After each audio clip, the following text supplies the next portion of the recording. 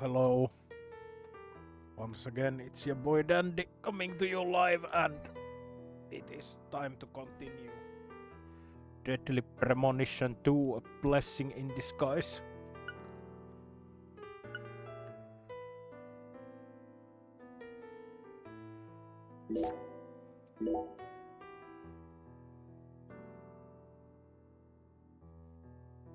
Guess that is the right save file.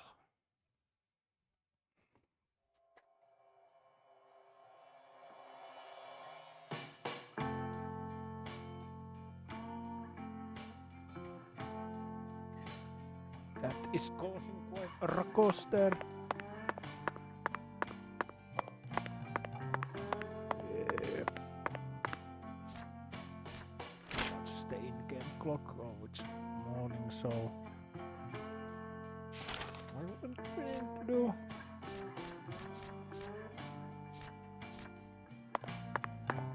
Yeah, the trees and the water tower.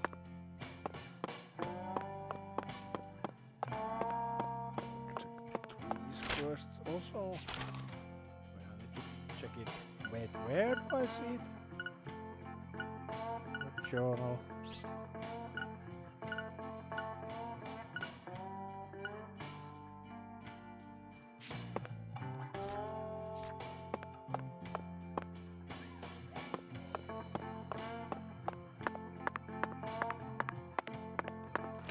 Guess I can see my health and oh here, okay.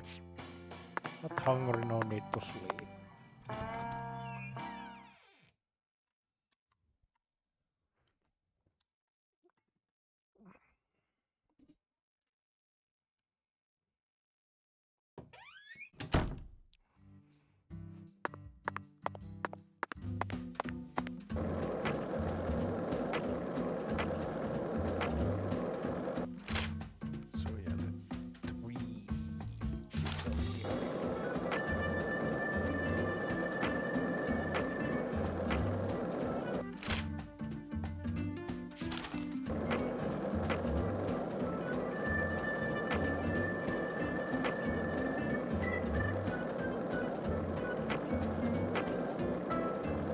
Lena Doman, aka Professor R. How could such an intelligent person like her suffer such a tragic downfall? Does the South really corrupt people like Patty said? This sunlight certainly seems capable of breaking someone down.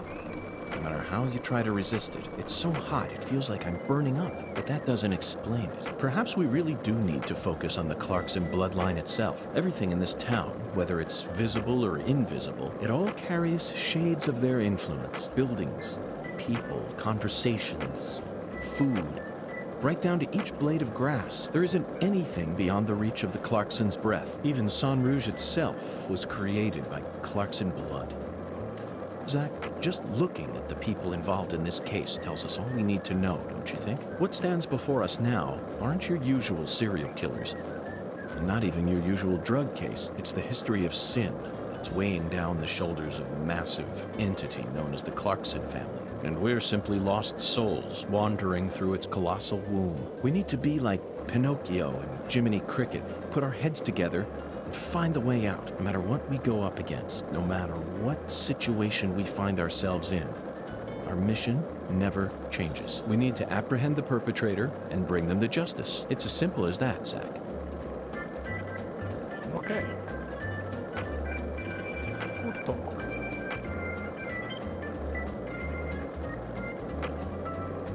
Why do you think the Clarks... Oh shit.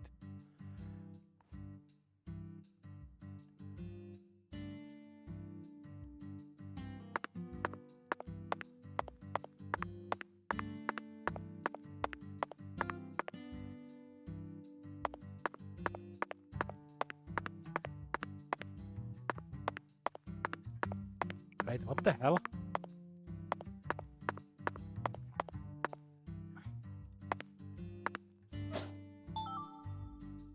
Damn, I stole this guy's mail.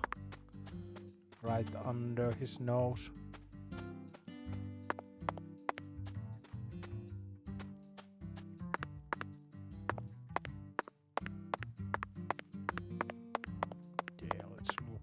tree.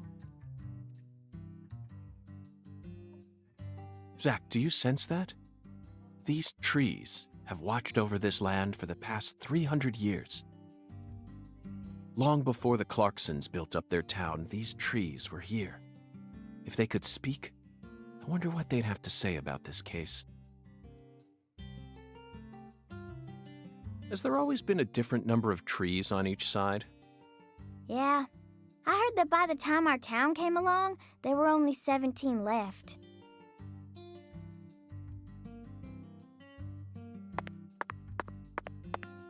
Okay. A general from the South might have cut one down during the Civil War. Intriguing, Patty. Why did he cut one down? I don't know. Folks say he planted a red tree in its place. I don't know if that's true or not, though.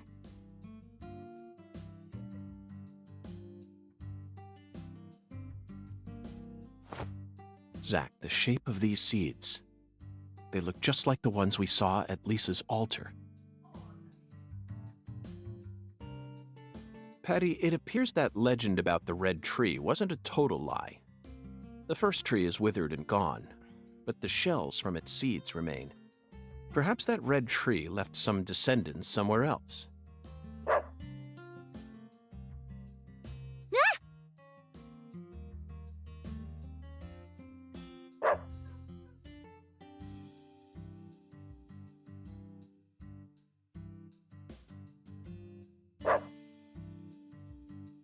Zach, he seems to know something that we don't.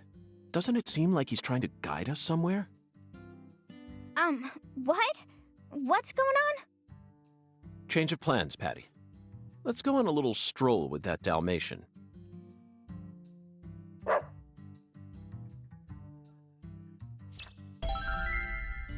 Okay. Follow the dog.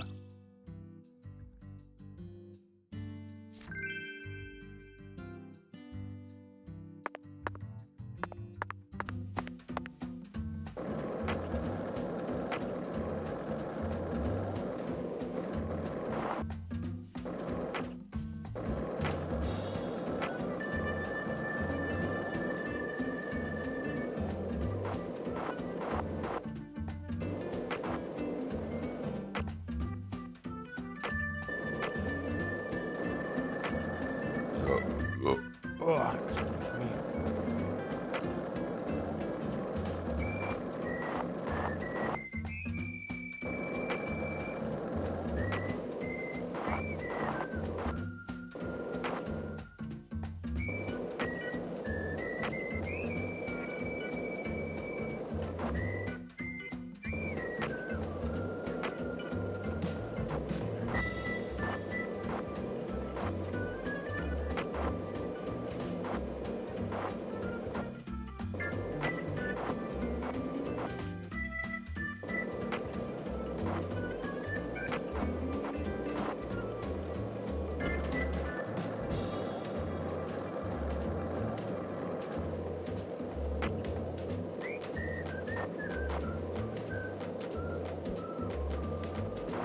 Appears that the cat wants to get on my lap.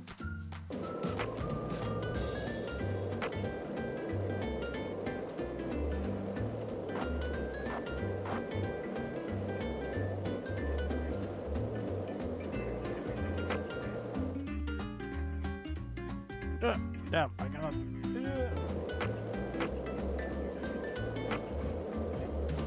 Oh, there's a red tree.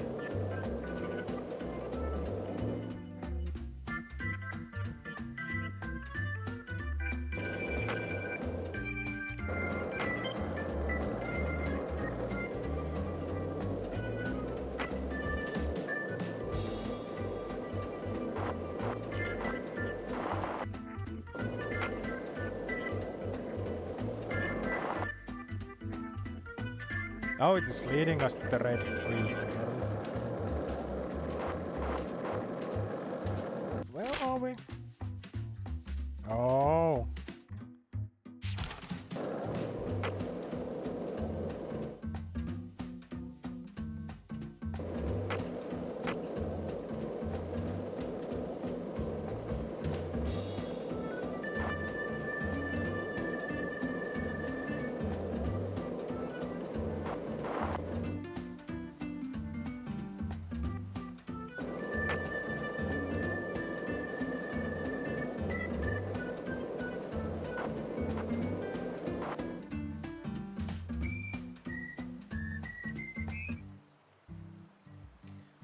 Guess I need to take a cat petting break.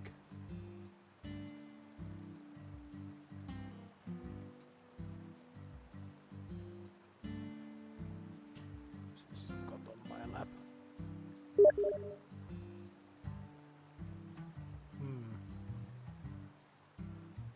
need to.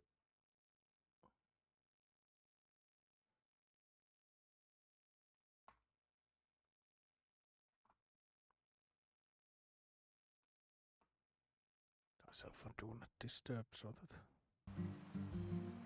Yeah, I just realized that I did not put myself on do not disturb. Also, hi there, IHM.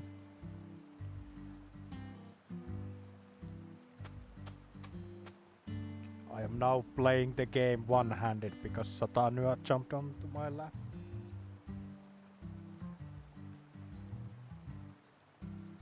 Bling, yep.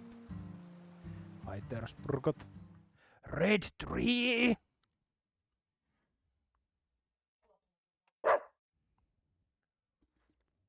Is this the red tree that General planted? No way! This is a maple tree. A maple tree? Then it shouldn't be red at this time of year. Ah, hi there. Zuxul Iskade or Zuxulskade. Welcome. You're right. That's strange. A long time ago, my mama and daddy used to come here together a lot. They told me they used to go on dates here, back before I was born. Mama would make sandwiches, then they'd come here and eat 'em together. My mama was really pretty, you know. When I was a kid, I believed she was a real goddess.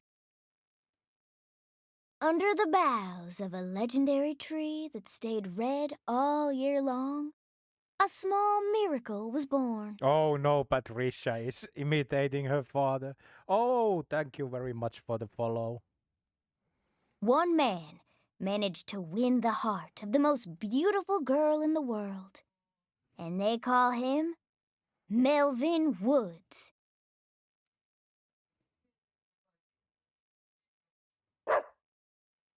Looks like it's time to move on. Oh, What a fantastic guide we managed to find. He actually waited for us to finish talking before taking us on to the next spot. I wonder if we need to follow the dog like to all of the red trees that there are in this map. Because there is... Wait, I haven't seen this one before, but I've seen like 3 others. One is in the Clarkson estate. And like skating there is quite trip. Also, if my controls look a bit wonky, it is because Satania is on my lap and resting on my other arm, so I need to play this game one-handed right now. Occasionally pet her a little. What is great boat wheels made of to go in grass and sand? That is a good question.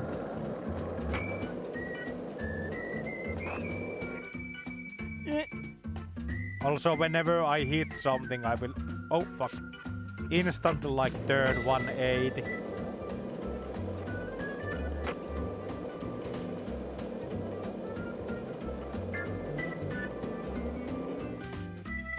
Not gonna lie, your accent is so pretty. Oh, thank you.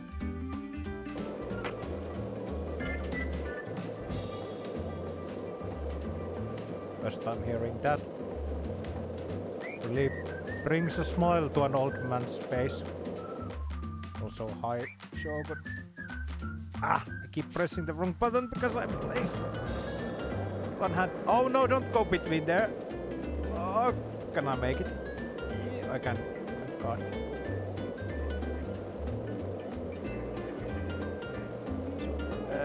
The heck is that? What? Huh? Doc, what was the point of that?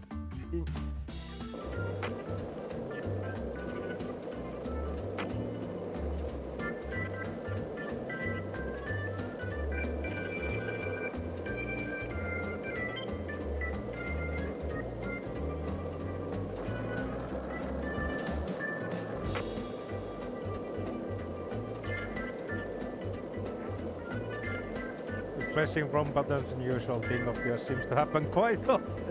It might be. It must be because all of that fighting game playing. I never miss inputs there, so they like queue up and happen in other games or something. Oh no, I cannot get over this without getting. Oh, I'm pretty sure I can get over there too. Ooh. Fuck. The dog there.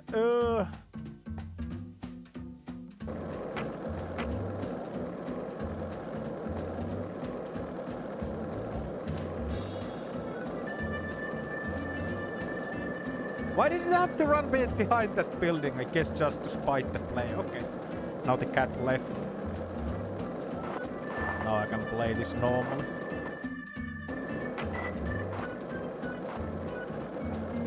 Play one game to a point of muscle memory, then try and continue absolutely fumble every single action.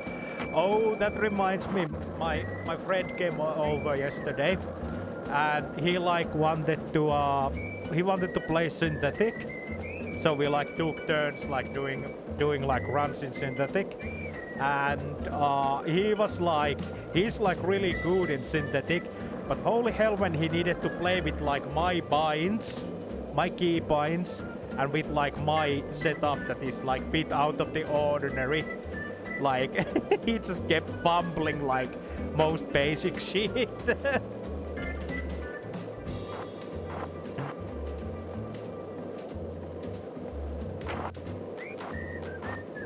Oh, another red tree. Oh, I haven't even seen that. Where are we? Oh. Oh, I know what is happening here. I know what is happening here. These are all like fake red trees, and we are going here. I'll put the waypoint in here. I'm almost ready to like bet that we are going to end up here on this point I marked in the map.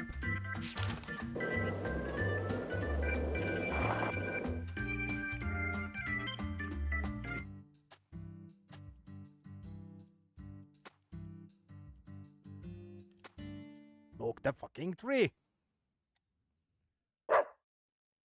Hey, Patty. Ugh. How would you rate this creation? What? Not bad, I reckon. They made good use of its natural form, while also pulling out the soul from within. The artificial color also looks pretty. Oh, it's painted red tree. You don't usually see this level of harmony. Something unnatural always ends up getting left behind.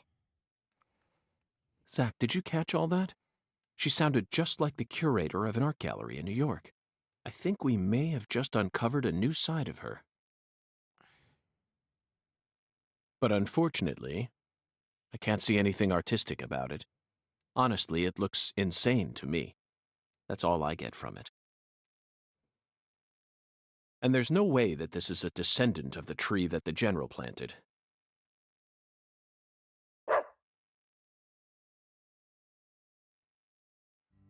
More dog following, yep.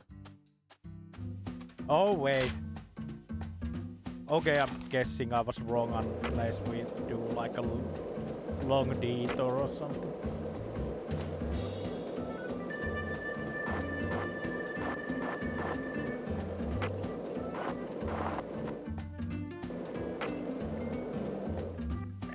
What if I...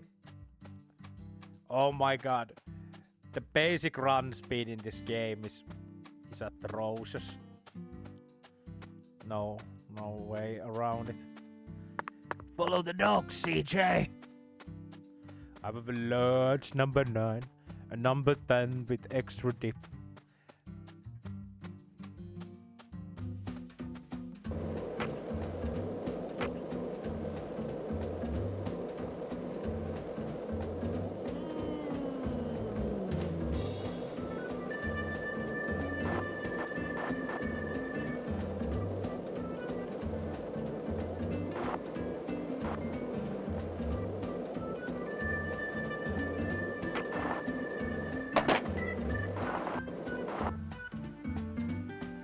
Oh, oh no, you. I can't enter. I cannot enter the water at all in this game, so I need to like take the bridge and.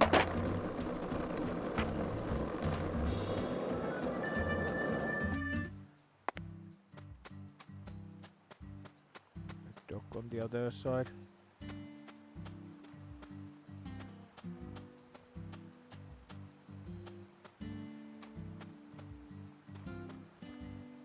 Come on, get up.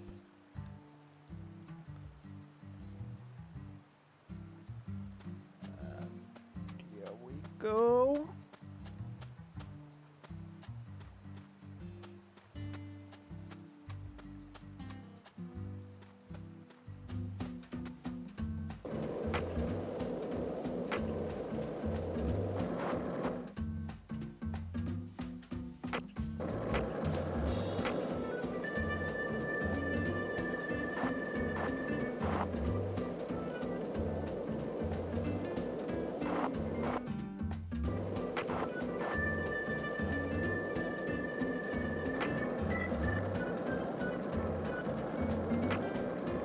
Oh,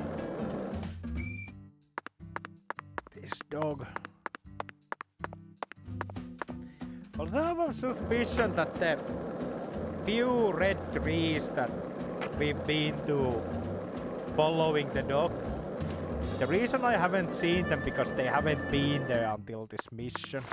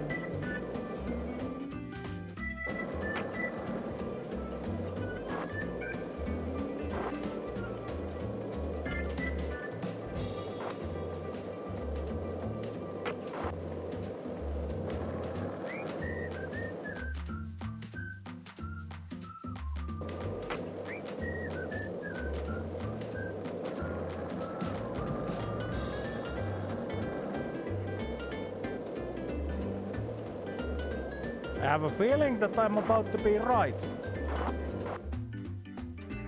about the red tree.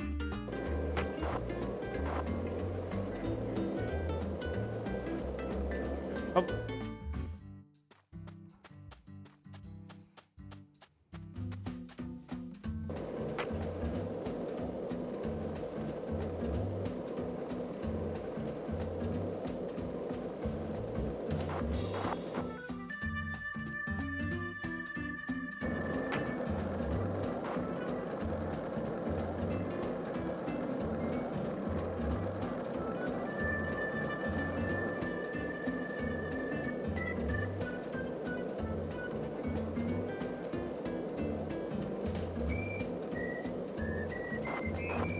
Oh, thank you for following it here. Welcome, welcome.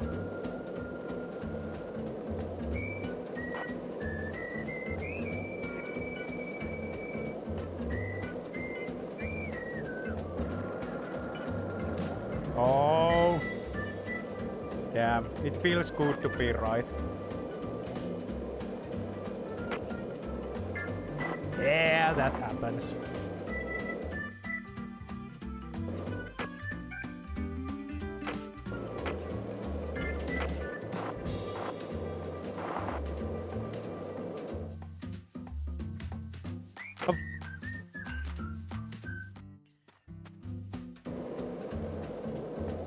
Wait, what? Where the fuck did the dog go?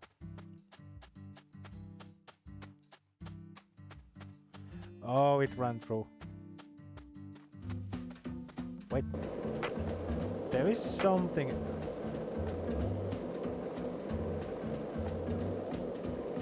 Yeah, well, to be honest, I marked the wrong spot, but the red tree is like close here, and yeah, that over there, and this is also like close to the initial murder site.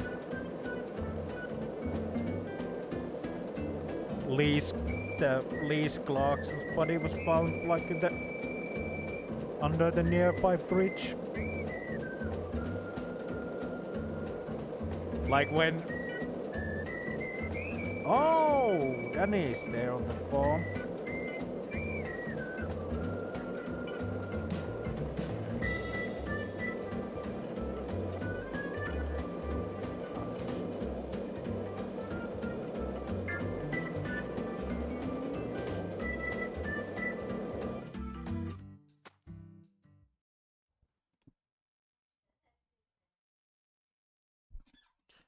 Red tree.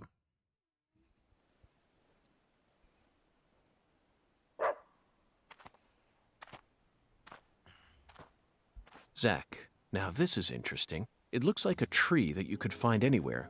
Yet, it's also unlike any other. Completely alien. And look how it's weaved its way into the landscape. Almost like cancer cells invading a human body. You might not even notice it unless you're focused on finding it. And this feeling. As I gaze upon this tree, I can feel evil emotions rising out from within me. Why on earth did that Southern general bring this tree into this town?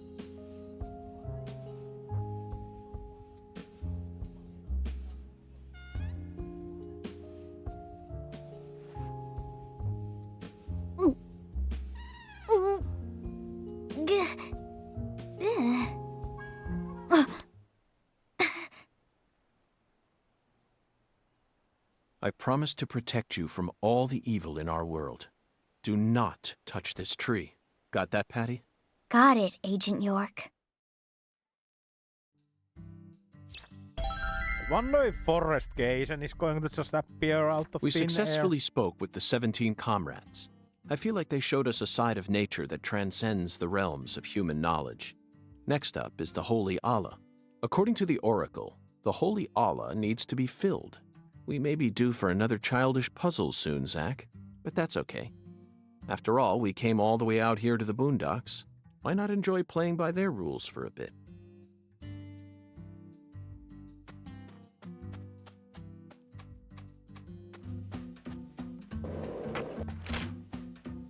Okay, well, it was bit of so. Now I literally need to get like on the other side of the town.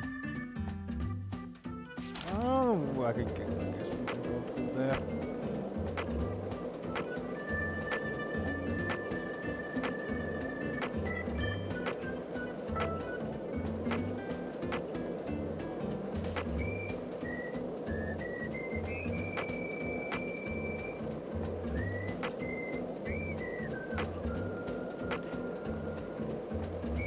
Cat is on top of my computer case and she is looking super adorable.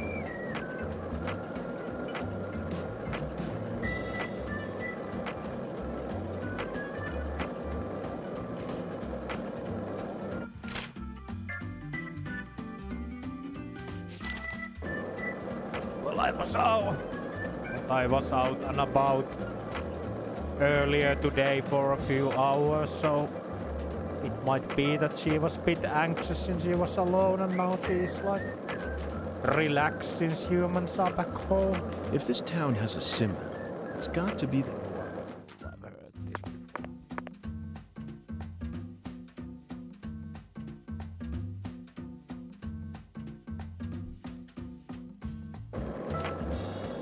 before. One lollipop?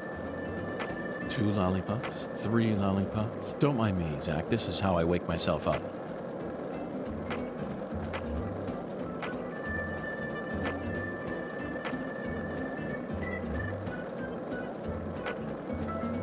So, what do you think of it? Yes, I'm talking about... Oh my fucking god, why it keeps repeating these same conversations all the time. And then the interesting ones get cut off because they are so long that I reach the... Hey, Zach. No, nothing. Just felt like saying that.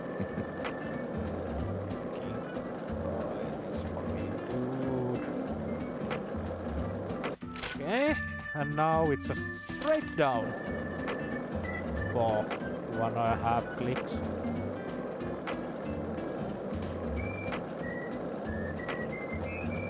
Oh yeah, that is skate park though.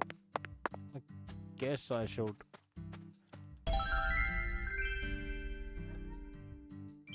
get the fast travel point.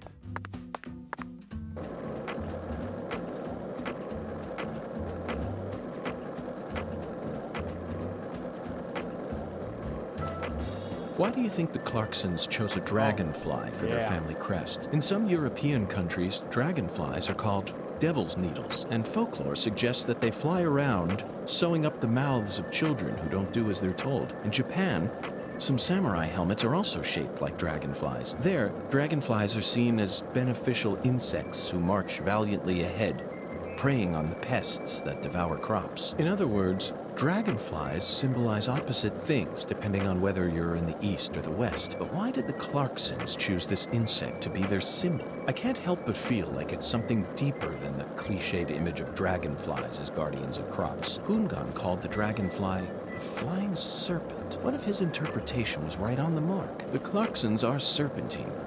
Savage, cunning, and skilled at protecting themselves, but they don't slither along the ground. They're serpents with wings that allow them to soar above the rest, but now those wings are starting to fail on them. That's what really triggered this incident. After acquiring wings, the serpent attained prosperity and was crowned in glory, but now it's lost its power, wavering, moments away from plummeting back down to the earth, so it started lashing out against others, just like it used to do before it gained its wings. Sort of sounds like an ancient myth, doesn't it, Zach?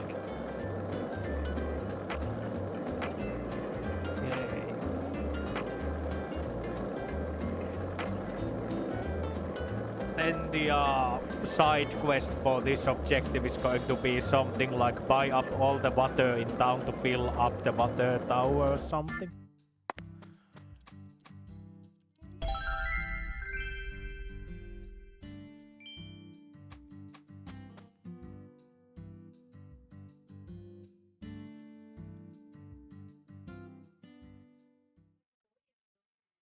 This thing sure looks tall when you look at it up close. But why do they gotta build it up so high anyway? The height gives them the necessary pressure to pump the water out. Also, building it in a spot where anyone could easily access it would only create more problems. Problems? In a certain Missouri town, they built the water tower low enough that a person could easily climb up to it. And that's exactly where a mass murderer decided to hide the bodies of all his victims. The water tower was so low to the ground that he could even climb up to it while carrying a dead body on his back.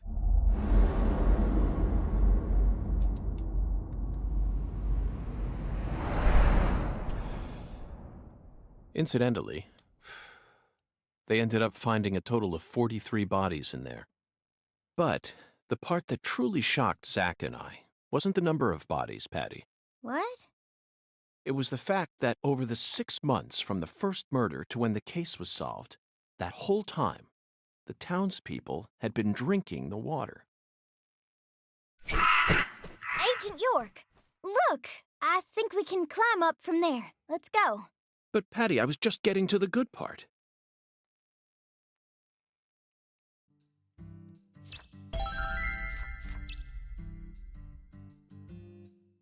Oh gee, thanks.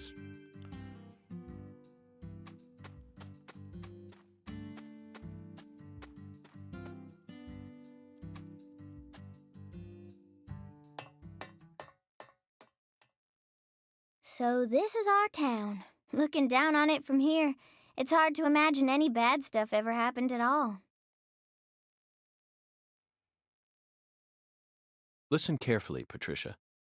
You just leave Melvin to me. I promise I'll take care of things. You're grown up. You're more of an adult than anyone else in this town, I guarantee it. But that doesn't mean you have to suffer through everything without ever saying a word about it. Just remember that, okay?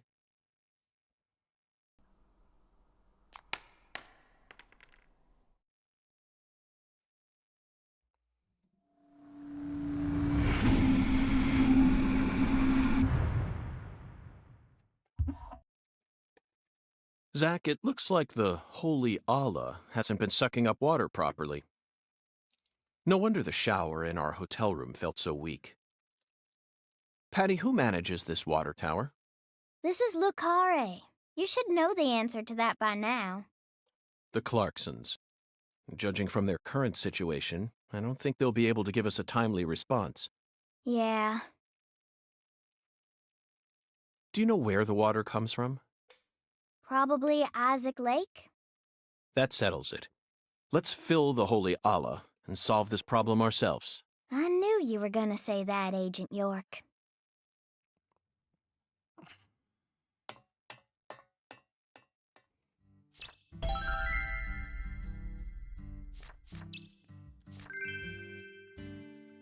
Okay.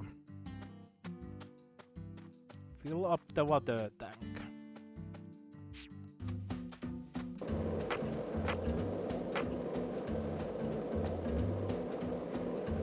On my rusty skateboard. Go.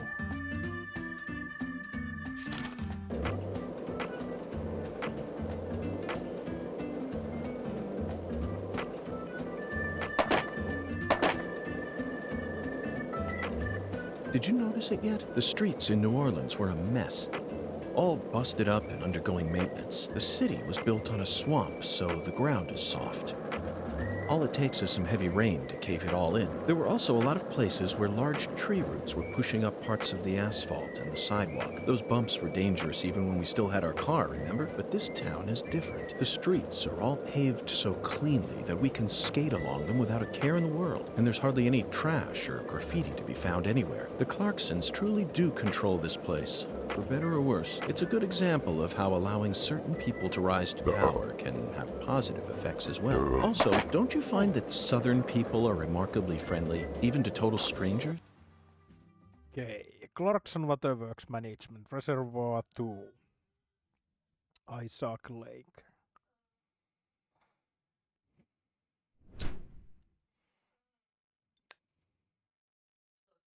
Isaac Lake? That's the name of the former head of the Clarkson family. When he retired, they built this lake to commemorate his career. That's why it's called Isaac Lake.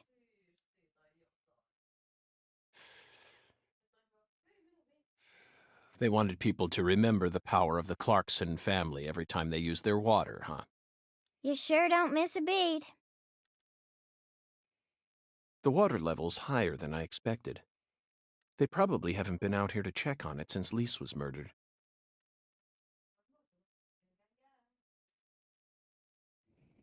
I bet that's where the water gets sucked up into the water tower.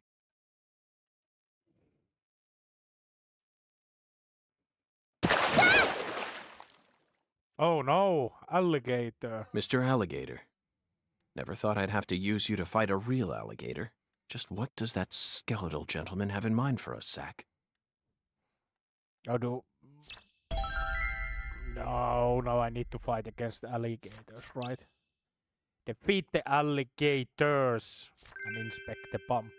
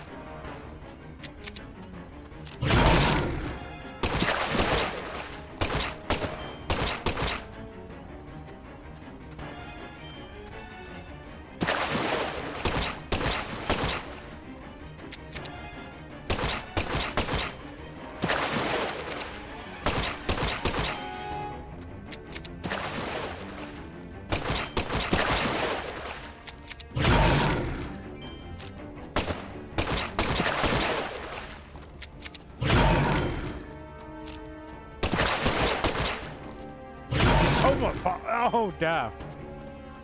You know what? Fuck this.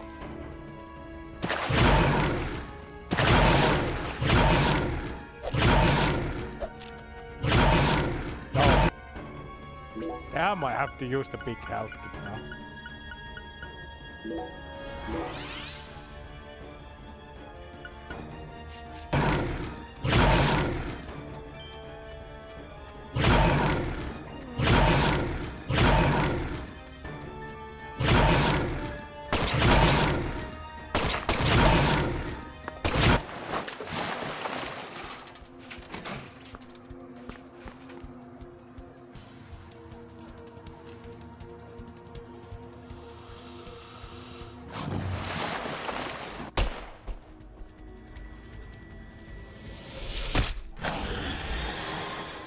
Open the door, Patty!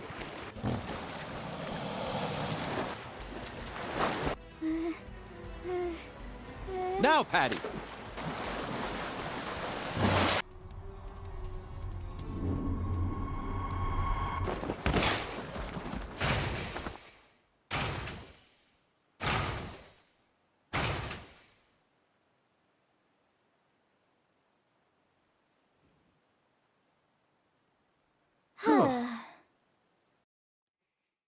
I wonder if that alligator is going to be a recurring enemy since I shot its eye out.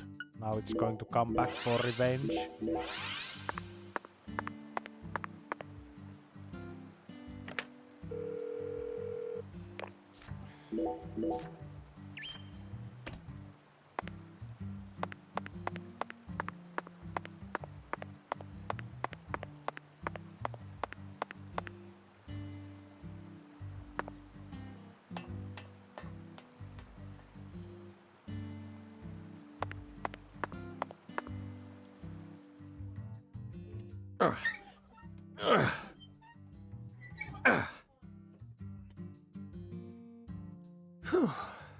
Okay, Zach, let's head back to the Holy Allah.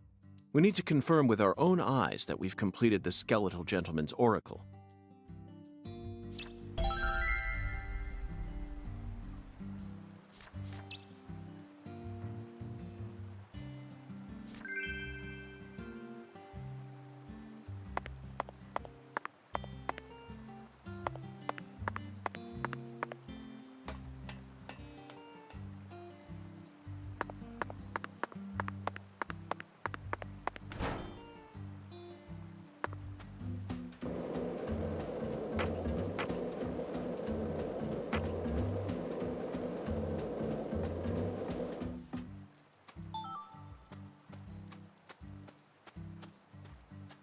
What? Did you notice anything?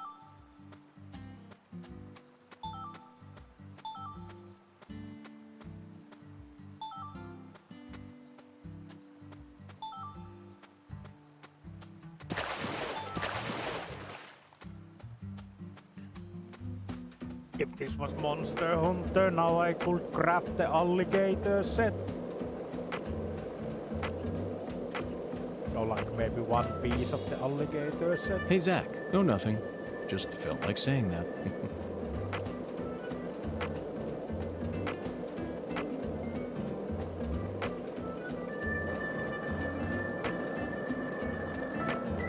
Were you thinking about Galena too? And all the other women we've seen so far on our travels across the states? Zach, I'm right, aren't I? This is a vast country. Incredibly vast.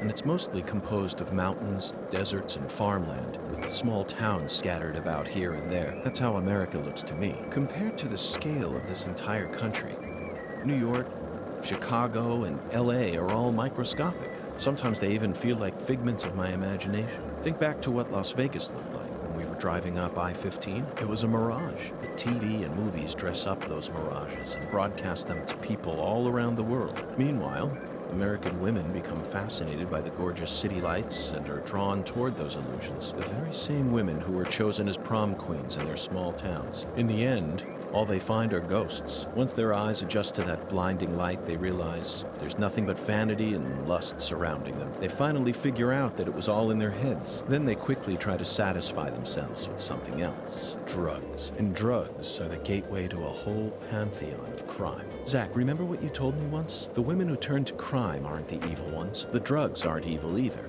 They're nothing but chemicals. The ones who feed off those women and use them. They're the ones to hate.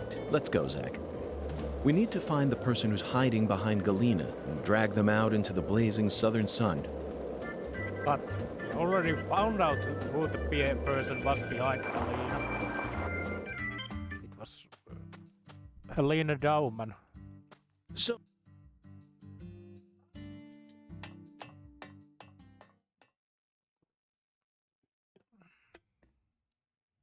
Zach, the holy Allah is filling up.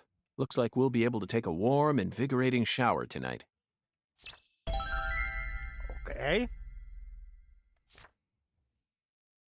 Patty, are you okay? Now where is the singularity? No. Not really. Worried about your parents? Well, of course I am. My mom is sick, you know. And she got even worse starting about a year ago. She used to be so beautiful.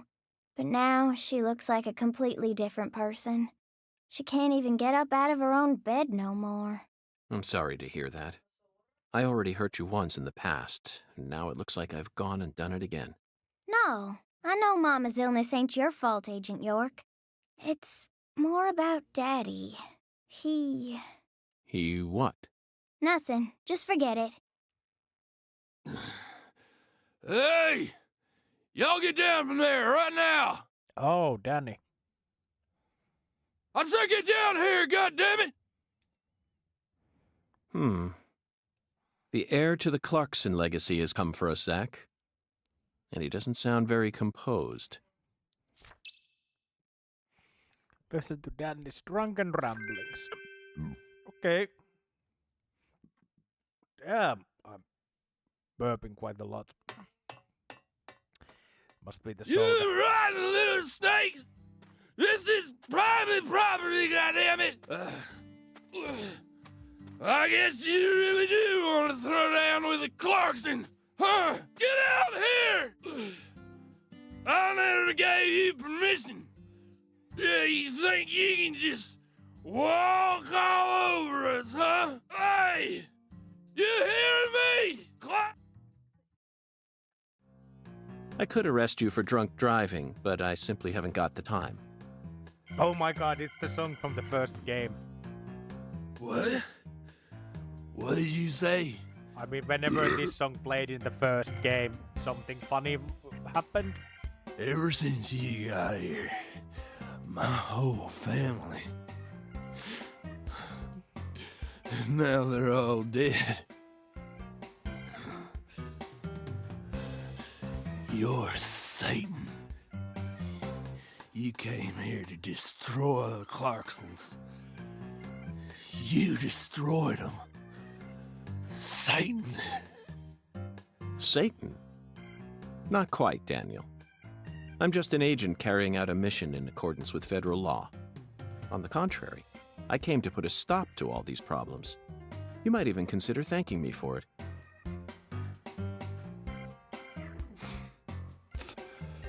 Federal law. Mission accordance.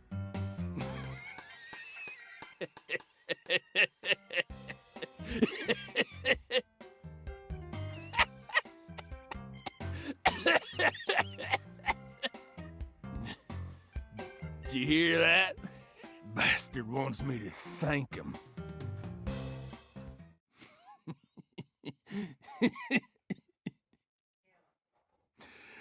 I lost everything.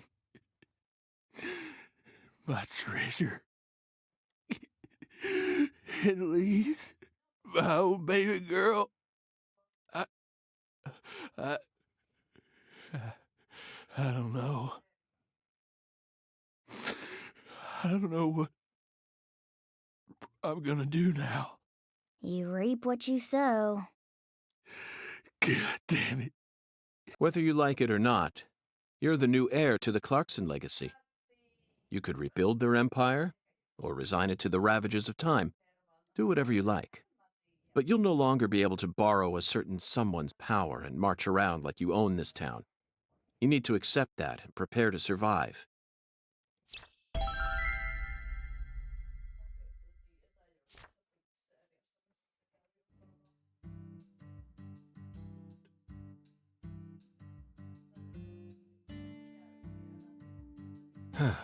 Zach, it's no use.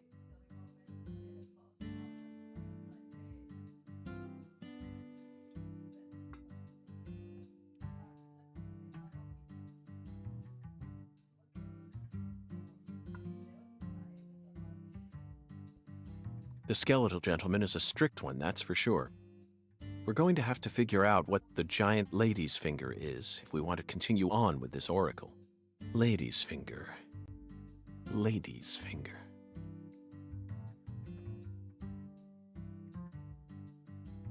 I'm at a loss, Zach. The only thing that comes to mind is a certain lady in glasses who displayed her middle finger to a truck driver. The student driver who was driving the car that Leslie Nielsen jumped into in order to chase down a criminal. Oh, damn. It's the fucking Naked Gun. 1988, directed by David Zucker. The Naked Gun. Oh, what a good movie. That car chase was terrific. It is. It felt like we were watching one of our own car chases from the real world. That director must have gotten some advice from actual police officers. Otherwise, there's no way he would have been able to film such a realistic chase. Hey, Agent York, can I say something? If you're looking for ladies' fingers, you know that's another name for okra, right? Okra? Another name for okra? What? Yeah, okra's pretty common here in Louisiana, so most people know about its other name. Huh. Okra. My talented assistant strikes again. You solved the oracle instead of me. Let's hurry over to the okra farm at once, then, and find the biggest piece of okra while we're at it. Hey, Agent York. The key word is giant, so it must be rather large. I'll bet it looks positively grotesque, Zach. And just imagine the stickiness. Ooh, I think I'll refrain from taking a bite. Hey, Agent York! Our town doesn't have an okra farm. No? Okra farm? Relax. Just follow me. I reckon I know where we're supposed to go. Okay, let's follow Patrick. Oh, Danny is still there!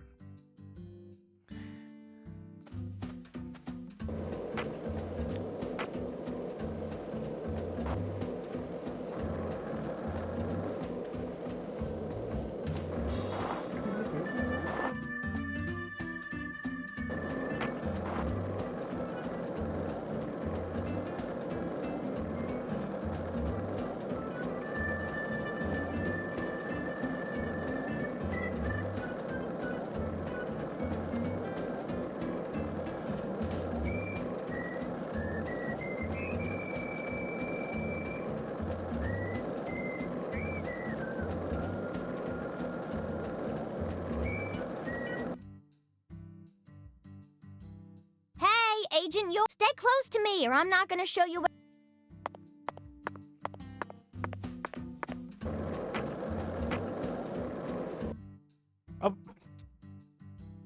No. Oh, fuck's sakes, Patty.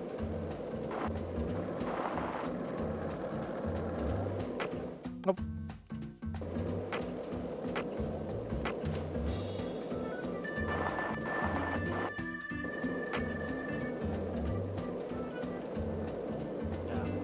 Guessing this is close enough.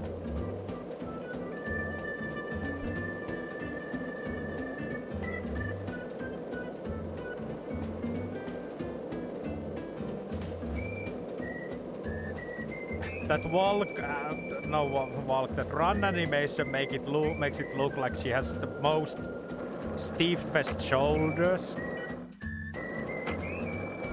Like that's how I'd imagine like fucking Monty Burns from Simpson runs.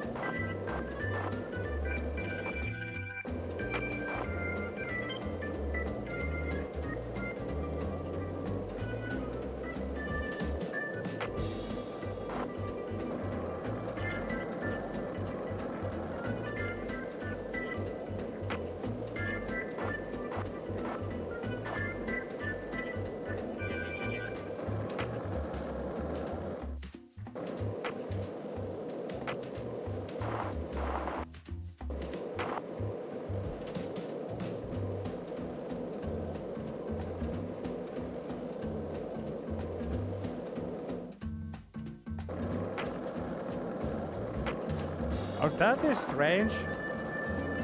Like a parking lot that is not paved. Well, if it has like astroturfs and all, then I guess it's okay.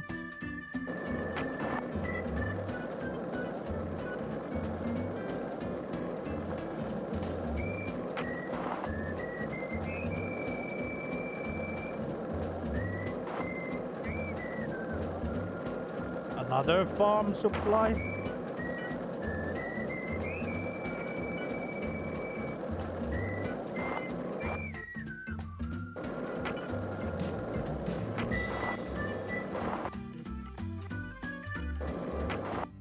Okay. This is the giant lady's finger, Okra Boy. What? He's kind of like the town mascot. Okra Boy.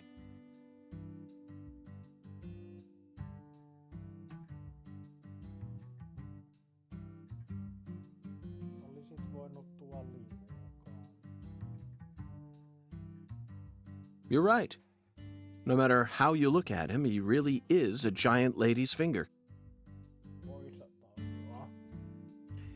The cat had dropped the modem. We hadn't even realized. But Patty, there's no okra farm in this town, is there? That's right. Then why did they choose okra for the town mascot? Good question. Good question. He's been here for as long as I can remember. Daddy said he remembers Okra Boy being around when he was a kid, too. The plot thickens.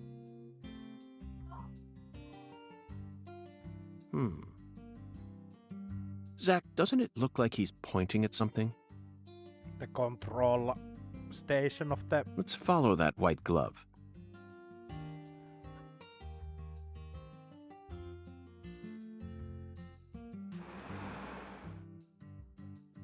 Patty, that's it.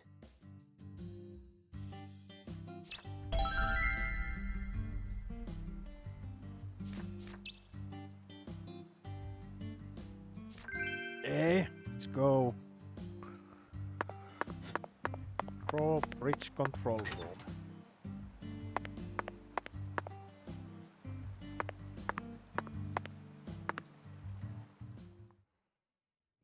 So this used to be the control device for the drawbridge, but it looks like its insides have been replaced with something else. Oh, yeah. I remember Daddy telling me about this. This drawbridge hasn't been used for decades now. So the control room doesn't work, and the power's been disconnected.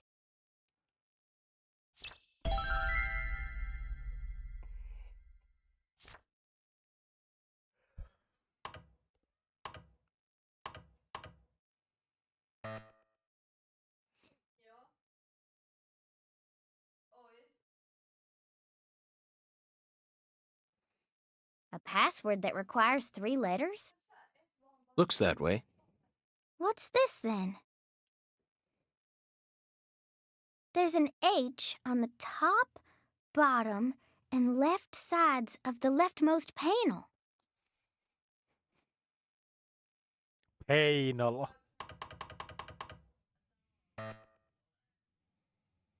Patty, trial and error won't get us anywhere. There are 26 letters in the alphabet, which makes for 17,576 different combinations if we use 3 of them. Let's try something more efficient. I know that. I was just fiddling with it. So, what do you want to try, Agent York? Just leave this to Zach and I. Oh, York doesn't know the power of brute forcing combinations.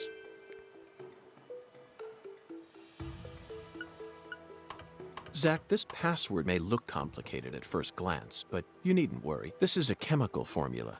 A challenge from Professor R. The H that's tattooed all over the leftmost panel stands for hydrogen. In other words, the leftmost panel represents the molecule you get when 3 hydrogen atoms merge. All we need to do is figure out which chemicals go in the remaining panel. Try reviewing what we know. We spoke to the 17 comrades who saw the birth of New Orleans, filled the Holy Allah, then found the giant lady's finger pointing toward the entrance to the Forbidden. After we met the 17 comrades, we encountered that ominous red tree. There was sap dripping out from the red tree's trunk, wasn't there? That must have been a metaphor for wood vinegar. Then, in order to fill the Holy Allah, we went to the reservoir. The water tower represents a distillator, and the water represents coolant. Wood vinegar, distillator, and water, Zach. Figured it out yet? The chemical formula is CH3OH, methanol. It's got to be COH. Starting from the left in that order. Methanol is highly flammable and used as the base ingredient in formaldehyde. This has Professor R's name written all over it. That oracle really sent us on a roundabout mission this time. It almost feels like we're playing a video game here. Talk about stupid. Okay. What a puzzle. You are basically told the right combination in the voiceover. Wait, that doesn't even make it a puzzle. That must be the entrance to the Forbidden, Zach.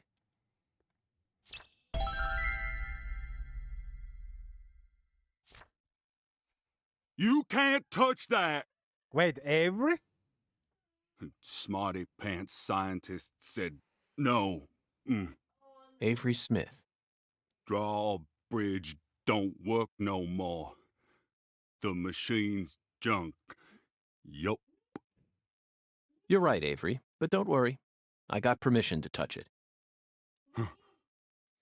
Permission? Agent York, you got permission?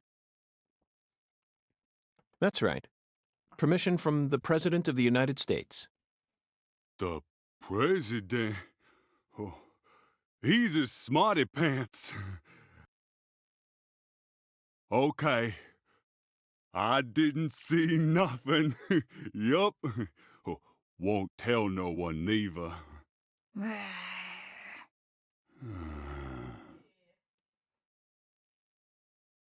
Hey, Agent York, are you really going in there? Yes, I have to, for the sake of the investigation. I'm getting kinda scared. That's a rare word to hear coming from your mouth, Patty. I don't see much in there aside from some overgrown weeds, do you? No, that's not it. I'm not scared of the weeds. I'm scared of what you'll find, Agent York. You don't need to worry, Patty. You're my precious assistant, remember? I promise I'll protect you, no matter what happens. Okay. Let's go through the door, but I wonder though why the heck Every was even here. Every works in the cellar of the freezing of the deep freeze storage or something.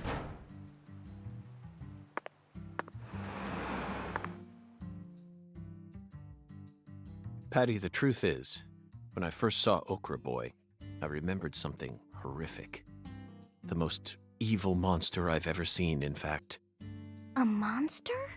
Oh yes, a demon incarnate who plunged New York City into mortal fear. The Stay Puffed Marshmallow Man. Oh, that's Ghostbusters. Marshmallow? Ghostbusters, 1984, directed by Ivan Reitman. Now that's a film that was filled to the brim with bona fide horror. A true masterpiece that boasted an honest depiction of just how frightening a real ghost would be. Even if you watched it now, I'm sure it would still chill you to the bone. What the fuck are you talking about? It's a comedy. First night I watched it, I was too afraid to go to the bathroom alone. So I made Zach come with me.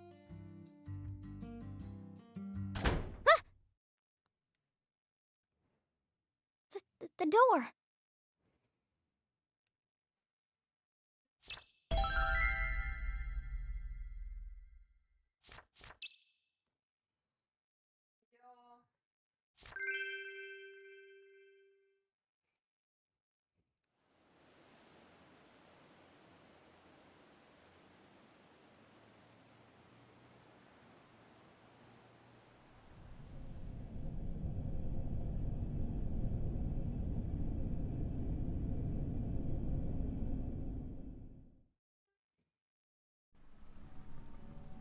Wait, what?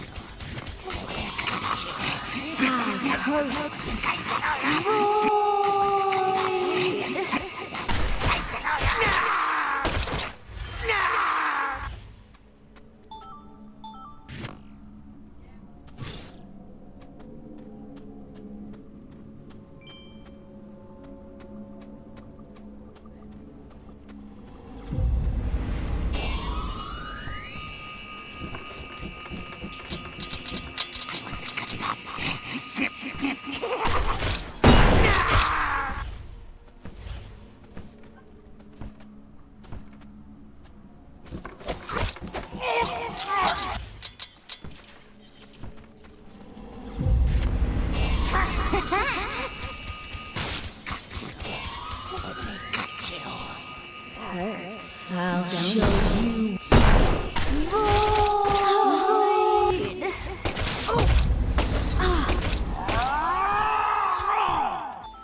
Wait, free to come. What? Are you in pain? Do you want hurts, don't it?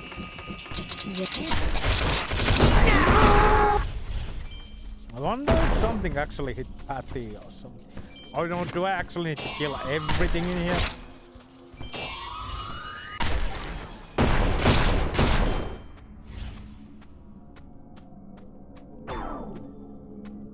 Oh yeah, the breach of contact might have been that Patty got hit.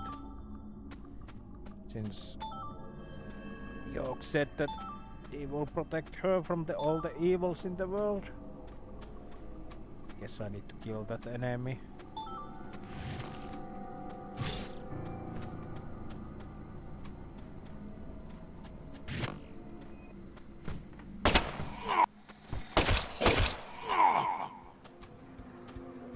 Punch. Come on! Show me your face, you.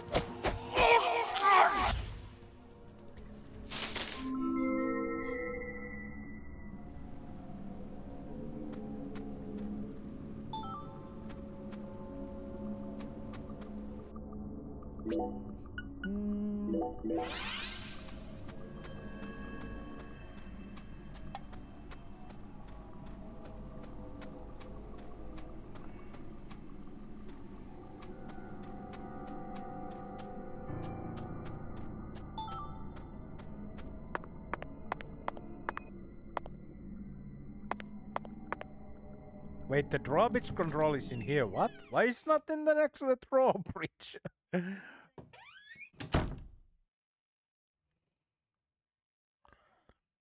Oh, was Lena's.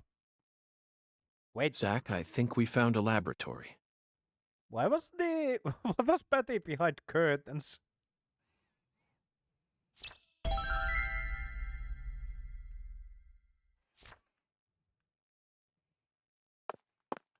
Oh, so this is the Jean Rouge where it was made.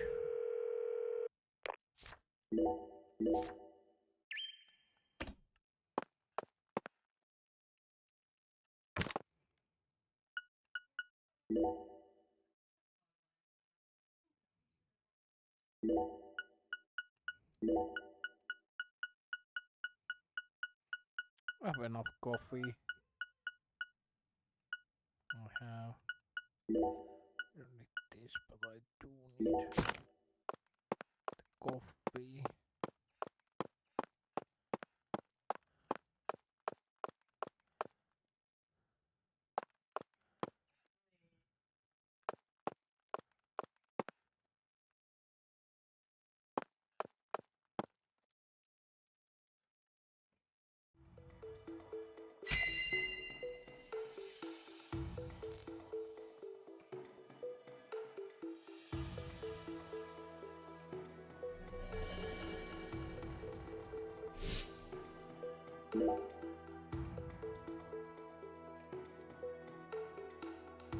Ugh.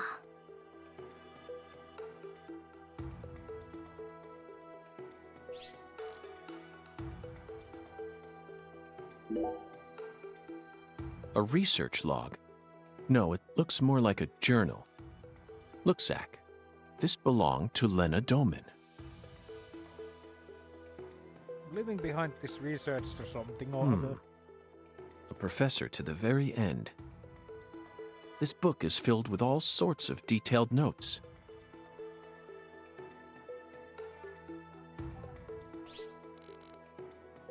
Research device.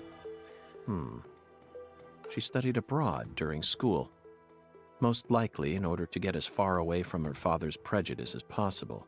Abroad, she studied chemistry and fire dynamics, then cultivated the groundwork for Sang Rouge. If what's written in this journal is to be believed, Sang Rouge is a naturally derived substance. That must mean it's something akin to ayahuasca, the hallucinogen found in the Amazon region. But Sang Rouge wasn't actually produced here. It appears that a special environment is necessary to summon the red demon.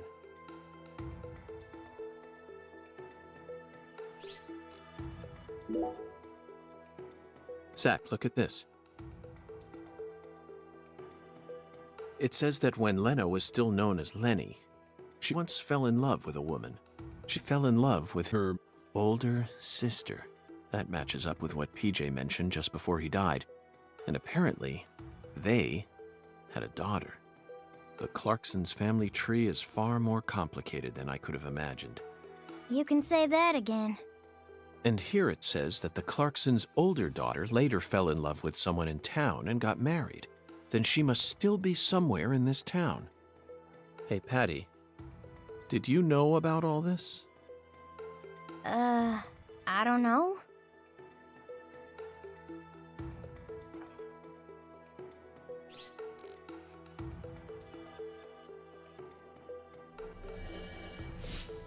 Yeah, I'm guessing that Patty is the daughter of the incestuous relationship between Leonard and her older sister. This entry is from right after she became Lena. Zach, what could this mean? A salesman passing through town gave me an epiphany that changed my life. Oh, She that's- didn't create Sang Rouge until after she met this person. And from that point onward, she started fanatically worshipping someone. She also ceases to mention anything more about her older sister, and the word goddess of fertility starts appearing everywhere. So the fat guy was Forrest Gayson. And he was like the true villain in the original game.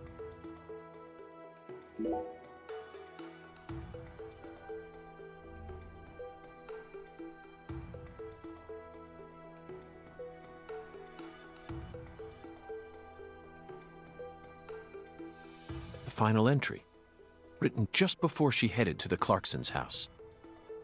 No one can stop my plan. Not even me. My only worry now is P. I only pray the Fool King can stop him.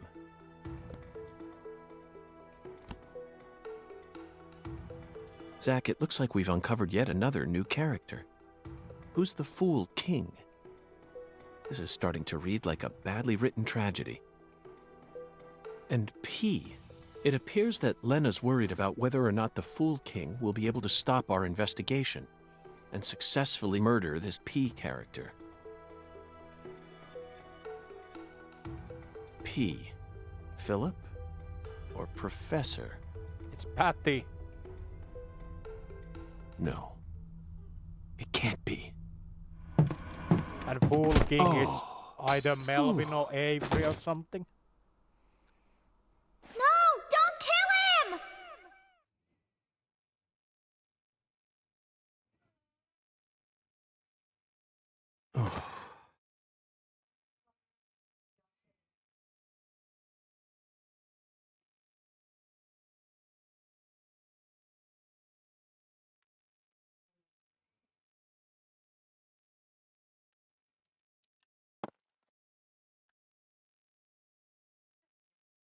Whoa, whoa, whoa, whoa, whoa, whoa, whoa.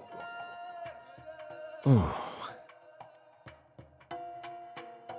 Hi there, Hungan. Long time no see.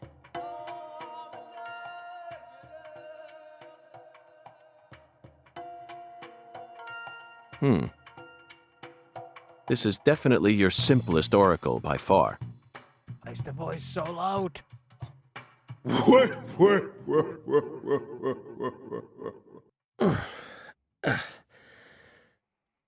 Patty. Now it all makes sense. Zach, we need to hurry back to the hotel and put all this in order. Oh yeah, he showed an ananas, so now we need to go back to ananas.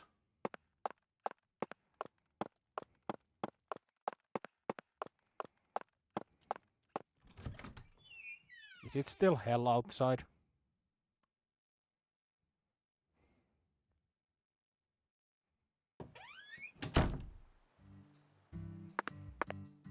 No, it's not.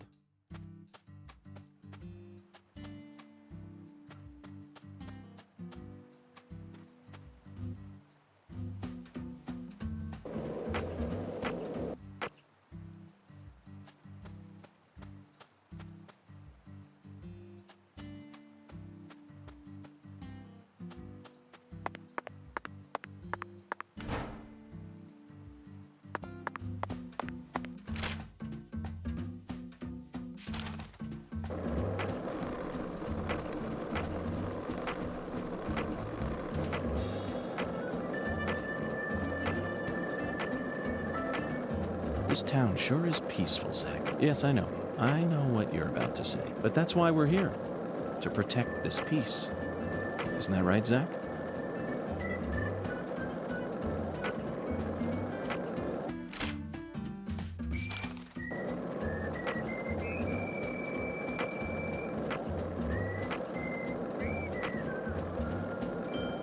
Wait, Danny is in here? Wait, that is the sax player.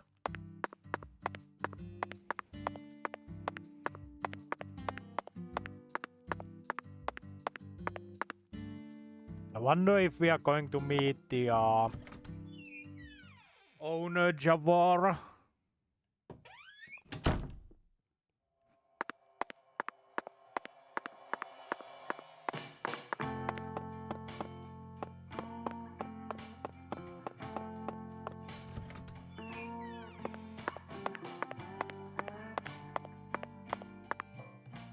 Okay.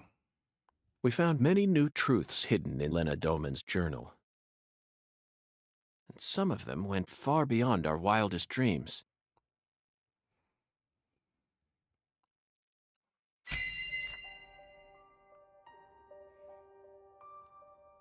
First, we should clear up who PJ's first daughter is. She was a complete mystery until now.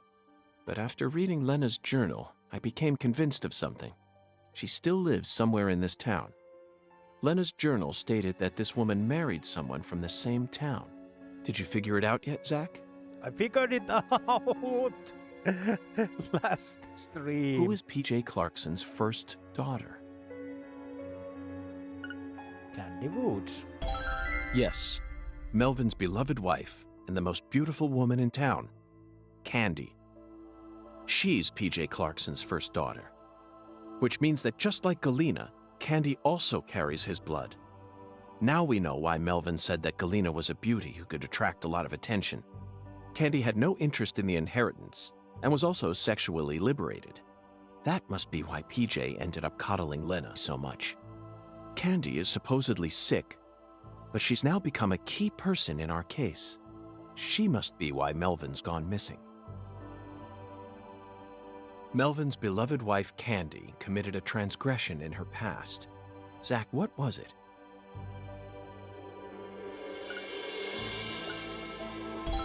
That's right. Candy had intercourse with Lena. Then she gave birth to a child that we know very well.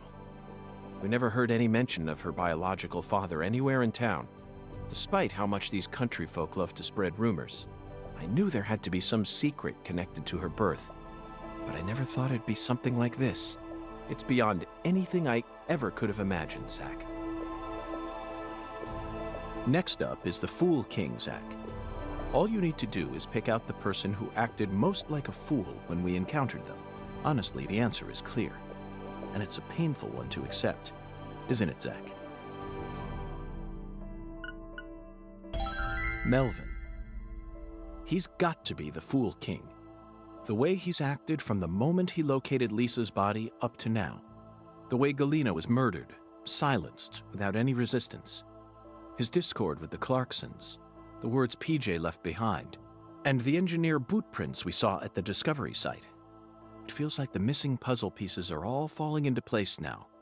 But why did he decide to take part in Lena's plan?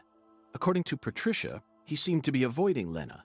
There's no way he actually could have believed that the goddess of fertility would come and save the town. Oh, so that's it, Melvin. As you nursed Candy, you too became corrupted by Sang Rouge. Drugs rob people of their judgment. They slowly but surely eat away at their users. That's most likely the reason it took Lena so long to enact her plan. I don't know what to say, Zach. This is absolutely unbearable. Lena fell in love with her older sister Candy, and the two of them had intercourse. But afterwards, Lena realized that there was a disparity between her body and her mind, and descended into suffering. Finally, Lena left home and decided to live on as Professor R. Meanwhile, Candy fell in love with Melvin, which led to her leaving home as well. I could only guess that Lena and Candy's relationship continued after they left home. Then, their strange love transformed into something else that bound them together in a powerful new way. Lena must have periodically delivered Sang Rouge to Candy as offerings to the goddess of fertility. It's hard to keep going with this, Zach. You know where it's all leading, don't you? If Lena's plan was to kill off every last Clarkson aside from her goddess, then her next target is PJ's last living descendant. She's in danger. We need to hurry.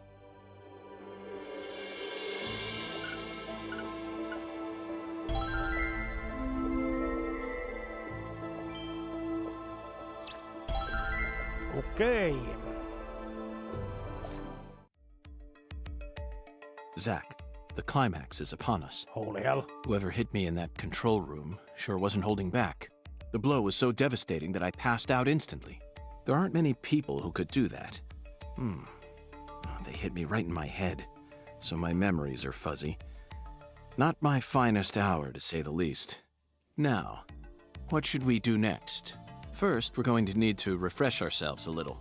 Sunbathing, Zach. Let's go bask in some liquid sunshine that's just as hot as the sun out there.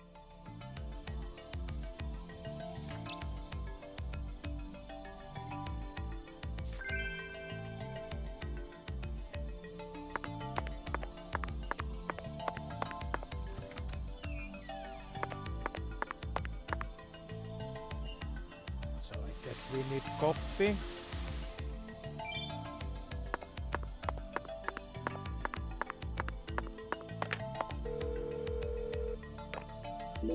Coffee will tell us what to do. Wait, and of course need to switch clothes.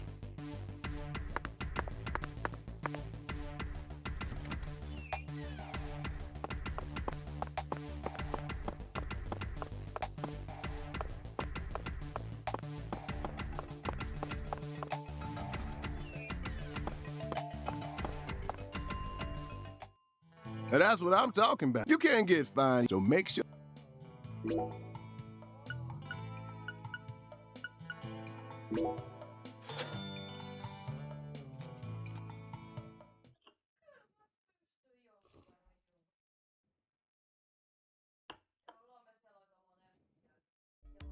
Thanks, miss. Next.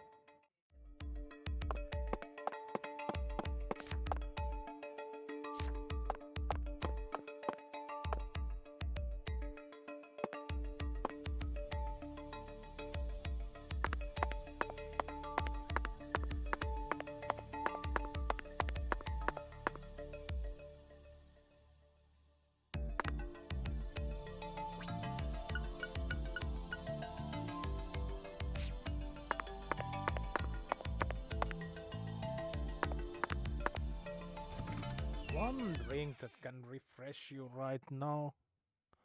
Huh.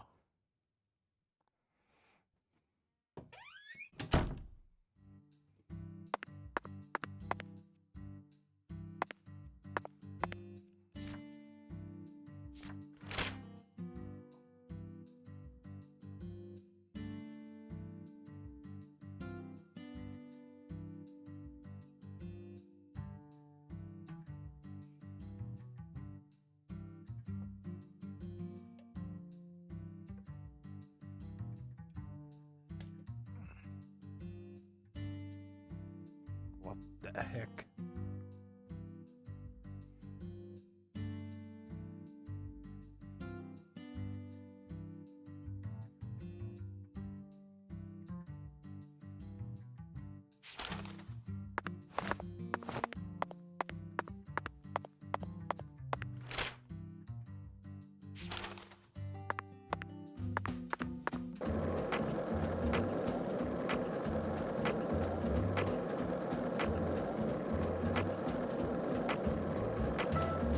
Caffeine, Zach.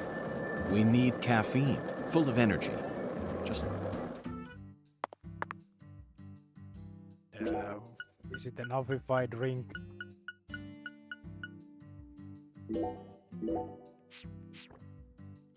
Okay, that was Zach, it appears to be. Let's go. a closed room business of what?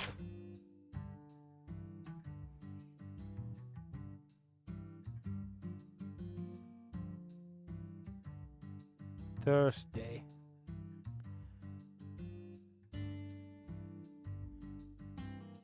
What? Oh, for fuck's sake, this... the diner closed like an hour. Like a minute ago.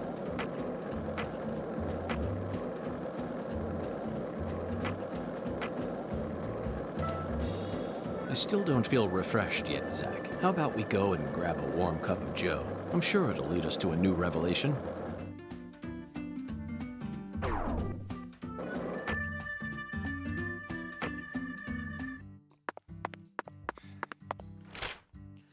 Okay, so when it opens up again, 5 p.m. Oh, whatever. As well sleep until then or something.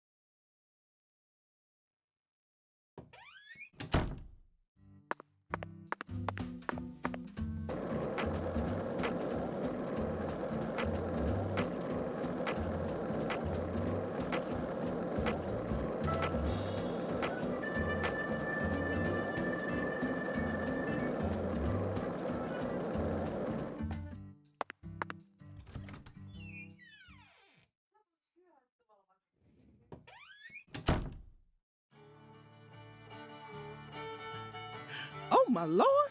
You sure look pooped, honey. Hello, Alexis. Yes, someone did quite the number on me. Must have given you one heck of a shiner.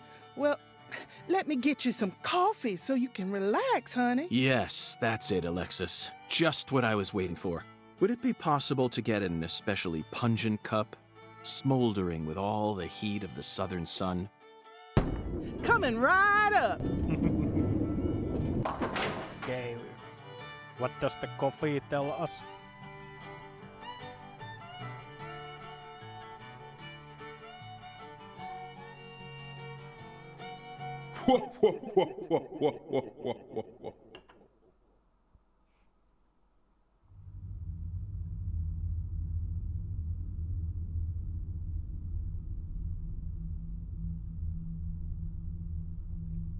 Damn, that is some good coffee.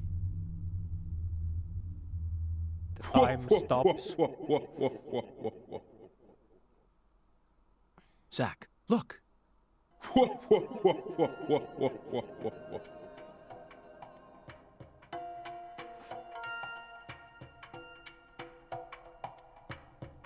Hattie.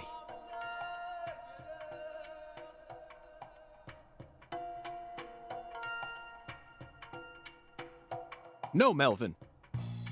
No!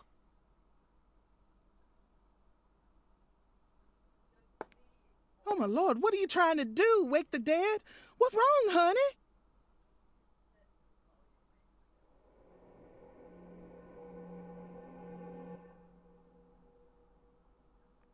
Crawfish farm? Where is this boathouse located? Oh, my lord, what's going on with you? Your poor voice is positively trembling. Just tell me.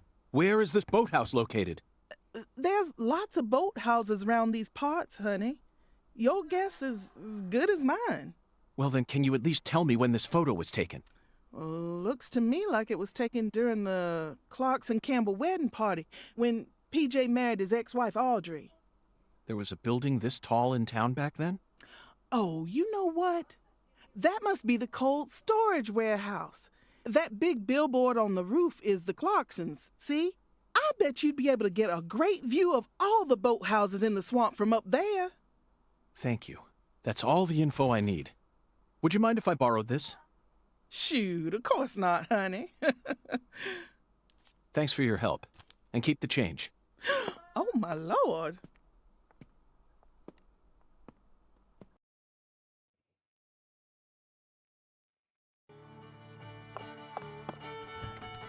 Time to go.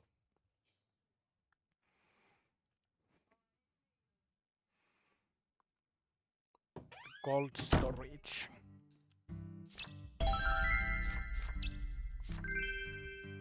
Wait. No, it was time gated. How much was the clock?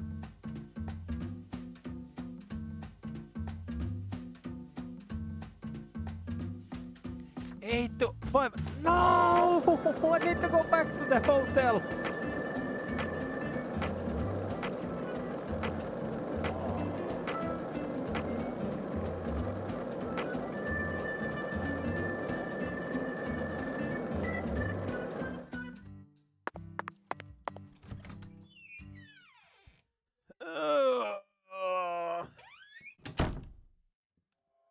this time gating shit sucks.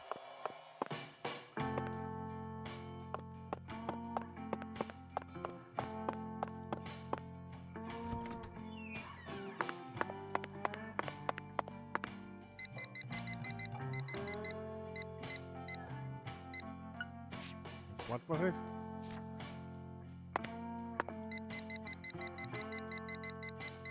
Now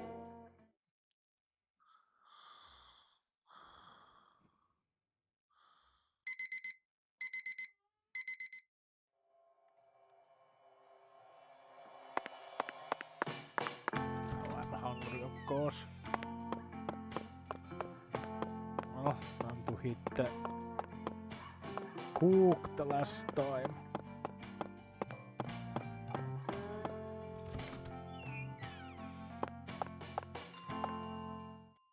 And you can't. So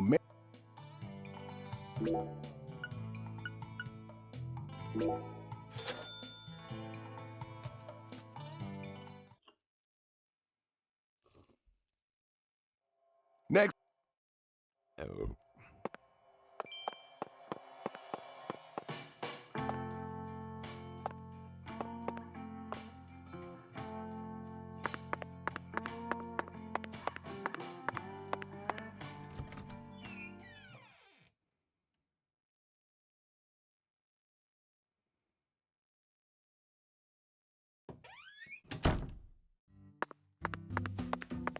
So clocks on delivery, so here. No, here.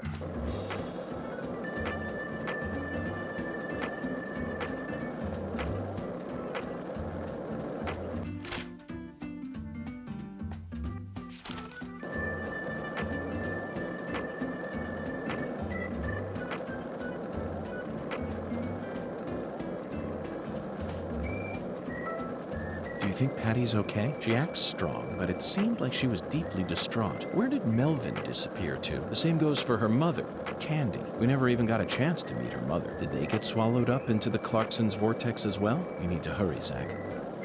As of now, Patty could be in danger. Can't stop moving until we find the source to all this chaos.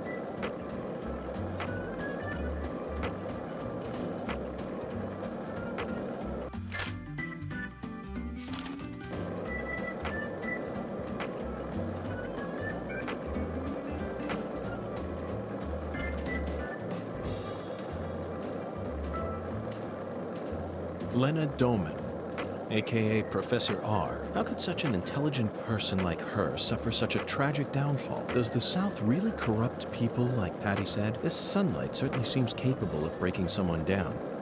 No matter how you try to resist it, it's so hot it feels like I'm burning up, but that doesn't explain it. Perhaps we really do need to focus on the Clarkson bloodline itself. Everything in this town, whether it's visible or invisible, it all carries shades of their influence. Buildings, people, conversations, food, right down to each blade of grass. There isn't anything beyond the reach of the Clarksons' breath. Even San Rouge itself was created by Clarkson blood. Zach, just looking at the people involved in this case tells us all we need to know, don't you think? What stands before us now aren't your usual serial killers, and not even your usual drug case. It's the history of sin that's weighing. Oh, Danny.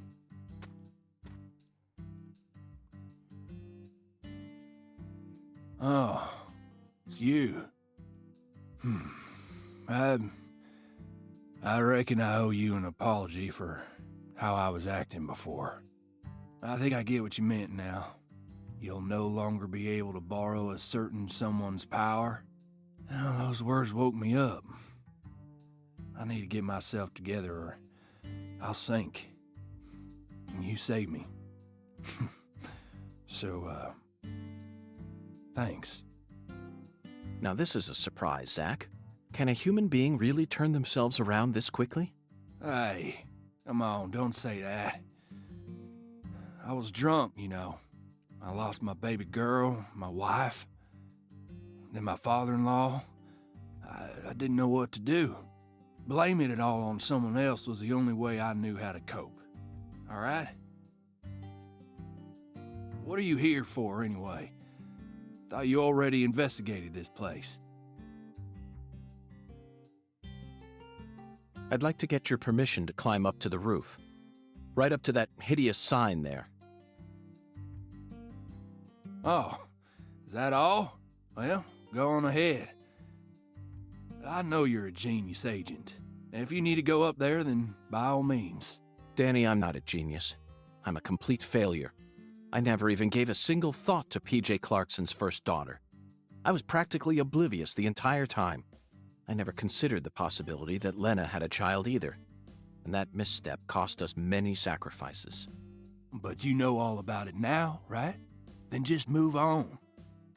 You figured out that it was Galena who murdered Lise, and that Galena was being manipulated by Lena. You proved that my treasure wasn't evil after all. It may have cost us a lot of sacrifices, but that still makes you a genius agent. And that's how I know I can trust you. Now, I don't care if you're FBI. I'm still gonna come clean and say it. Whoever killed my treasure is gonna pay. I want to track him down and kill him with my own hands. But I'm a Clarkson too, Holy shit. so I made up my mind. Damn, Danny's locked in. All Clarkson's got a job to do.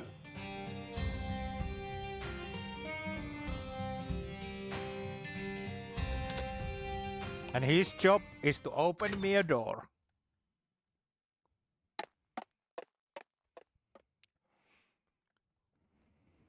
Which one is it, Zach? Patricia must be in the boathouse we saw in that photograph, along with Melvin and Candy, the goddess of fertility. What I saw at Alexis's restaurant, not only was my mind still reeling, but the oracle was also rather vague. But so what, Zach? We just need to find the same boathouse that we saw in that picture. There's got to be another singularity inside it.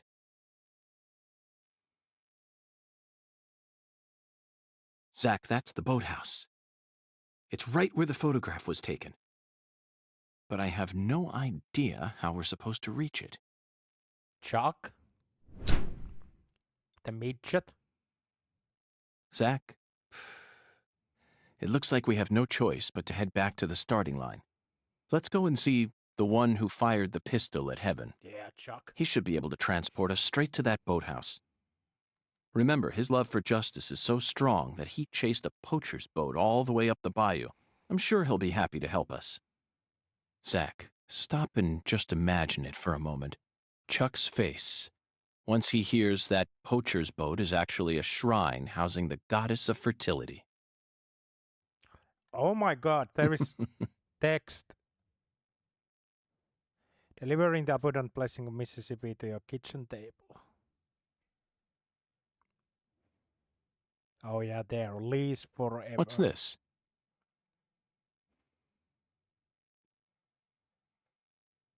Who left this message for her? Zach, you know what? I forgot all about our 10-foot giant. We still have a lot of work left to do in this town.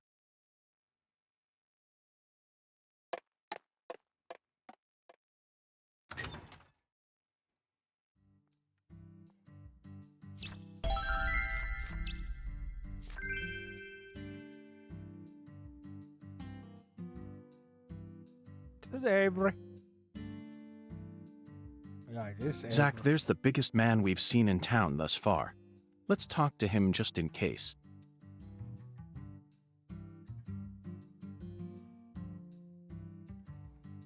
Hello there, Avery. I need your help. Would you mind raising your arms up high like this for me? Raise my arms like this? Thank you. That's perfect. It appears that even with your height, you'd have a tough time reaching a spot up that high. I love Lise. Yup.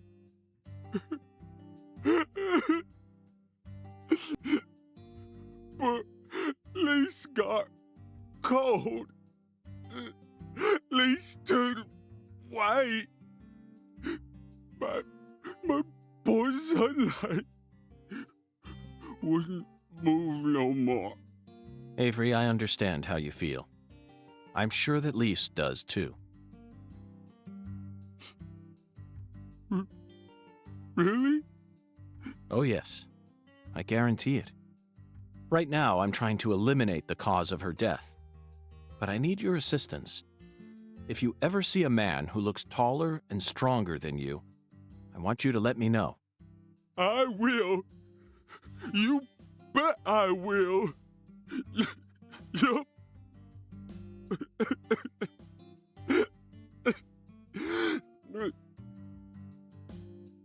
Poor Avery.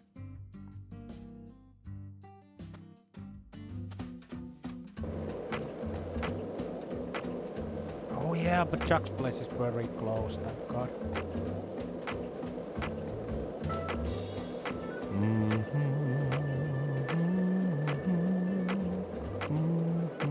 Skates away, yeah.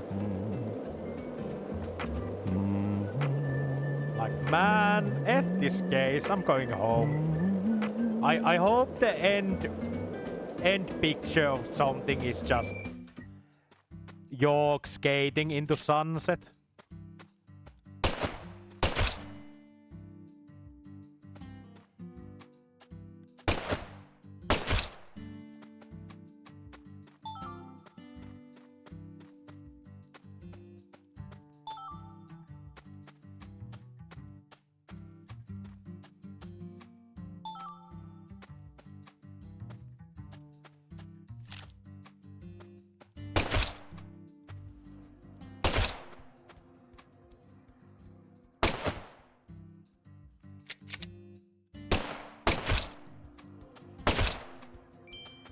I'm pretty sure that there was like a cliffhanger in the flash forward sections where we are in present day or in 2019. So I have a feeling that this game is going to have a lengthy epilogue regarding that after we have finished. We are finished here in Louisiana.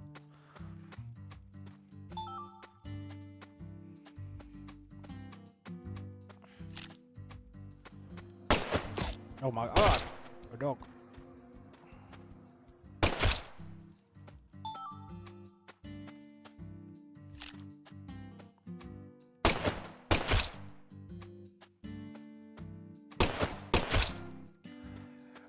Also, I just realized that it is not so noticeable because the PC Gaming Wiki talks about how this game, since it was locked on engine level, game engine level, this game is locked to 50 FPS. That if your screen refresh rate is not a multiple of 50, it has like a jitter whenever like something moves. But to be honest, I forgot to lock my frame rate to 100, but it doesn't look that bad, so either it's not that noticeable anymore or they actually like have patched it at some point.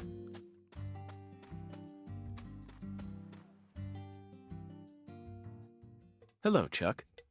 The time has finally come to catch that poacher's boat you spoke of. Oh, now he wants to catch the boat. Thought you FBI boys don't chase down boats. Ain't that what you said? Unless it's a terrorist boat that plans to overthrow our country, right? You're exactly right, Chuck.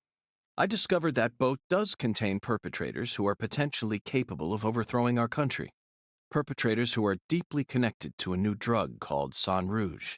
And you expect me to help you? Yes, I need your help. You're going to send me on an errand? I see you got the balls to match just how big a goddamn prick you are. Poachers can fuck with my farm all they want, but the moment drugs get involved, all of a sudden you're raring to go. Hey, he is a federal cop. Guess what? I don't give a shit.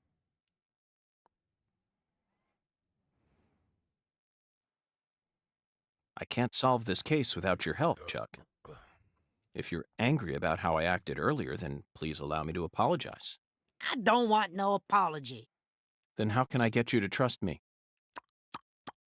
You really don't know when to shut up, do ya? Oh no, don't tell me we need to play the fucking stone skipping with him. As you can see, I'm busy here.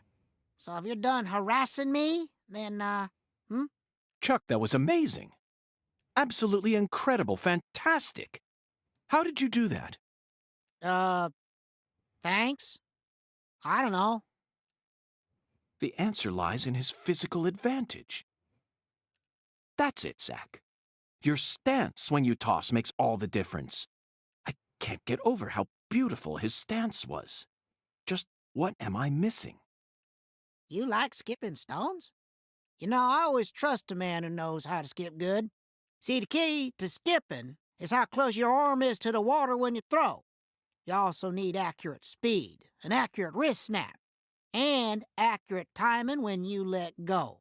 That's why short folk who stay low to the ground and keep a low profile like me can skip better. And that's how I reckon I can trust a man who knows what skipping's all about. Got it? If you want my help, you gotta impress me with your skipping. Then I'll lend you my boat. Oh. Damn, can I just throw him into the bayou and take the boat myself? Let's go over 5 points. Okay.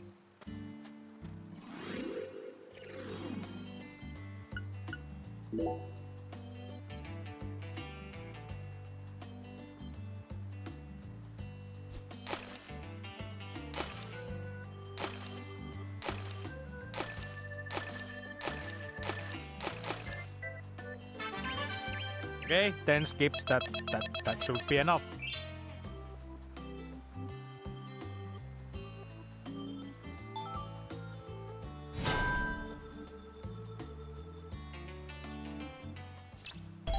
Okay, that was easy.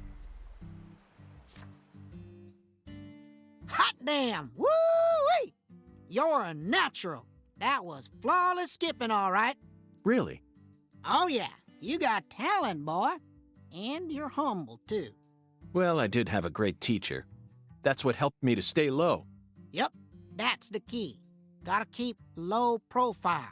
Folks can learn a lot about life from stone skipping. Feller's gotta stay humble. Keep himself from getting all arrogant. Know what I mean? Okay, maestro, I trust you now. That was easy. I'll take you into the swamp or wherever the hell else you want to go. Want to shove off now? Yes, let's Gotta see. make hay while the sun shines. Let's head over to my boat. Follow me, maestro.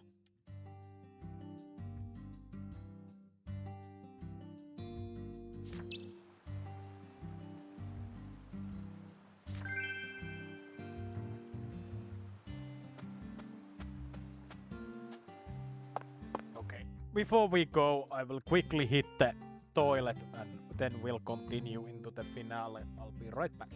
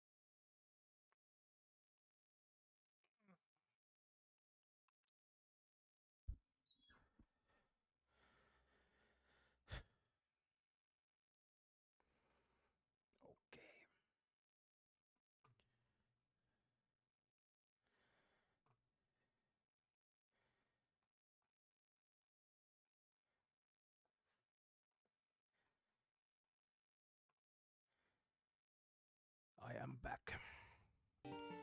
It is time. Time to go.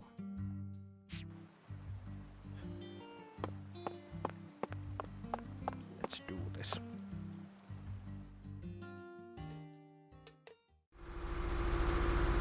We gotta go round a bit to get to your boathouse. It ain't the safest route out there, so just be ready. Zach, this is exhilarating. It's like an amusement park ride, only better. Hold on tight now, maestro. This is yet another reminder about just how vast and varied our homeland of America is.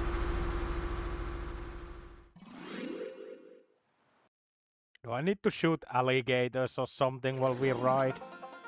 Oh my god. On airport courses, your goal is to hit as many targets as possible and high score. Aim for the center for more points. Ferocious alligators will also code ready to meet your boat. Take them out fast, because if your boat durably reaches your games, each course is different from... Fuck.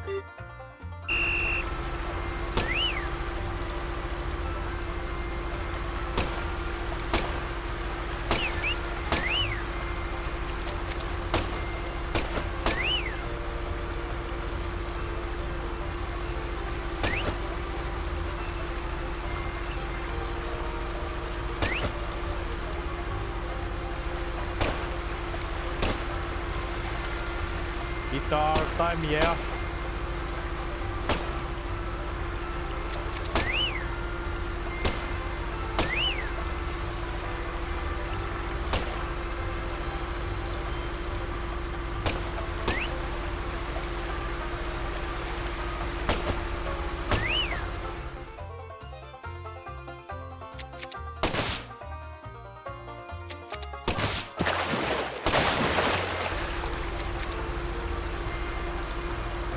Taxpayer money in good use, yeah.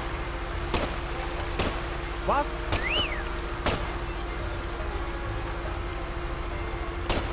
What? The fucking aim reticle doesn't turn red.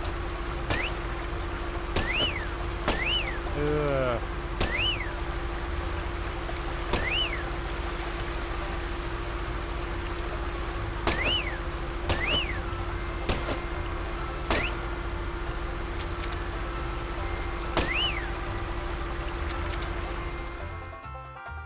Oh, alligators, okay. Now we just wait for the alligator to jump on the boat. Okay. Though I wonder, doesn't shooting alligator with the BB gun count as animal cruelty?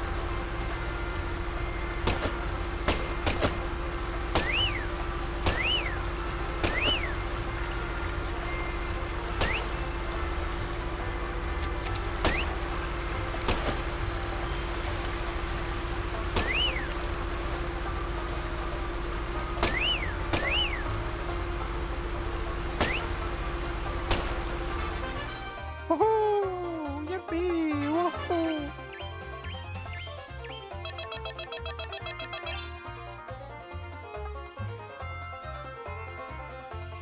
Oh my god, I got box of rubber bullets and mint gum and low quality plate and root beer. My god.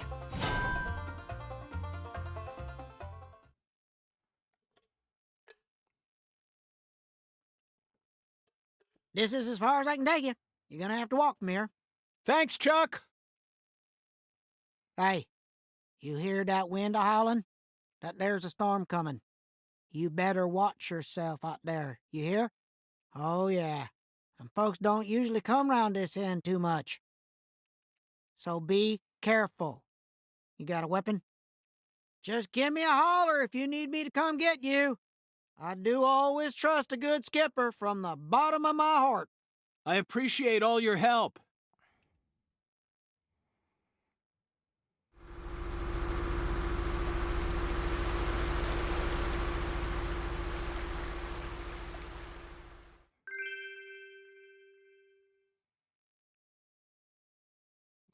Okay. What the fuck am I? Okay. Oh, and now it's going to turn into the hell stage. Or whatever. Spirit world, other world.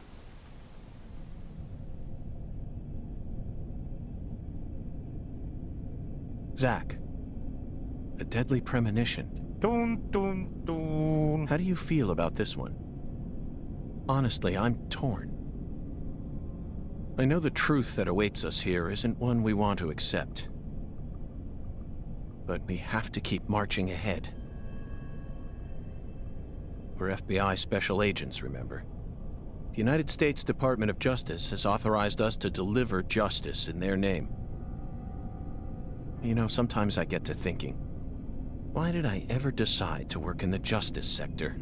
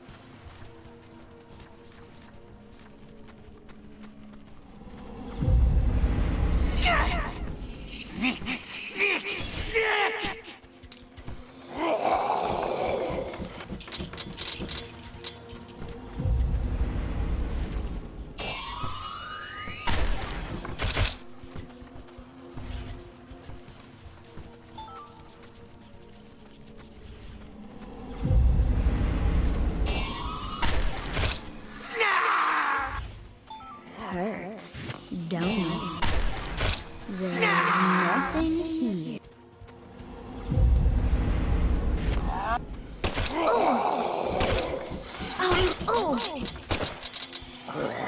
You're powerless. You can't do.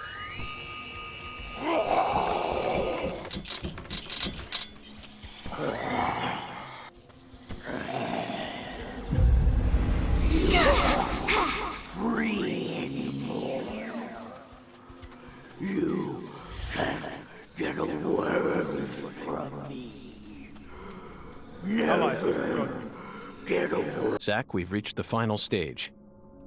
Are you prepared for the truth? My god.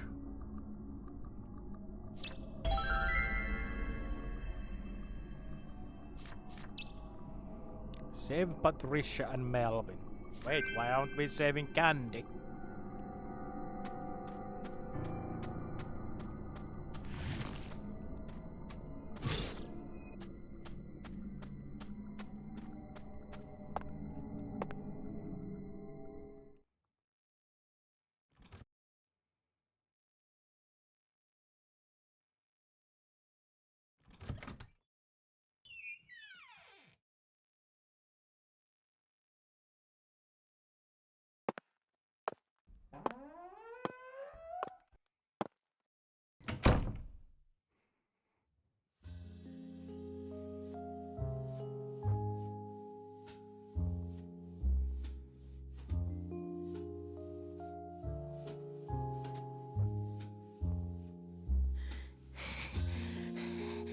I love you.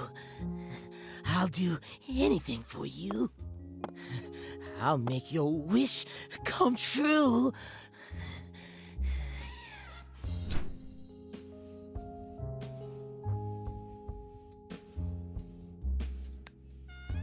You stand before the goddess. Mind your manners.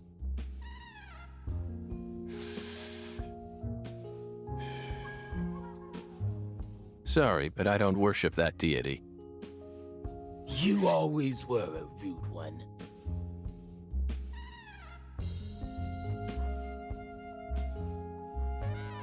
Patty, everything's all right now. Just come over to me. She can't hear you, York. Patricia's already in a trance. Outside voices can't reach her. You didn't. San Rouge?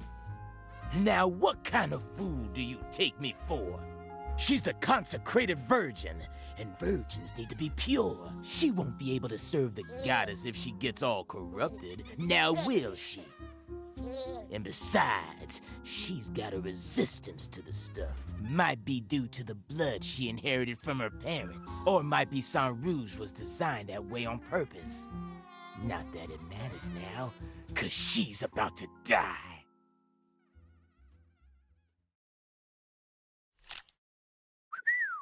I wouldn't do that if I were you, York. Or did you forget who gave you Mr. Alligator to begin with? You think I'd hand you a weapon without any sort of safeguard in it? This is straight out of a bad C movie, Melvin. Call it what you want, York. But I'm the main character here, and you already played your part. Now that Candy's become the goddess, I will take her once more and claim my seat as the king who rules this town. Yes, I will be the one who rebuilds the Clarksons' legacy! Power isn't important to you, Melvin. All you care about is your loving family, remember? The man who won the heart of the most beautiful girl in the world. Melvin Woods. We can still stop this from happening. You just need to wake up, Melvin. York, you really are a second-rate man. You're incapable of understanding how other folks feel. Lena was the one I loved. Candy's merely the symbol we use to restore the Clarksons' glory. The goddess of fertility is just an idol designed to guide our people down the proper path. I devoted everything I had to Lena. Hey, Patricia!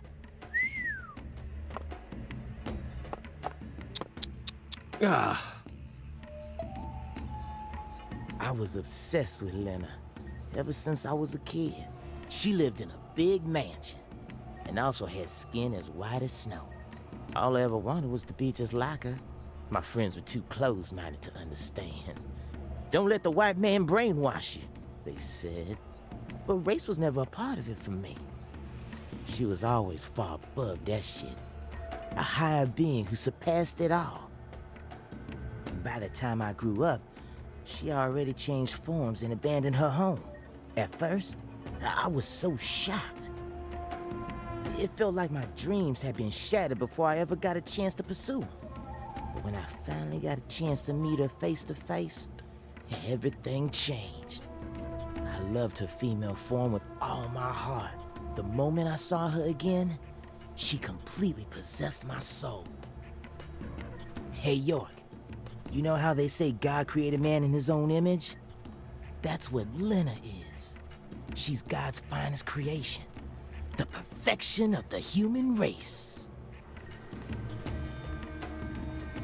She wasn't perfect in any way, Melvin. She was just another criminal who happened to be a bit smarter than most. You never understand. Anywho, I decided to follow her plan. And so I became the one who supported her from the shadows, working to fulfill her dream of restoring the Clarksons' glory. That's why I seduced Candy, married her, and kept giving her Saint Rouge whenever Lena told me to. Then, you know what happened? About 1 year ago, we finally saw a sign of the birth of the goddess of fertility. You mean she started growing horribly obese? 8 years. It felt long, but also short somehow. I knew from the start that much blood would be spilled. But I had no other choice. It was the only way for me to make my beloved angel need me. So you murdered Galena, too? Yeah, that didn't exactly go according to plan. Galena was supposed to kill Lise, and Lena was supposed to take Patricia's life. Then Lena and Galena were supposed to kill PJ and end their own lives. Filicide, patricide, and suicide. These 3 types of sacrifice were gonna complete the blood purge. But then you came to town. You're such a pest, York. I loathe every fabric of your being. Always buzzing around us like a gnat, trying to upset our faith. but no more. I'm gonna stop you right here, sacrifice my daughter, and complete Lena's plan once and for all.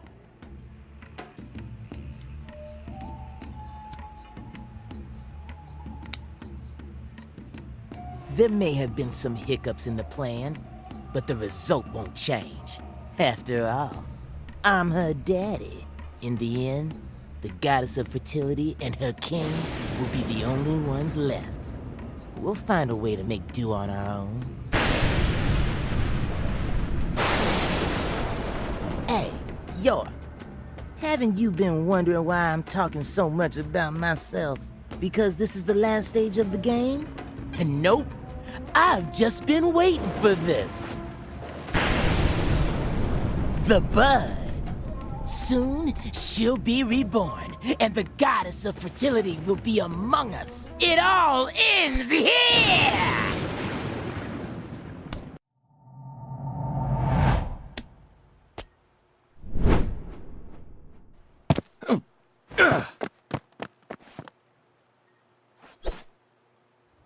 Patty, are you all right? Why is the voice so loud again?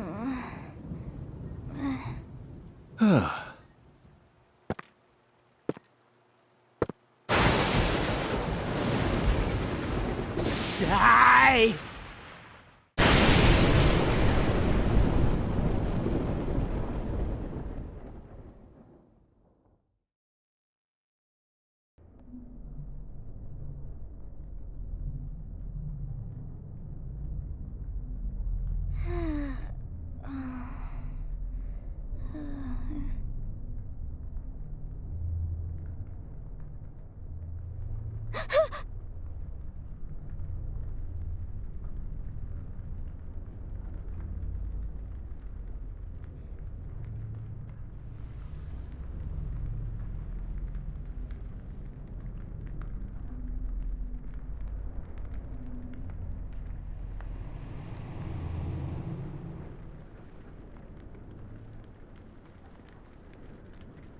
Shit!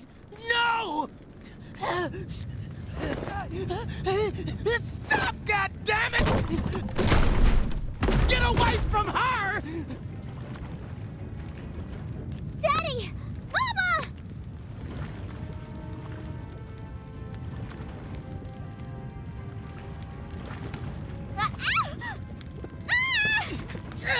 Get out of the way!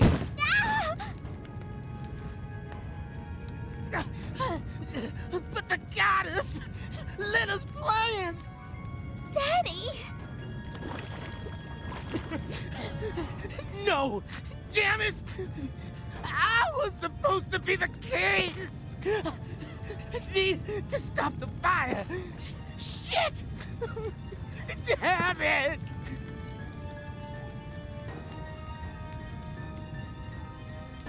Daddy, run! I'll die for you. Patricia? If Mama and I die, it'll all end, right? I know about the real you. I know that my blood's cursed. So I'm just gonna die. I'm gonna die here with Mama, so it'll all stop. Just please run, Daddy. You're a good man, aren't you?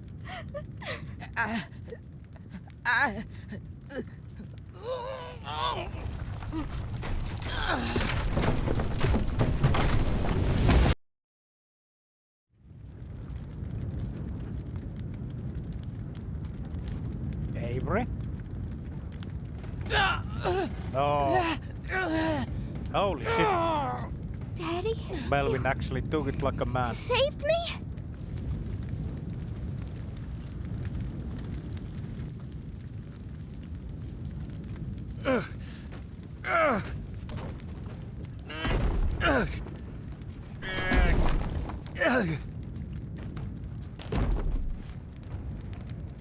Patty. Zach, I need you. Give me strength. What?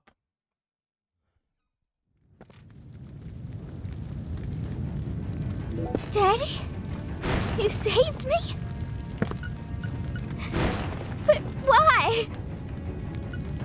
You kept saying you were gonna... Daddy! I can't do it!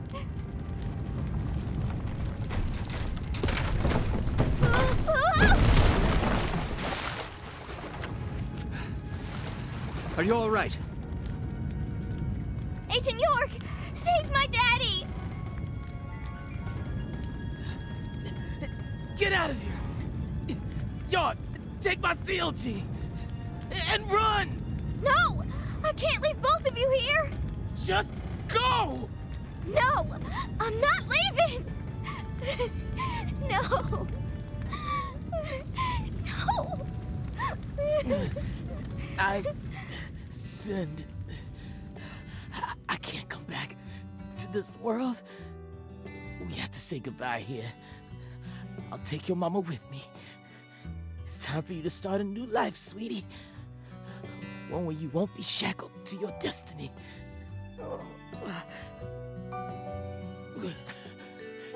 York, I've confessed my sins. I'm gonna die here. I know this isn't how you wanted things to go down, but she's innocent. My CLG is pure. Please, just take her and get out of here. No! No! I'm staying with you!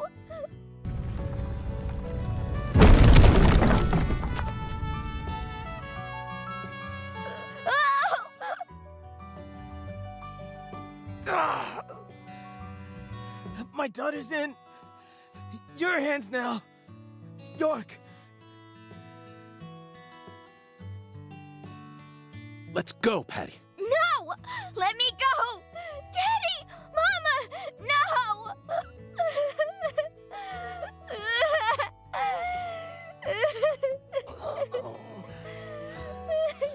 I'm sorry, CLG. I've been a horrible father.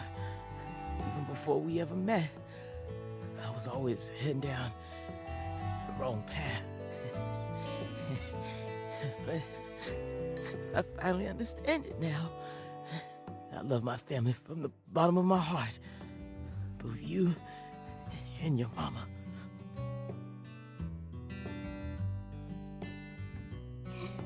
Me too. I love you with all my heart, Daddy.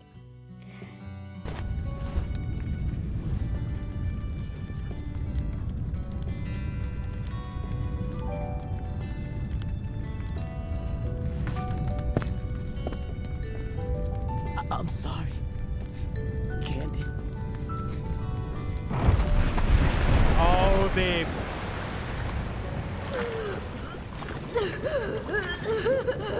the chords for the instruments or whatever, they just like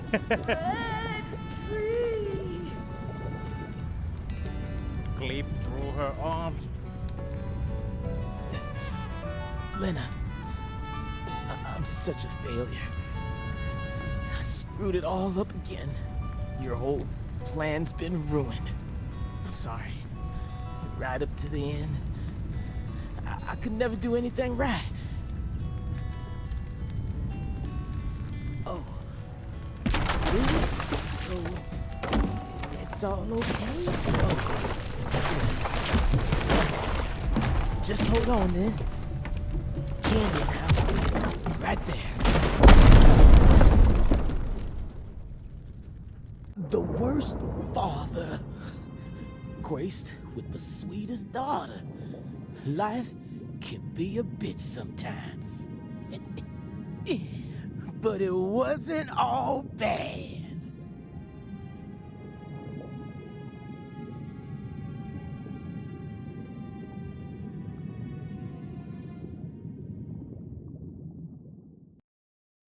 Okay.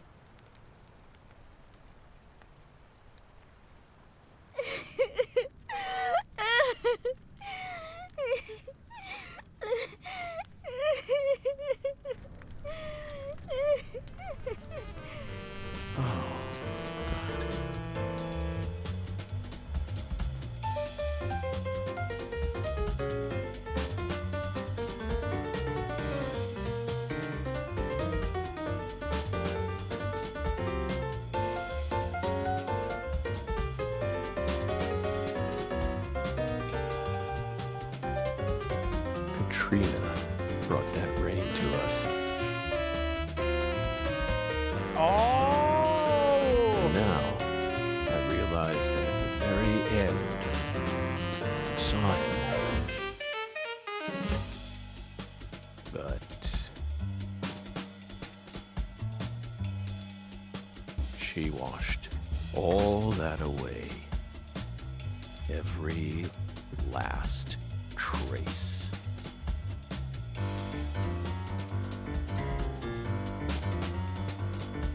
Oh, now I see.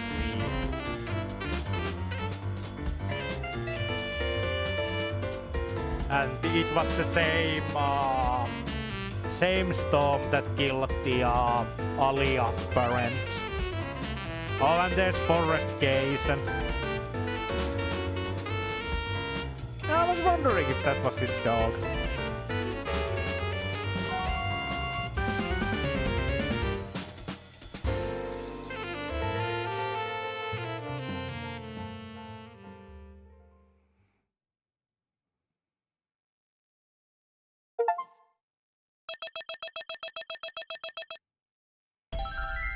Holy shit, S rank.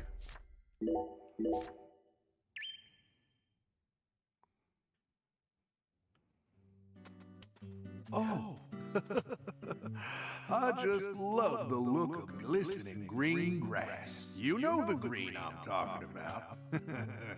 Yeah. Moist with sprinkler water, reflecting the radiance of the sun. In that regard, Louisiana's grass is in a class of its own. Just Holy shit. picture it on It's a the song. clear summer day. A cold beer in one hand, gazing out from your porch onto the garden you're so proud of. This is the life. Doesn't get much better than this. That's how you feel. A well-kept garden and a cold beer be the ultimate combination.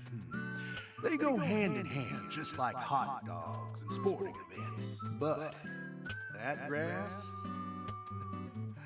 it's got a bit of a nerve to it. It doesn't matter how many times you cut it down, it'll always keep coming back and turn your eyes away for a bit. And that's when it'll really sprout up. Up until last week, your garden was perfectly pruned and balanced, symmetrical and pristine. But you wake up the next morning and you can't even stand to look at what it's become. That's why people work so hard to cut their grass. Like it's some ordeal they've been tasked with by the big man in the sky. Oh. And it never ends. Understand me, Zach? If you want to stop cutting your grass, well, you need to either submit to its growth or force it to wither. That's all humans can really do. Hard work never really gets you anywhere in the big picture. Nothing but wasted efforts. You following me here? Now just be honest with yourself. Be honest, Francis Zach Morgan.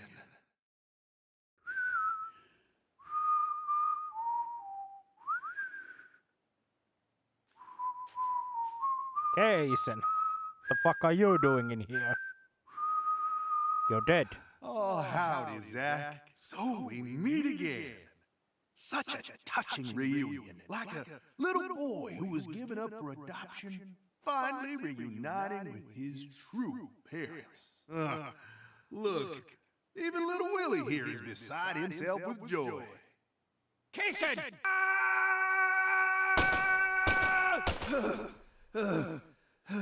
Oh, dear. Damn it! I'm gonna kill you!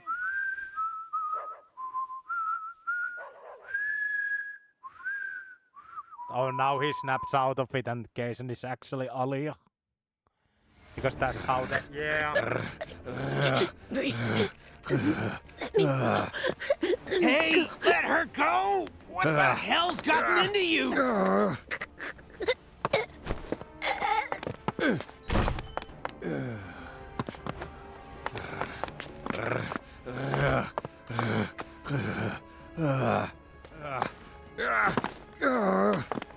What?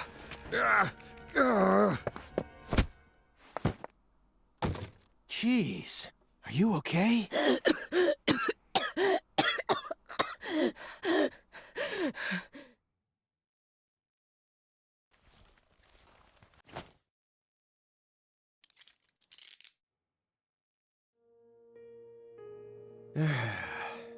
That should do it.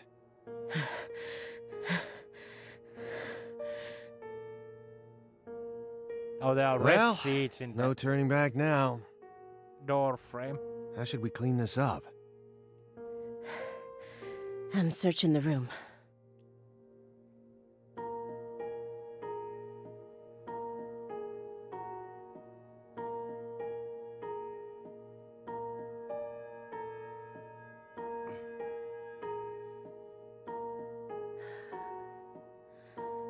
This room is pure insanity.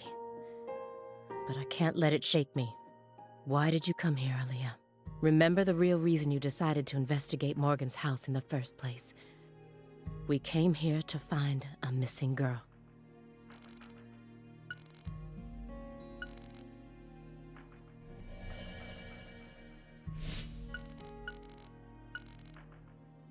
Patricia Clarkson isn't here, and he's done nothing except narrowly skirt the thin line of legality in all the right ways. He's so abnormal. How can there not be a single shred of evidence against him? Come on, Agent Jones. I know you're hiding something. What are you talking about? You've been watching him for 4.5 years, haven't you? Can you really stand here and tell me that you never saw a single one of the strange signs I'm picking up on now? What signs? Deadly premonitions. Holy shit. Preparations for kidnapping or terrorist activities, sexual depravity, violent tendencies, self-mutilation, or even just contacting a specific person periodically. Nope, nada. He doesn't fit any of that. You think I'd really ignore something that obvious? I may be a schlub, but I'm still an FBI agent. Then why didn't you do anything about this room? Or did you merely choose to ignore his abnormal proclivities? You want to know what I did? I did my damn job. End of story. I was outside the entire time. How do you expect me to notice a room like this from out there? It's as simple as that. At least it was, until you dragged me into this whole mess. Don't blame me just because your big investigation ended up leading nowhere. Then tell me the truth. After seeing this room, can you really say that man is in his right mind? He kept this room a total secret from you for over 4.5 years. No normal human is capable of such a feat. Only a true genius. Or a true monster. Can you really guarantee that he won't try anything if we just let him go here? Well, Then you need to help me. Find some sort of evidence that we can use to make him reveal what he's plotting. okay.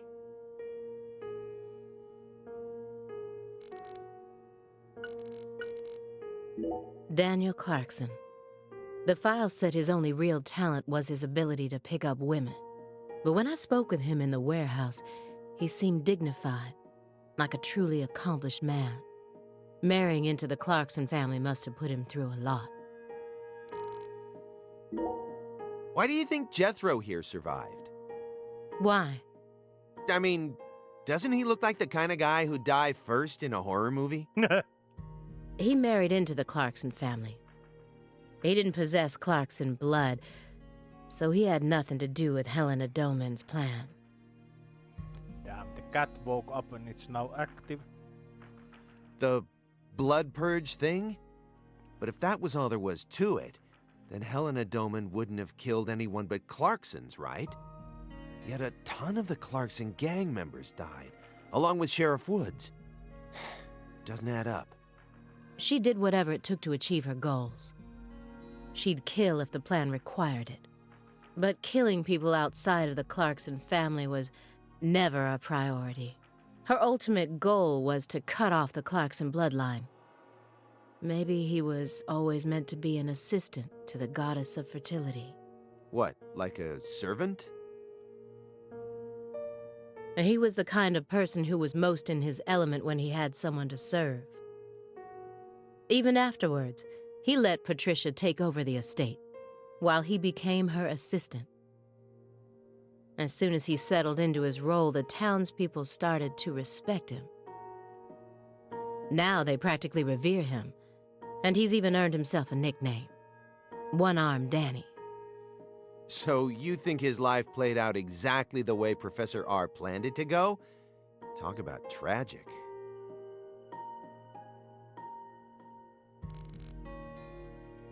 A photograph of Patricia Clarkson. I thought she was imprisoned right here in this room, but there was no one here. Where could she be then? I was so positive, but she isn't here. There is something about this room, though. Agent Jones, what do you think?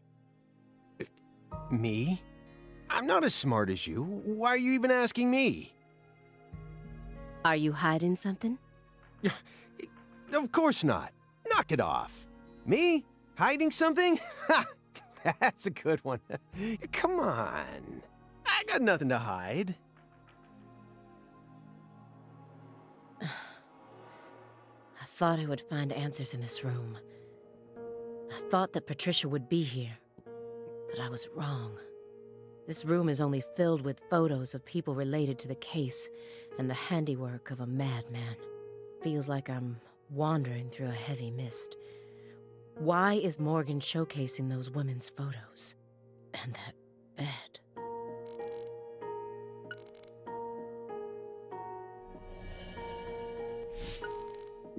After she lost her family in the Le Carré incident, she went to go live at the Clarkson estate. And once she grew up, she assumed control of their empire seemingly without any hesitation. She must be strong. How did she eventually come to accept her cursed blood and the fate it placed on her shoulders? The one who took her in after the incident was Daniel Clarkson, the next in line to succeed the Clarkson family. He's the one that ended up raising her from that point onwards. Isn't fate strange? In the end, two people who were completely unrelated by blood ended up inheriting that house. Yeah, you're right. But sometimes I wonder, what is family anyway?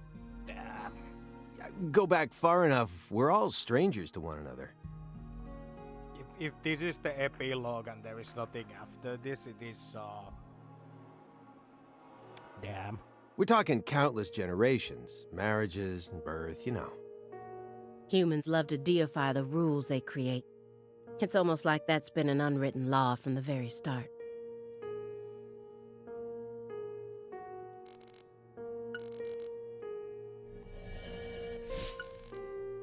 Sheriff Melvin Woods. I never met him myself, but his face makes him look like a very nice guy. His background in childhood didn't have any red flags either. Yet we're supposed to believe that he was one of the masterminds behind that entire incident? If you loved someone from the bottom of your heart, would you ever be able to marry someone else? Or kill for them? Whoa, what are we talking about? I never heard of any kind of motive like that in any other murder case. I just keep feeling like we're being fed a story that he made up in his mind. True. Honestly, without having experienced what that's like, I can't really say what I'd do. But I'd never try and force love to happen, if it didn't seem like it was meant to be. There are 3.5 billion women on this planet. There's got to be more than one specific person who anyone can fall deeply in love with, right? But what if we were talking about pizza, not women? Oh my god. Going for the sore spot. You just discovered the perfect ultimate pizza, but you aren't allowed to take even a single bite unless you kill someone for the cook. Have you ever loved someone with all your heart? What kind of person do you take me for? That's my line.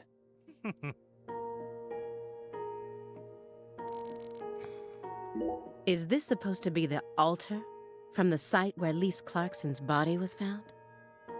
Why would he want to replicate that inside of his own home? There's no way this man is sane.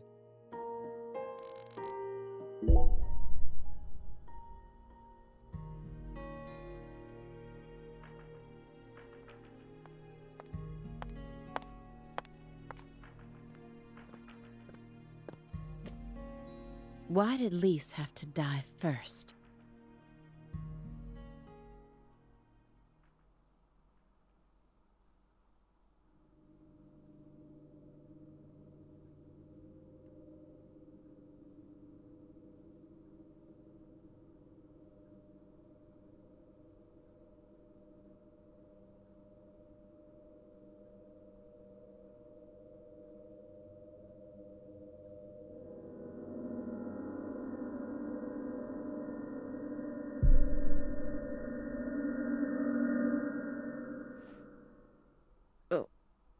What is this?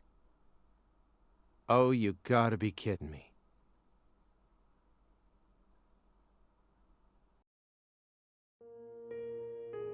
This room paints such a bizarre picture.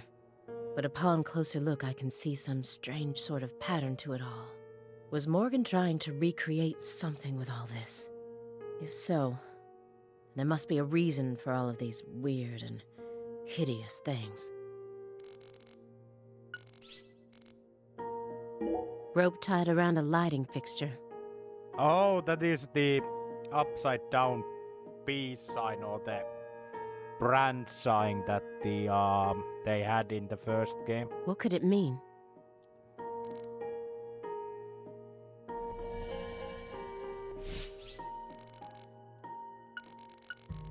I've seen the bedrooms of countless violent criminals, but this one is on a completely different level. It's beyond insane. I've seen the bedroom. It's beyond. Okay, so that is PJ. That is Lena. Wait, what of damage? When Helena Doman attacked the estate, he just happened to be somewhere else. Whether it was through luck or simple coincidence, that's how he managed to survive. When Helena Doman returned home, someone must have let her inside. You think that was her brother-in-law, Daniel? I don't know. Well, alligators did chomp his arm off. Wait, what? GTAO had to deal with the weakest deco for the casino penthouse. What? Okay. He probably had it in for old man PJ too. But, you know, I don't think he had anything to do with this. Why not? You're making it out to be more complicated than it really is. That's always the problem with people like you. Too smart for your own good. Just get to the point.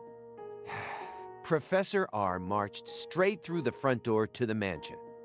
She arrived right at her destination using the quickest route possible without having to undergo a single security check. I know. My question is, how was she able to do that? Because she's family. It doesn't matter if PJ disowned her. He never stopped loving his son. A father would never abandon his child, no matter how much they fail to fulfill his expectations. That's what being a parent is all about. Don't look at me like that. I know, I don't have a son myself, but I have a father. He's still back in my hometown, managing the printing plant my grandfather started. He'll be turning 80 soon. He wanted me to take over the place, but as you can see, I'm out here. But I know how this whole thing works. Even though I haven't seen him in forever, the minute I go home, he'll welcome me with warm, open arms.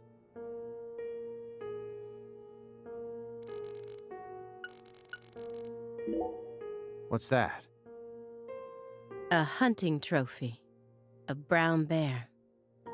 With a dragonfly eye patch. Why is it smoking a cigar? It's probably supposed to represent Philip J. Clarkson's body. And the elk is?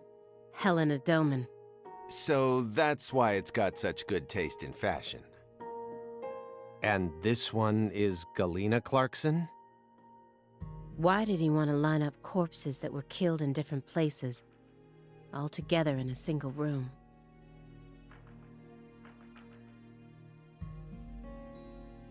Red seeds?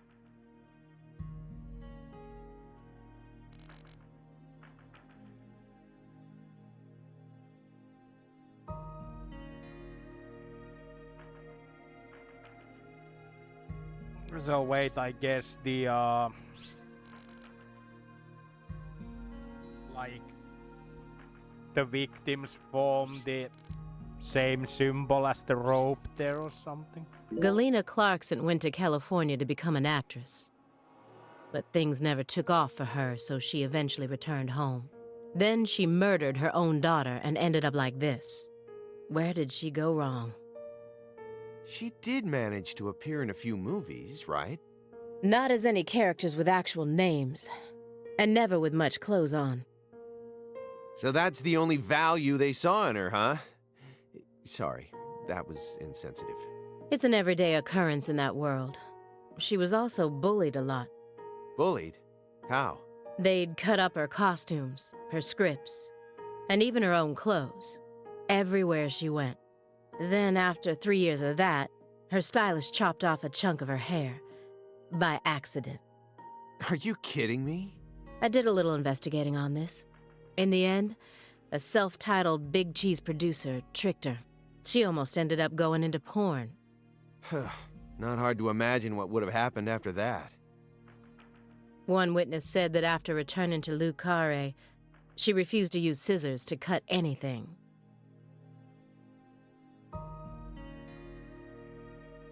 Okay, let's take a look at the red rope. You sure it's okay to press that?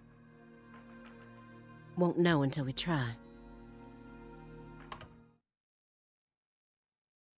Hey, it's Woodstock. Look, a peace sign.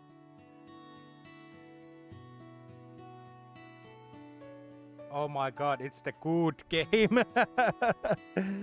Oh, how I wish. Love and peace, man. Even I can figure out what this is from. It's Jimi Hendrix, Janis Joplin, Grateful Dead, and Led Zeppelin. But I shouldn't have to explain it to a music nut like you, right? That isn't a peace mark. It's upside down. You don't need to be a music nut to see that. Who says that's the top part? If you're looking from Lisa's head, this is the top part, making it a big, fat peace mark. No, this is the ground. Where's your proof? The red seeds. Seeds go in the ground, right? That makes this wall the bottom. Lisa's head is clearly at the top. Period. Also, Agent Jones. Led Zeppelin never played at Woodstock. He's representing a human with a hunting trophy made from an animal. I feel like I'm looking at a piece of modern art done in really bad taste.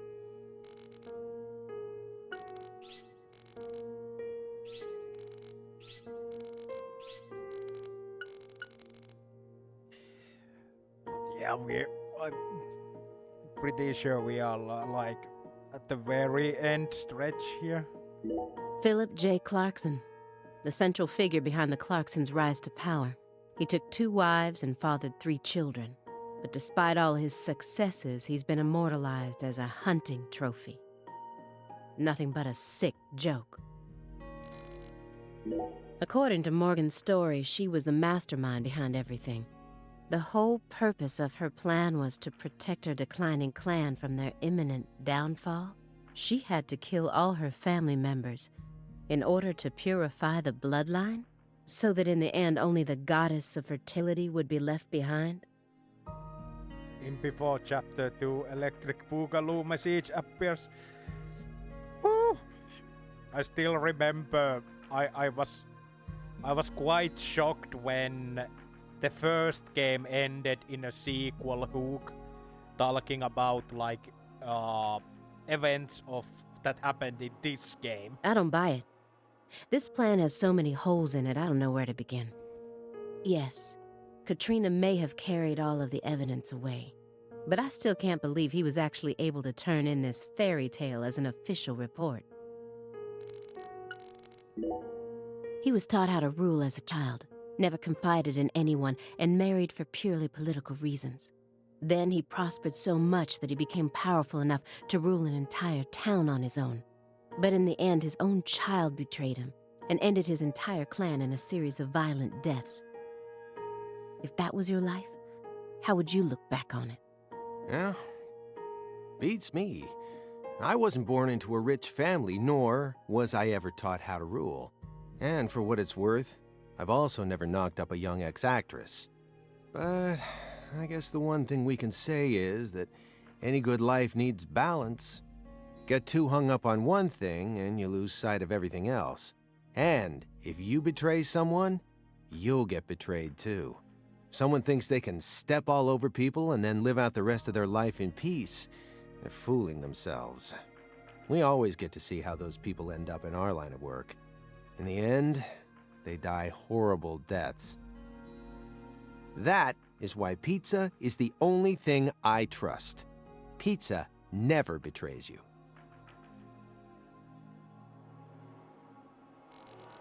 Well, gee, thanks.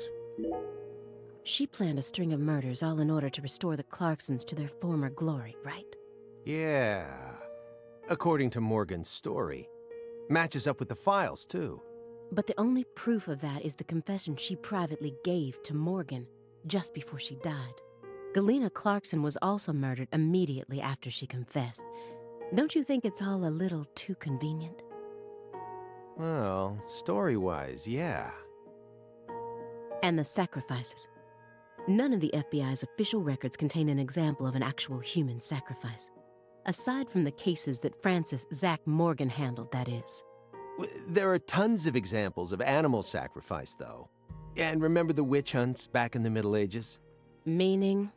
Meaning, there are always exceptions to the rule. And Morgan alluded to the existence of some sort of journal, right? I think he said he read it in Professor R's lab. If we could find that, maybe this would all become easier to swallow. The report didn't mention anything about a journal.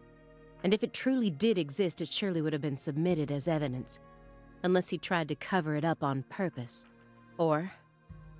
Unless the journal never existed in the first place. Exactly. This case took place in Lucare and centered around the Clarksons. Oppressive authority, cross purposes, madness, and love. But Katrina took the truth along with many innocent lives and buried it all at the bottom of the swamp. I mean, if they like somehow emphasized the point about Hurricane Katrina earlier in the story, many things would have made more sense, but I guess the twist was that the Le Carre was destroyed by Hurricane Katrina, and that is like why these two guys are hounding York at this point.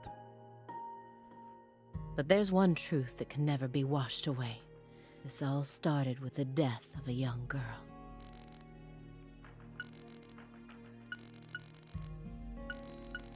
Wait, I cannot look at the other side. Why did she believe what Professor R told her?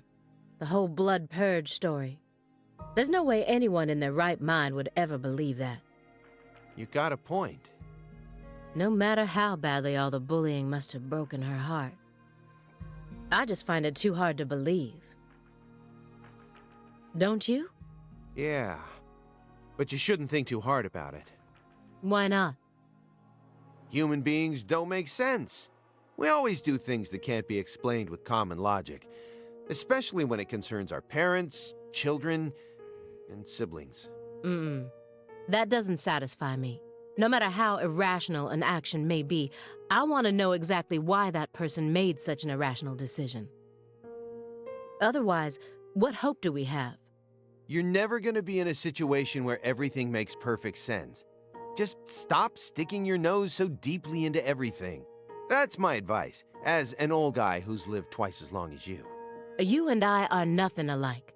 You decided to give up on your life and spend the rest of your time on Earth sitting around and playing Sudoku.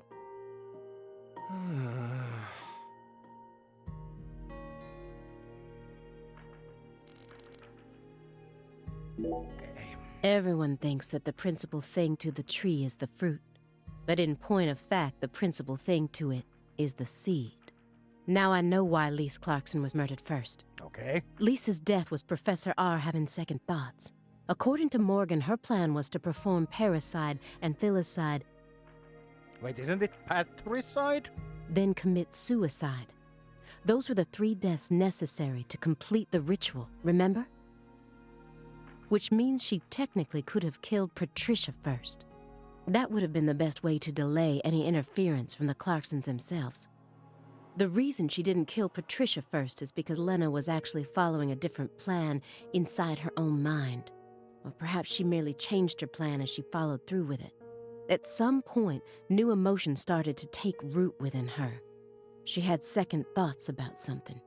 And in order to shake those off, she used Galena to kill Lise first, in order to cut off any possible escape. But that only made her plan move ahead quicker than she could have ever imagined, which forced her to rush right up to the end with those misgivings always in the back of her mind. Huh? Wait, hold on. Yeah, you lost me. What are you talking about?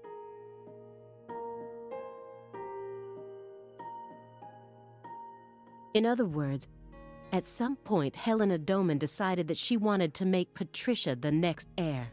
The blood purge wasn't for the goddess of fertility. It was for their daughter, Patricia. Wait, are you saying Helena knew from the start that Sheriff Woods would die with Candy?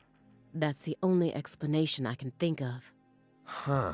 Remember, this is only assuming that everything Morgan told us was true. Until I can trust that man, this is all nothing more than conjecture. Considering how insane this all is, it sounds perfectly believable to me.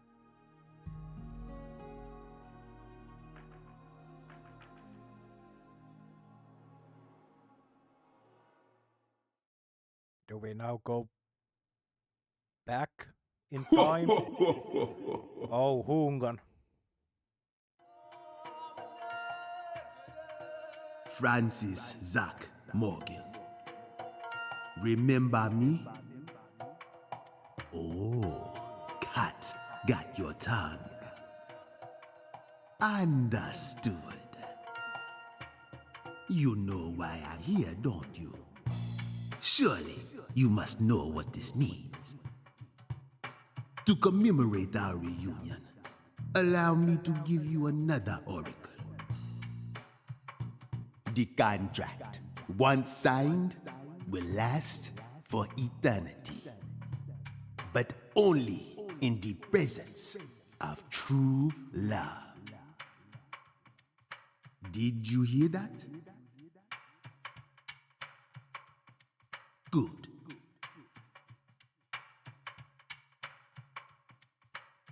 It's been a while since I felt this. You know, there's hardly anyone in this era who can see me like you can. And they've been dropping like flies since you first came to see me. Breaks my heart. Wait, other people saw Hungan while we were on the case? Is that what he's saying?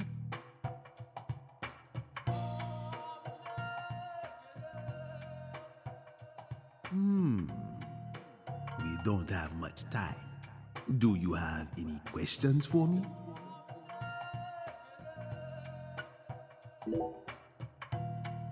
Excellent. You pass. You haven't changed, Francis Zach Morgan. But that question isn't for me to answer. Go and see it with your own eyes. Oh, time's up. We'll have to finish this during our next reunion.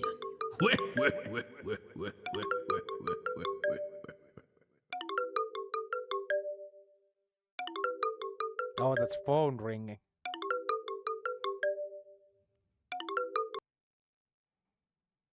Oh, this is bad. Failed to apprehend target. Target escaped with hostage. Whereabouts unknown. Agent Jones, what is this referring to? Avery Smith kidnapped Patricia Clarkson and escaped. Avery Smith? The vault manager? Why would he kidnap Patricia? Tell me what's going on right now. Well, Answer me, Jones. I made a deal with Morgan. Back when he took me to the bathroom. Wait, we can see Emilia over there now? What? What? Morgan said something to me. If we want to find Patricia, we need to look at Avery Smith. Have you lost your mind? What he said made sense. Ever since 2005, Avery's been working deep inside that cold storage warehouse. He was also arrested in the past for getting too friendly with Lise Clarkson. But wasn't Avery too small or like not tall enough? And after Katrina, he apparently worked on renovating the warehouse for free. What if that allowed him to freely modify the warehouse as he pleased? Excuse me. That would explain why her body remained missing for 14 whole years. And then I did a little check and found out that he never went back to work after Christmas vacation ended. So what? Why would you trust him? I don't. I just decided it was worth investigating, that's all. So, I sent 2 agents to Avery's house without telling anyone. I just called in a favor from an old friend in the New Orleans branch. No one gave you clearance for that. You think you can just... But what if Morgan's telling the truth? If he is, we're both gonna look like total clowns. Clowns who went barging into a former agent's house on completely unfounded suspicions. HQ will have a field day with us. They'll string us up as the 2 dumbest agents to have ever graced the field. I just wanted to take some precautions. And besides, if he is lying, it's still no skin off our backs, right? If things work out, we'll end up solving a difficult case that's been driving everyone crazy. Imagine that, you and me, just the 2 of us, solving a case like this. I'll be able to jump ship on this crappy job, and you'll be able to freely investigate all things Saint Rouge, just like you've always wanted. Besides, you know that Morgan is Director Abraham's favorite. Even if we get into some sort of trouble, if Morgan testifies to Abrahams for us, we'll totally be in the clear. I don't care. This isn't the way things are supposed to be done. Well, I'm sorry, but I had no other choice. You were so engrossed in this, and come on, you know how I am. Besides, saving the hostage should take priority above all else. There's no time for squabbling. We need to find Avery Smith no matter what it takes. But how? Well... Thanks to your heroic maneuvers, we just lost our suspect. I know, but... I know how to find him. I should be able to see the other world, the way I am now. Just let me go, please. Morgan? It's okay, my fairy. I know I can convince them.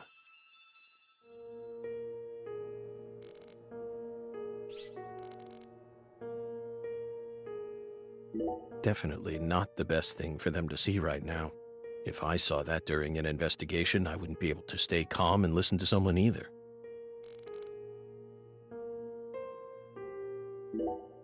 I found the first one last autumn. A dead rat with a bud coming up out of its stomach, just like this one. A rat ate a red seed, died, and the bud sprouted. Honestly, it shocked me. Up until this point, I'd only ever seen red seeds, saplings, and big trees. so I decided to grow one of my own. What are you talking about? I needed to solve the mystery of the red trees. Why do they exist? But all of my sprouts died without ever growing the tiniest bit. Forget about a big tree. I couldn't even grow a single sapling. So you kept experimenting. 2 days after the seed enters a rat, it takes the rat's life. On the 3rd day, a bud sprouts up, then grows to that size after 5 more. I tested this on 137 corpses. In only a few months? But I was never able to grow a bud any larger than this size. I still remember what he told me. Apparently, there's a special trick to making these grow. You're totally insane. Maybe.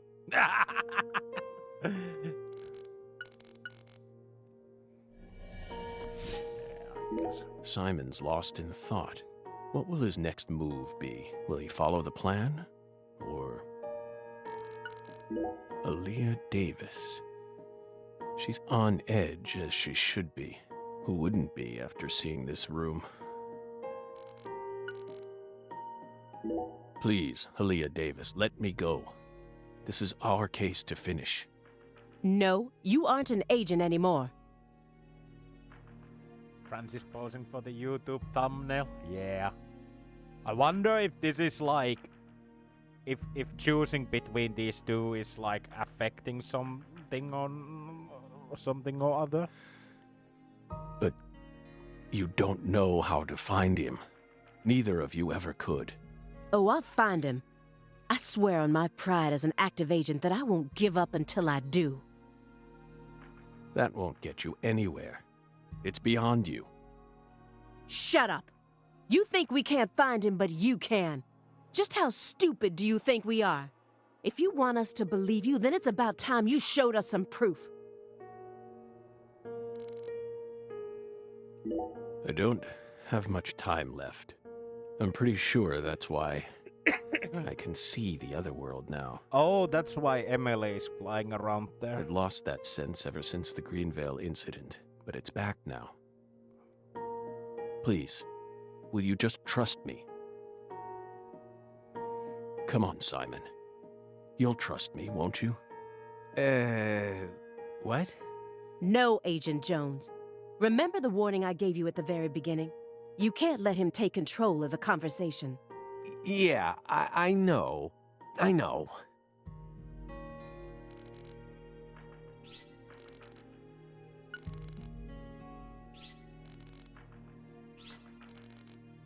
Helena Doman, a.k.a. Professor R. Her complicated life only added more complications to the Lucare case. What? That was nothing that it says there on the text.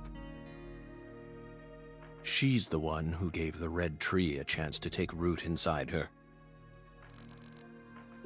A strange man was stalking Lise, and Patricia resembled Lise so much that I once confused them for a moment, meaning it would be no surprise if the same man went after Patricia. Why didn't I think of that until now? You said that she was the mastermind behind the tragedies in Lucare. That her convictions about the Clarkson bloodline are what started it all. Yes, that's right. She instigated her younger sister into killing her own niece. Then she committed suicide immediately after killing her father, hoping that Sheriff Woods would be able to complete her plan. How could one call such an unpredictable series of events a plan? And as we saw, Sheriff Woods chose a fate that was completely different from what she envisioned. No, he didn't. In the end, things went exactly as she planned. What do you mean? At a certain point, she realized that her plan was wrong, so she tried to adjust things, using me as a pawn. But then, the unexpected happened. She and I both underestimated what Avery was capable of. That's why I'm here right now trying to convince you, in order to save Patricia's life. If your story is true, then why did Avery Smith kidnap Patricia? Patricia resembles Lise. I even got them confused once, and Lise reported being stalked by a 10-foot man. That's Avery Smith? Exactly. But how? Also, who the hell is Lewis? But he's only 6'7" at best. His physical characteristics don't match the person you're talking about. I once concluded the very same thing, but now I know. That was definitely Avery. He protected Lisa's body for the past 14 years, until you discovered his sleeping beauty. So after losing Lisa's body, he kidnapped Patricia as a replacement? That's ridiculous. Is that really what you think happened? Even if Avery did possess that sort of mentality, it doesn't make sense. If Lise was really that important to him, he would have tried to steal her back. Not now, maybe, but certainly after she was buried. Would you be able to go on worshipping a goddess who had been defiled by so many hands? That ice was a barrier, a shield that separated the divine from our world.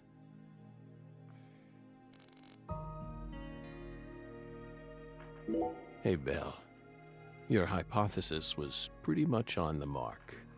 Last week, I went back to Lucare. Then I bought a used car and got on a train in Trenton. But not for the reason you think. I wasn't stalking Patricia. And I'd never try to kidnap her. Then why would you go there? Why would you risk so much, especially since you knew that you were under surveillance? Because, once again, I'm chasing Sang Rouge. Sang Rouge? Even after I quit the FBI, I continued to study the red trees on my own. And now, I've come to the conclusion that those red seeds and Sang Rouge both come from the same roots. I also found proof that someone's inherited the original recipe. That's why I flew to Lucare, to confirm my suspicions. But I was more powerless than I ever could have imagined. I couldn't move like I used to. No badge, no gun. So, after wandering aimlessly around town, I swallowed down my torment and my weakness and left. You expect me to believe that? I know you've got it in you. What's that supposed to mean? You found Lise Clarkson's body. The one thing I never did. And only a few days after discovering the body, you came to visit me.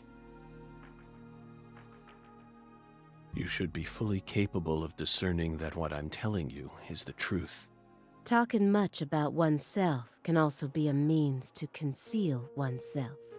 You can't trick me.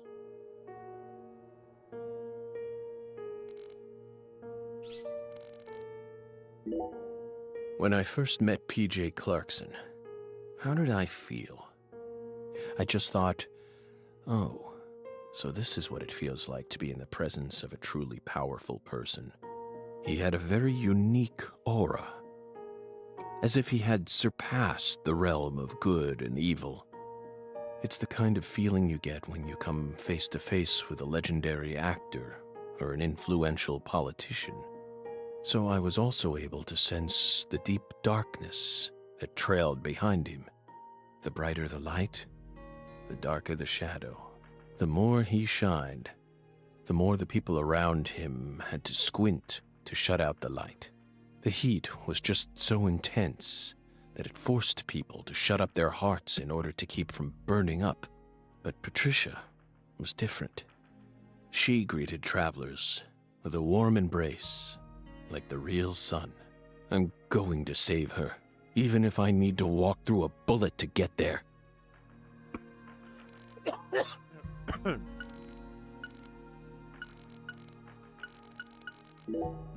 What is this drum? Please don't tell me it was a tool they planned to use for the blood purge. Holy shit, that is the thing the priest gave me. Sharp eyes as usual, Belle. No. It was part of an even darker ritual. I can't even bring myself to say its name. It was far more important to our case, and far more horrible, if you can believe it. Yeah, the side. What? The quest to get that was horrible. No, that's just a drum. A drum made from 3 empty cans, animal skins, and a fragrant pressed flower. Like I said, what is it? Maybe it's a souvenir? What? You expect me to believe that?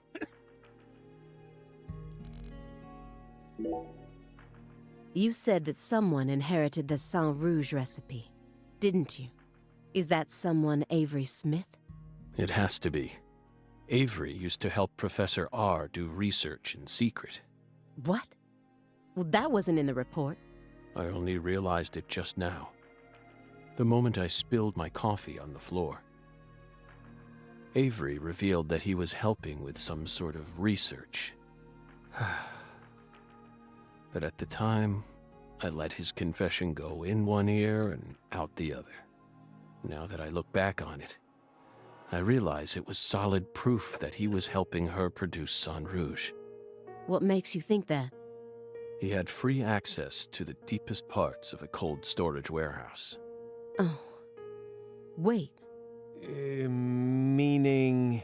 Sang Rouge needs to be produced in an extremely cold environment. Exactly. Aaliyah Davis. You already considered this possibility, didn't you? That's why you investigated the cold storage warehouse as soon as you got to Lucare, in order to locate. Then, you came across Lisa's body by pure chance.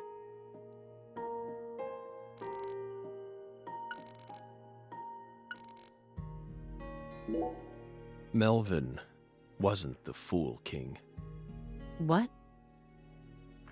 Many different characters pop up in Lena's journal, and I mistook one of them for someone else. What are you talking about?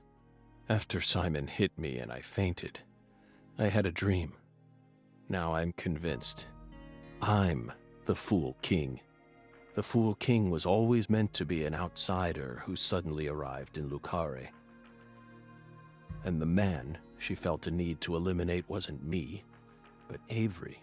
Lena realized her plan was on the verge of falling apart.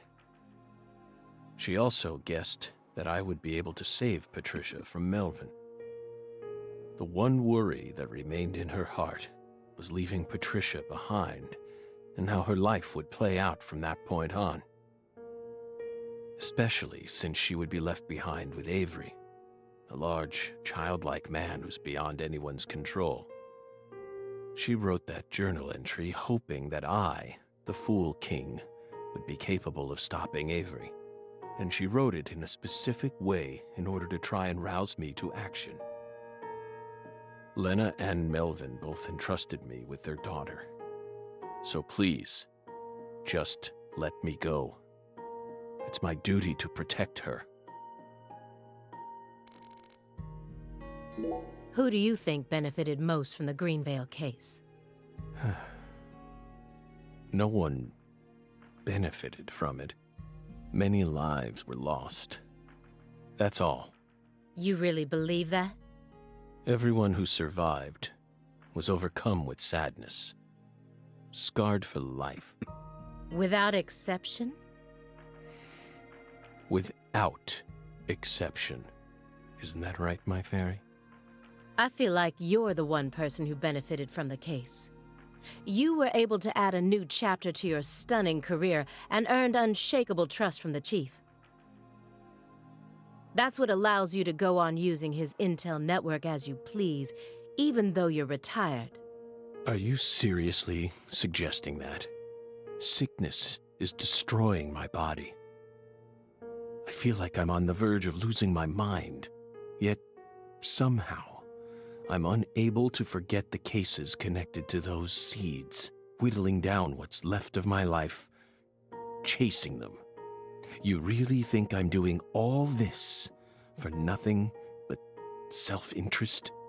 Is that really what you're saying? I understand what you're trying to say, but it's too perfect. It's too perfect, just like that report of yours. How could you come to such a detailed conclusion after spending years shut up in this room? It doesn't make sense. The only possible explanation is that you're bending the narrative in the direction you want it to go. Why do you think I left the field for 2 years after Greenvale? That case cost me not only my best friend, but also my special talent. I never thought I'd lose something like that. But ever since then, I've been unable to solve cases using that method. Metaphysical offender profiling. I tried everything I could think of to regain my lost talent, but it never came back to me. That's why I quit working for the FBI, and without anywhere else to go, I simply spent my days seeking truth, searching for an answer I'd never find. So time continued to cruelly pass me by, until finally, a disease started eating away at my body. I thought it was all over for me. But about half a year ago, I finally reached my conclusion. Everything started with the red seeds. He and I encountered these seeds long before we reached Greenvale. Under the seething, mind-melting sun of Louisiana. Then, for some reason, in the beginning of December, I finally regained my talent, and instantly, I could see the other world again. Get it? Through allowing the cancer cells to ravage my body, I regained the power to travel to the other side. This is the only answer, Aaliyah Davis. Truth is a surprise, born from coincidence and an unknown power.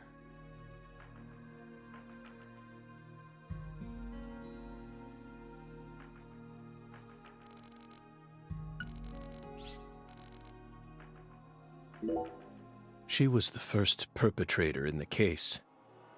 And technically, she was also the first victim. Maybe... well, it's impossible to ask her now, but... maybe she really did love her daughter with all her heart. And so, she was afraid. Afraid of what would happen if her daughter did end up inheriting the Clarkson estate. It was fear, or something like it. That's what lit the red tree inside. That's still no reason to kill someone, especially not your own daughter. I know. Of course I know that. And I'm sure that deep down, she did too.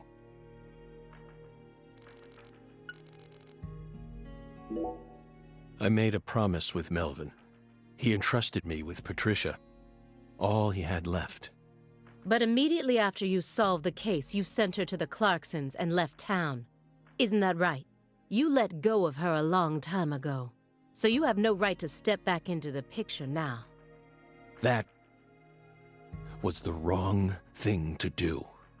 I was young, but now I have the chance to right my wrong. You can't be serious. You can barely stand up.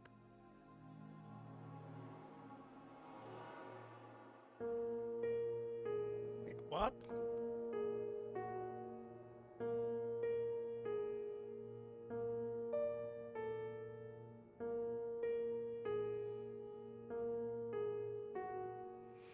It is like the name of the newspaper there on the ground is...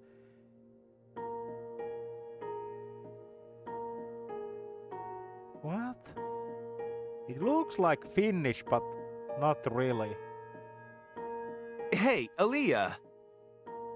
I know, Agent Jones. I know I'm stepping over the line here. I just want to make it clear that we can't trust a word of what he says.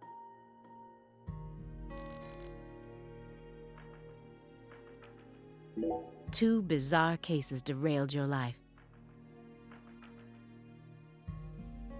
It must have been extremely painful. You have my deepest condolences, but that doesn't put you in the clear. You're still a suspect. A suspect? For what? Patricia isn't here. The murders of Sheriff Melvin Woods and Candy Woods. Their bodies were never recovered. Katrina carried them away, along with many other lives. Aside from that report you wrote, there's nothing that proves your innocence. Hey, let's not jump to conclusions here. Oh, I'm not. I also suspect there's a possibility that he murdered individuals connected to other cases that he's worked on. The Greenvale report bears the same inconsistencies as this one, and both cases are filled with victims whose deaths were never witnessed. Stop. Don't say another word. If you so much as mention her name. If I mention it, then what? You will pay.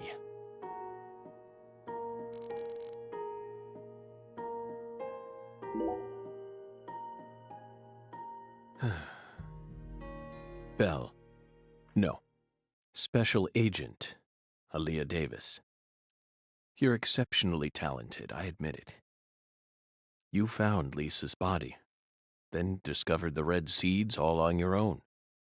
You even noticed that there was someone else in this room. You've got amazing intuition. You're a hunter with an extremely keen sense of smell, but you still can't perceive the other world the way you are now. That's all there is to it.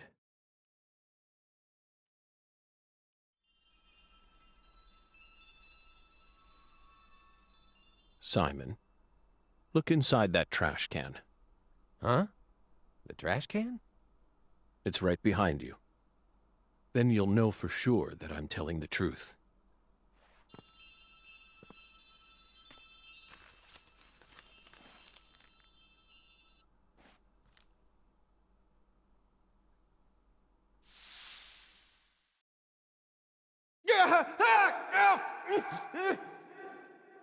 We told you not to touch the sanctuary!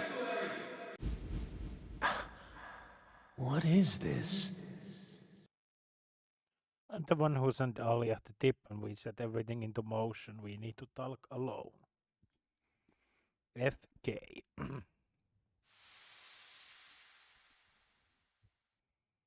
What's on that receipt? What is it, Agent Jones? What's in the box? FK.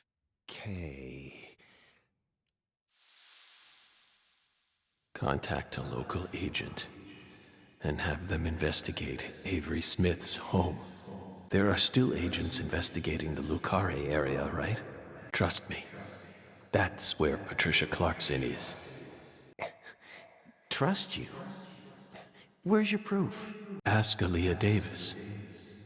Ask her about the name of the person who tipped her off. What do you mean? You're from Chicago, and you love pizza, right? Especially deep dish pizza, smothered in cheese.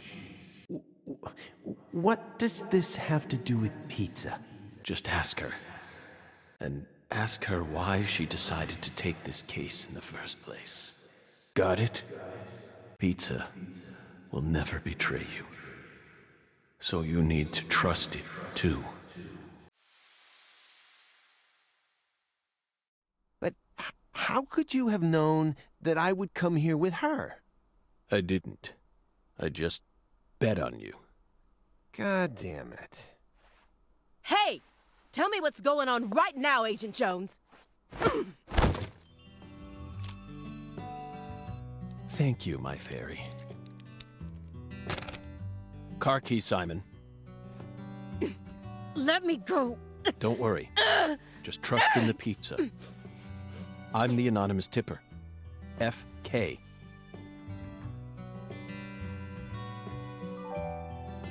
It's on the corner of 3rd Street. A 69 Pontiac GTO. You've got excellent taste. Lend me your gun, too. Agent Jones! Don't you see what you're doing here? This is a severe obstruction of justice. You're violating the FBI code.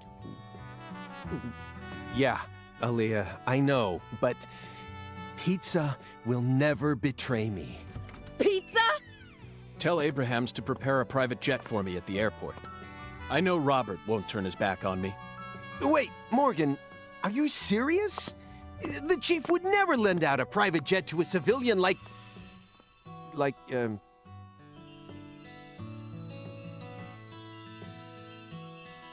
I have to leave you for a bit, my fairy.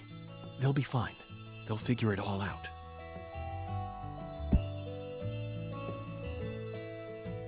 Okay, so I guess now we actually get the final chapter or something. York, can you hear me?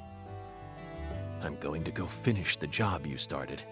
That makes us even, okay? York, she really is a genius agent. She's probably going to end up being an even better agent than we were. She just needs more experience under her belt. She's still only pursuing the world she can see with her naked eye. She needs to experience more frustration. She needs to strengthen herself. On the other hand, Simon's much smarter than he looks. No wonder he was able to go on watching us for 4.5 years. All that struggling under the surface paid off in the end. Do you want to know why he decided to start trusting me? It's simple. It's all because of the name I used to send the tip to the FBI. It's the name of that pizza parlor, the Chicago-style place with those trademarked crimson boxes. Franklin's Kitchen. FK. Yet again. They've got the best deep dish pizza in the area. Both Simon and I love that place. That's why I told him, pizza will never betray you. Will it, York?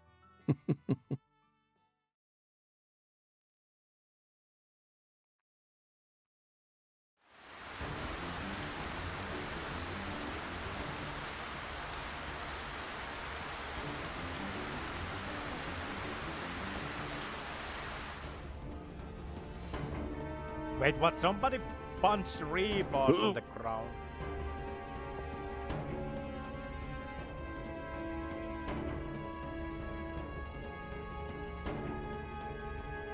York, it's almost time. Let's finish this. I'll be there soon. Watch my back, will you? This is going to be my final battle. So I'm this far gone, huh? But unlike 14 years ago, I feel more at home in this world now. Final battle.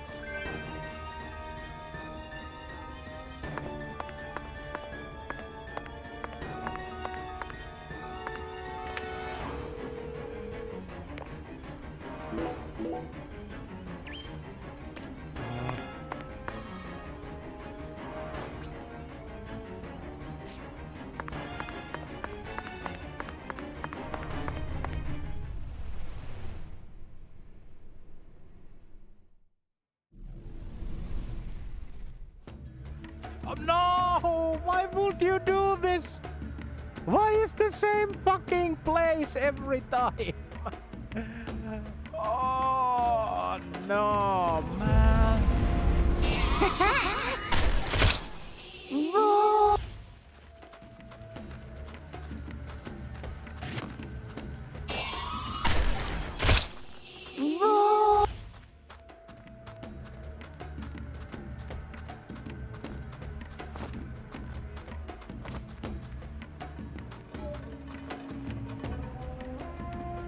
House is your personal hell, that's why you go in there over and over again. That makes sense. At that point, I'm ready to accept that. Oh.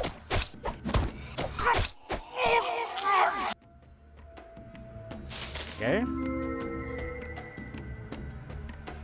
But also, like...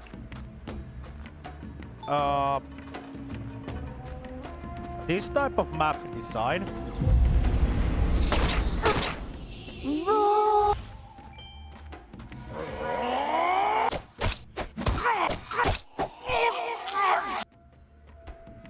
like this type of map design with like really narrow hallways and stuff. Whenever I see this kind of map, I always like think like JRPGs where you have like random battles, and like that just makes me wonder that did that absolute madman who made this game like maybe originally think that this was going to be like had like a JRPG battle system or something, and then it was like scrapped later and turned into what it is now.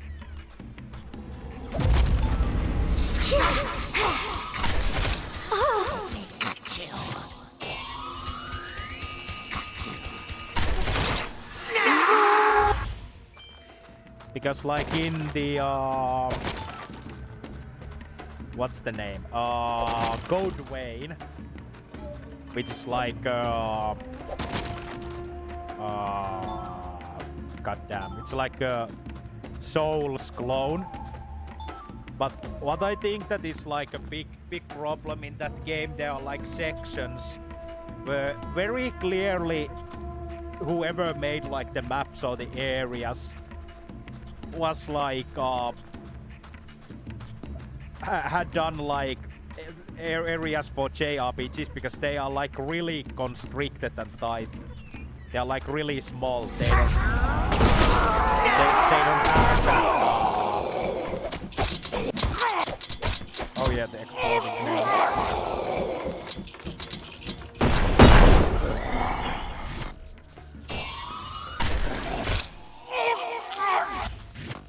Oh yeah, I can just punch this. Okay, I can punch this in time.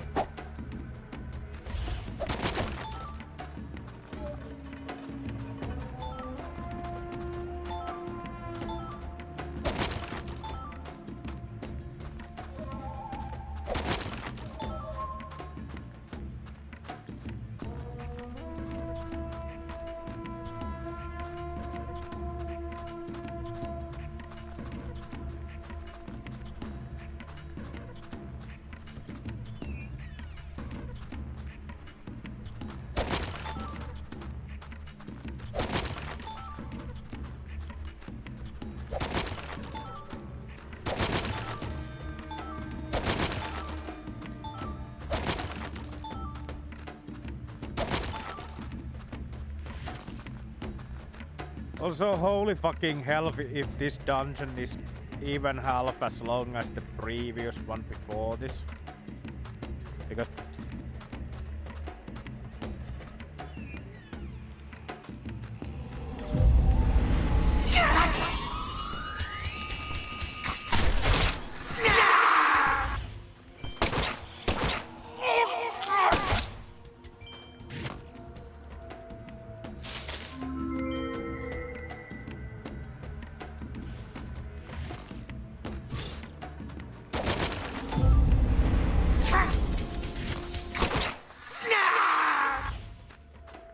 okay. Good thing I got the weapon charm in the last stream. Now I can one-shot the Sisomens again. Oh! Oh, the exploders! I guess I can do like this. Yep, and then I can...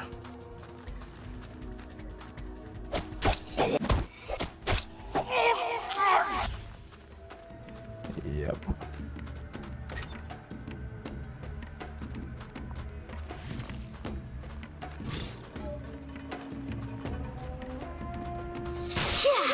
Oh. Ah, curse you.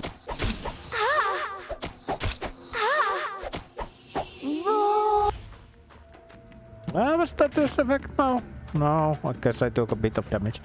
Okay, so enemies can drop down from roof or from the ceiling. Oh.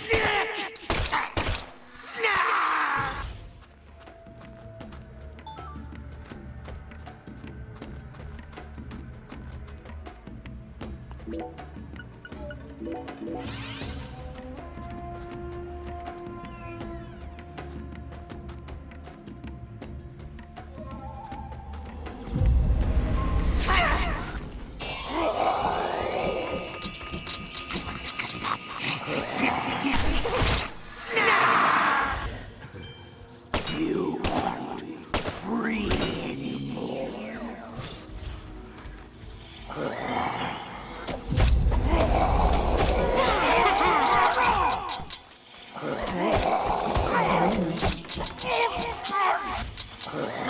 Curse.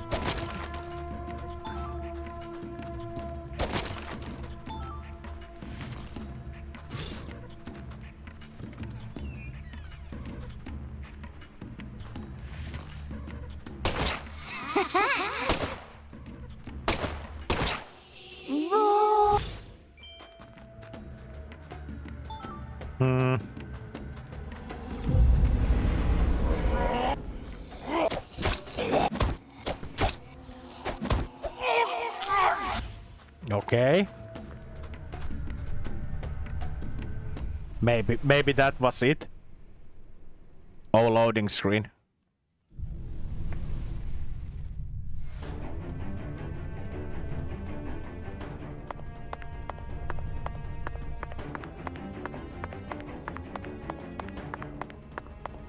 Oh no. Is this going to be that like between like every door I need to go through the dungeon? Oh, I don't really like the thought.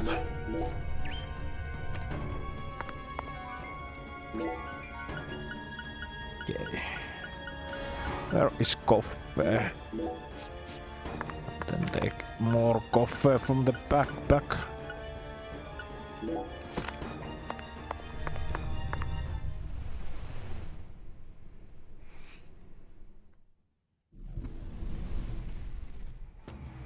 Yep. So like proceed through every... Oh, I forgot to look at the roof, not the ceiling. Oh, there is another one.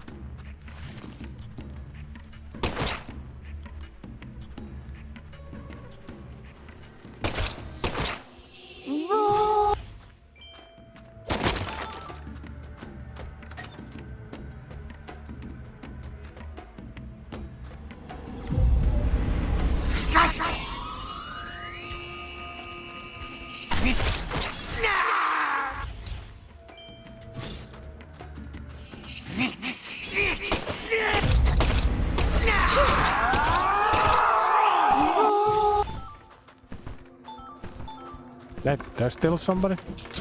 Oh.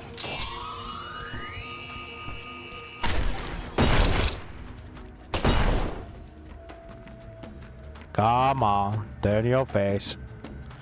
Come on.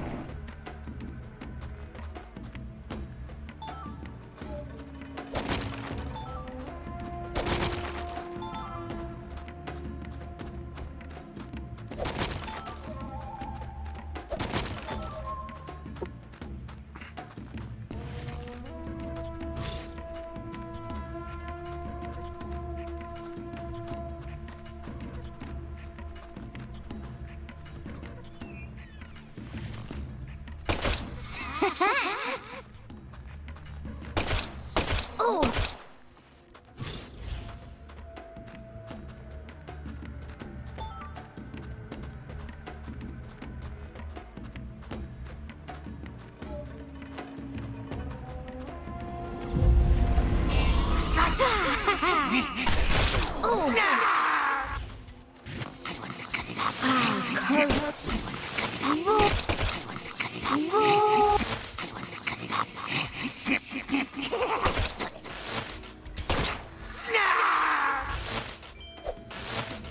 Oh, I got the numb or whatever. I have the item for it.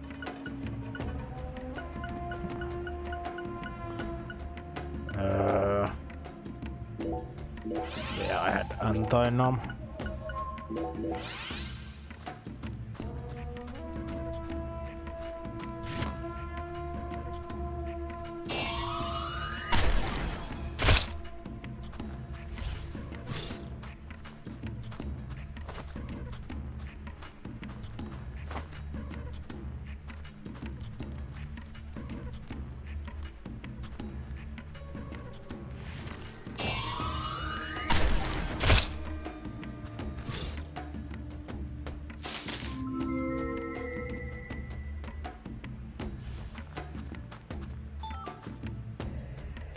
Must have been that door, so...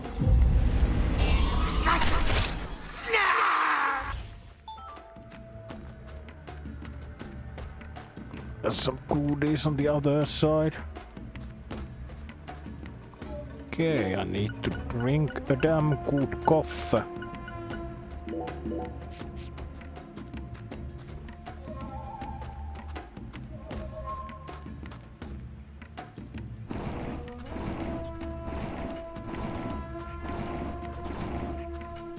Or maybe... Oh, I can. Nice.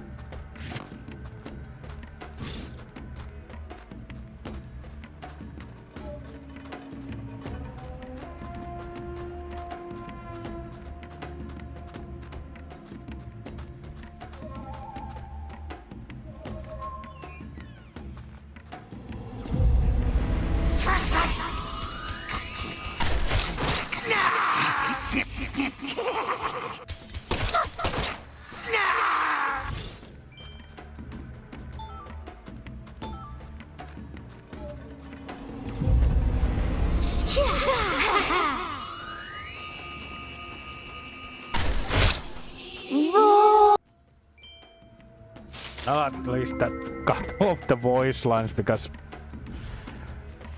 you hear them enough.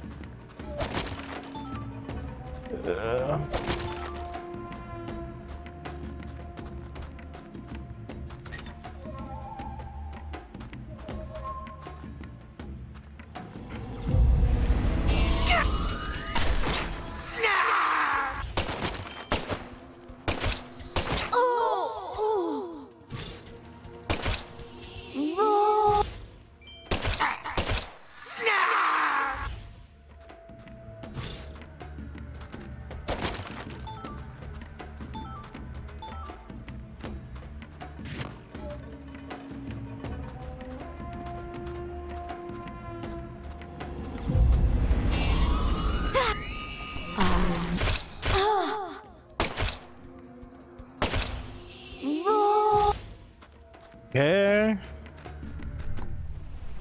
This section is done. So there is the second storage and then there is the ride down the elevator.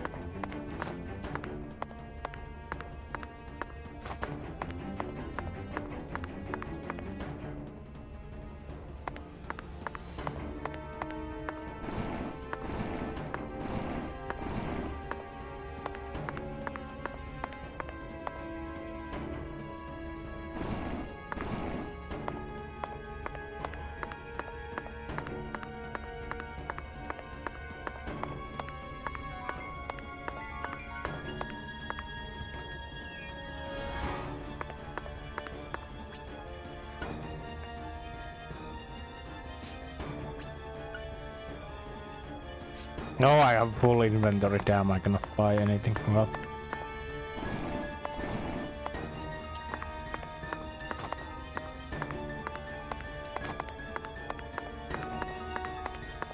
Do I actually?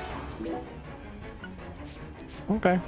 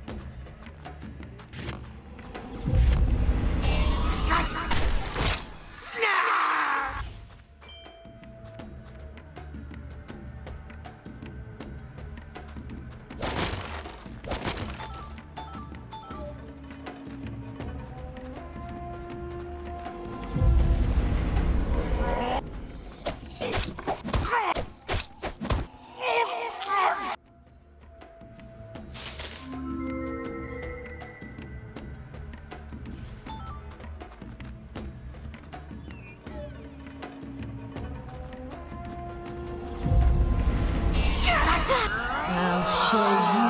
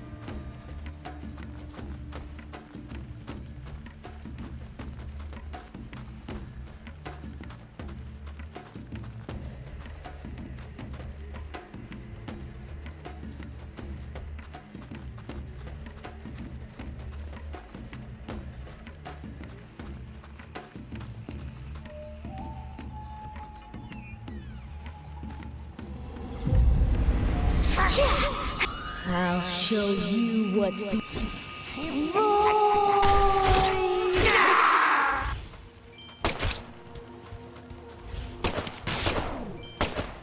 hurts, don't it? Oh wait. Hurts, Oh. don't it?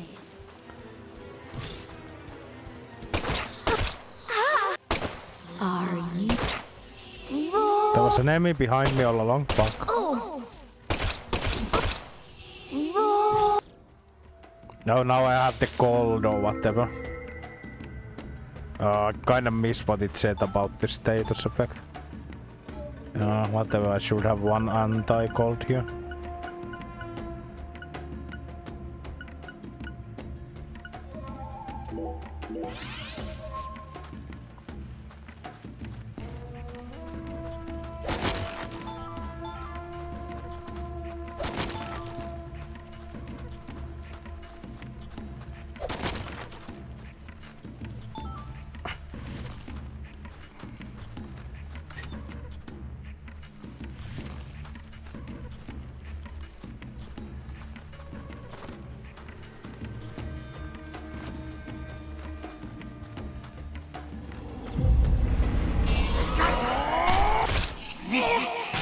Oh, what?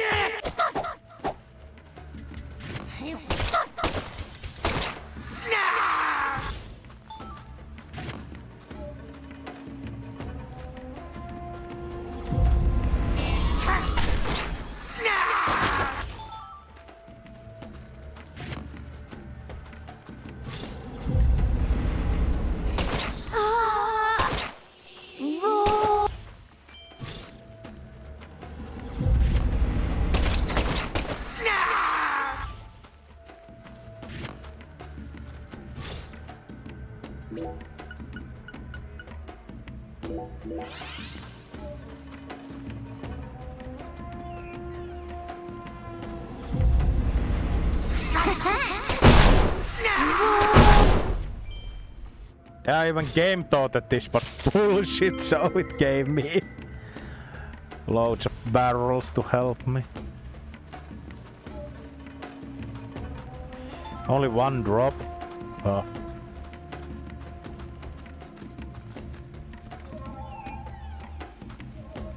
Oh, I saw. Oh my god.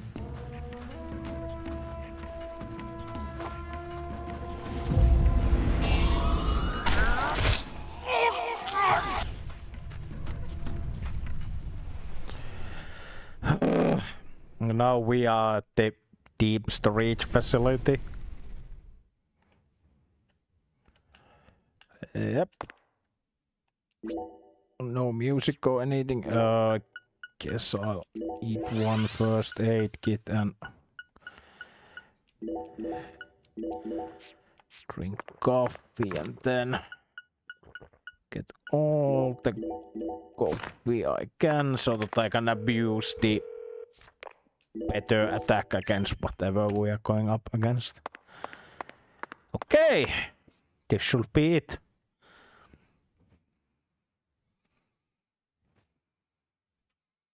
I should have gone to the toilet first. I can feel it, York. There's something in this room. What do you say we gather up some puzzle pieces for old time's sake?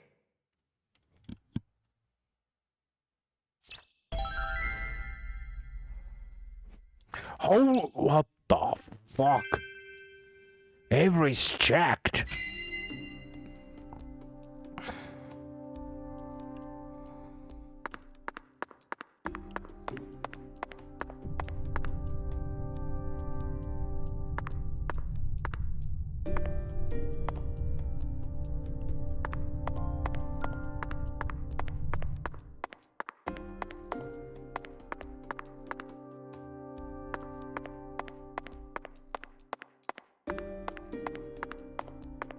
Okay, I'm actually going to hit the toilet really quick.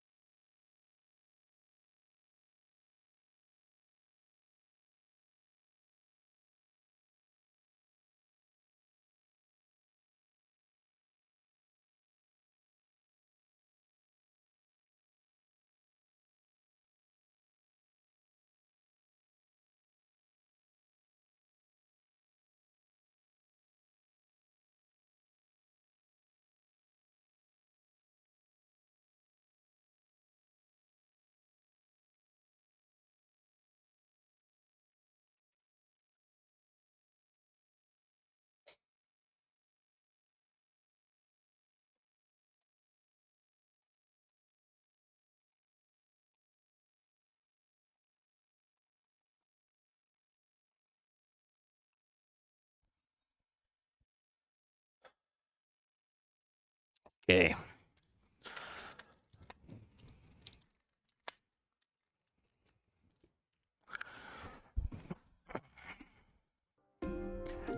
Let's do this.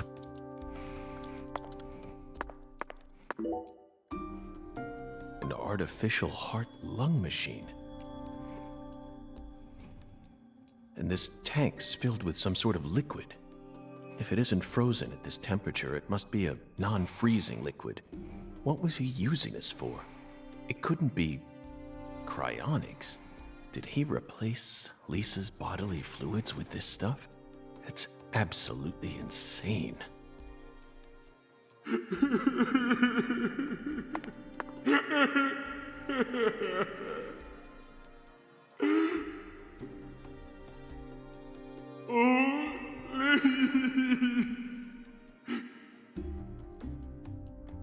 Pretty Lise.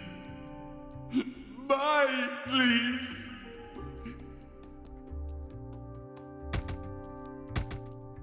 Why? Why did you die? Lise. Lise.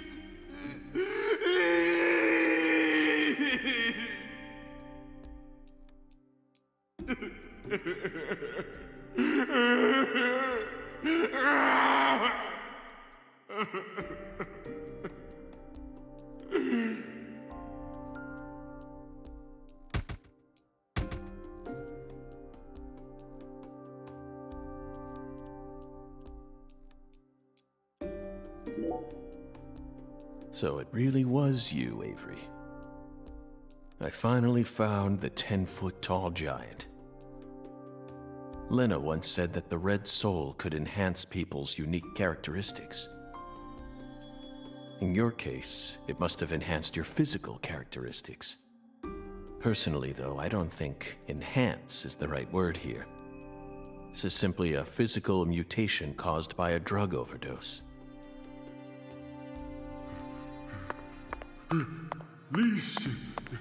This juice it came from that powder. Yup. Gave me strength. I'll put it in Lisa's body. Yup. So Lisa stay pretty forever.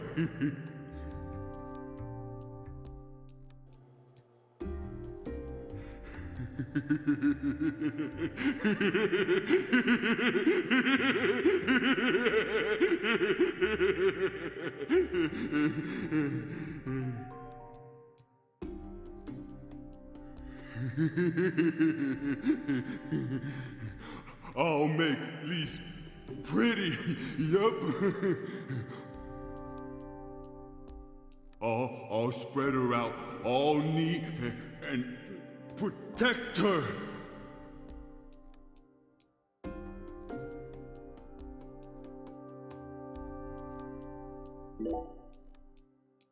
Lise Clarkson, the first victim of the Lucari case. I never thought she'd remain trapped in ice for 14 whole years. Hey, York, why didn't we work harder to find her? I regret it from the bottom of my heart now.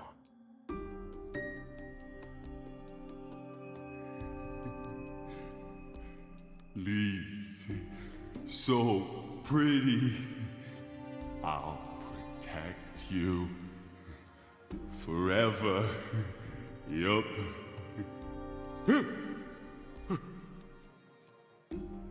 Lise smiled. She's smiling at me. Yup.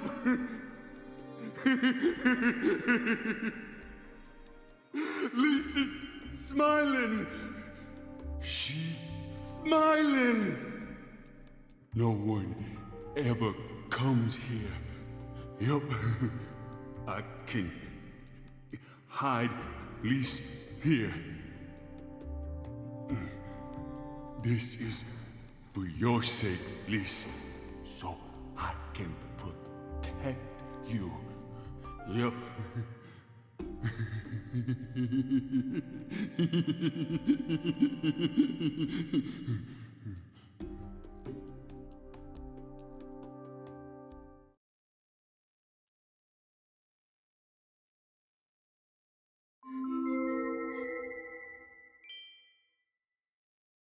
Avery trapped Lise here in that massive block of ice.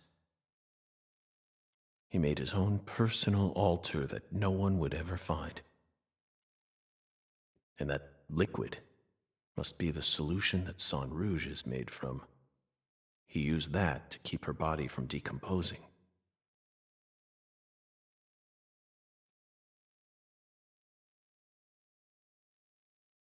Oh, red seeds. I knew it, York. Our battle began the moment we first visited this town.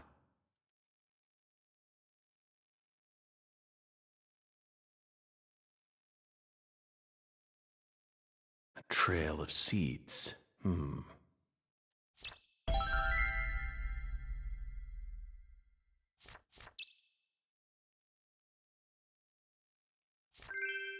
Follow red seas and find Avery. Okay. One, I should have taken a couple of boxes home with me when I first came here. What are these huge crab legs doing here? Or are they shrimp legs? Not that it matters. We need to find Patricia. The Holy Trinity paste. Somehow this lone box is completely undamaged. Is there divine power at play here? Somehow I doubt it. I've had enough of those fairy tales.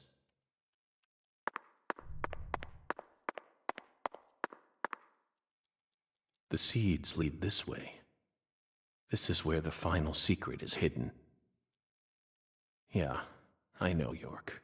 Aaliyah and Simon would never be able to reach the other world through their mundane investigation.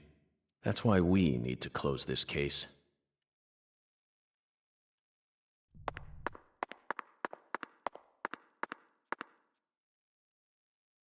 This is beyond freezer burn. The meat's all shriveled up. Forgotten gator bones. All the way down here, Katrina still found a way to make her mark. Were these frozen oysters? Hard to tell now. After the hurricane, no one entered this warehouse for a long time. Oh my god, the smell must be horrid if like everything thawed out because of the hurricane and it has not been cleaned up properly. He's got a strong grip. Strong enough to crush a steel door. This must be the entrance to the Smarty Pants scientist's lab. Oh, there's a boss arena there, alright. Come on, enter the fucking place.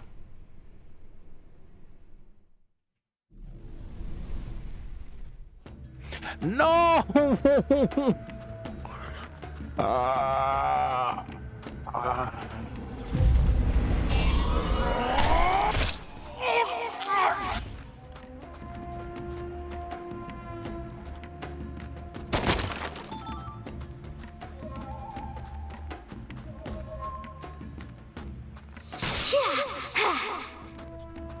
I'll show you. What can I? Void.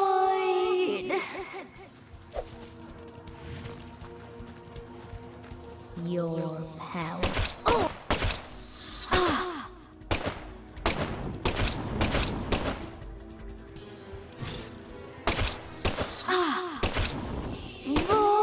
How much damage do those things take? Holy fuck.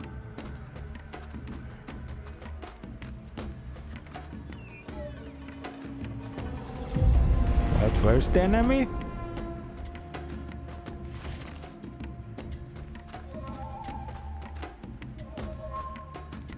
Behind me? No, it must be in the room. Where is it?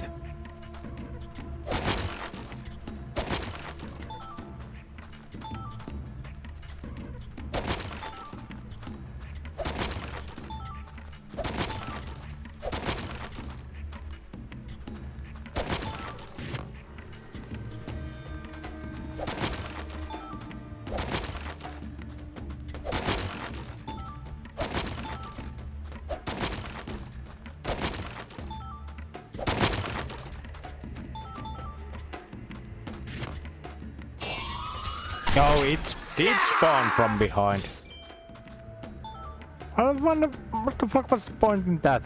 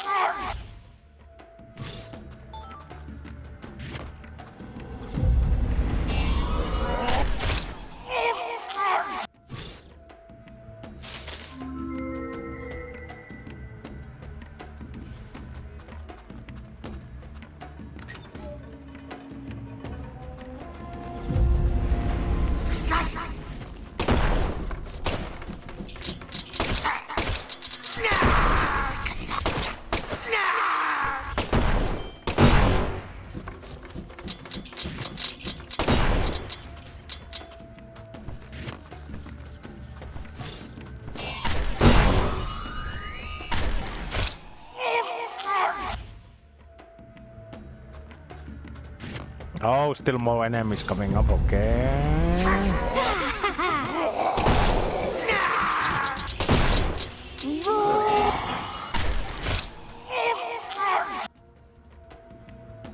And of course the small ones don't count. Because why would they?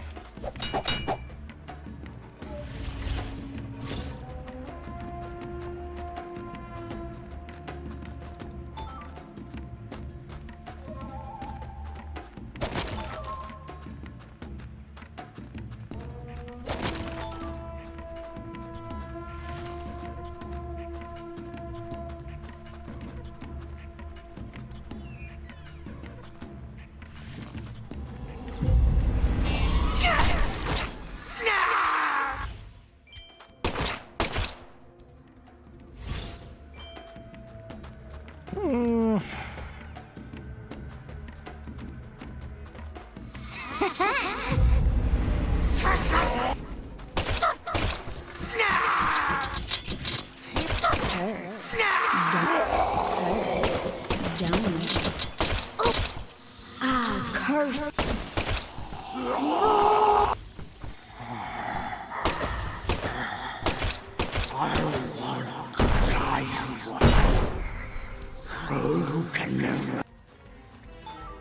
Okay, whatever. Oh.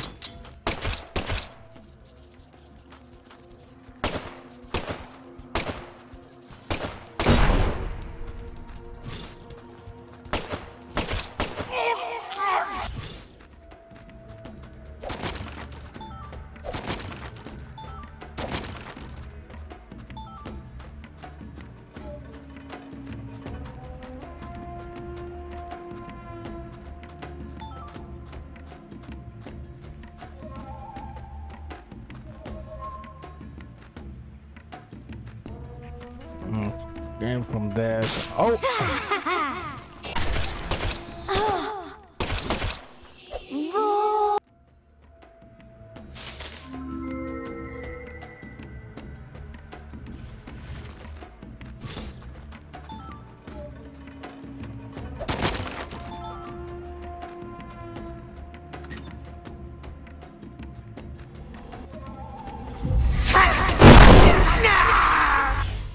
Holy hell, that sounded like ass.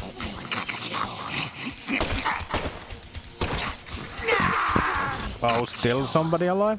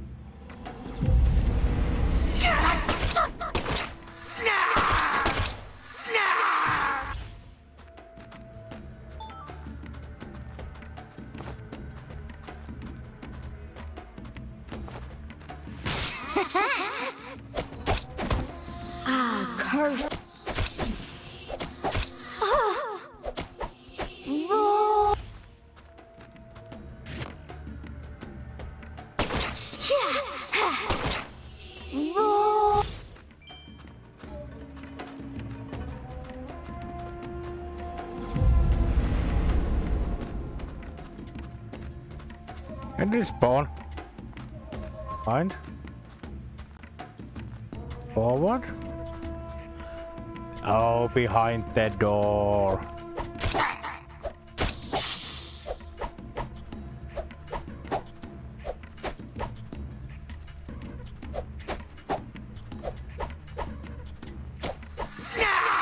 I love that worked.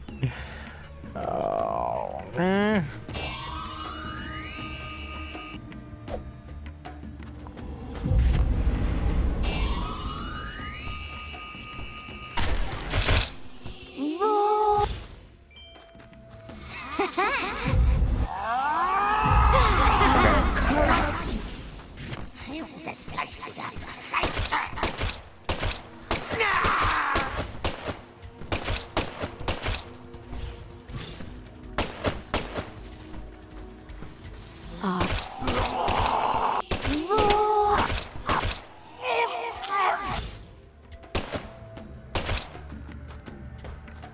Wait, what? There's still an enemy left.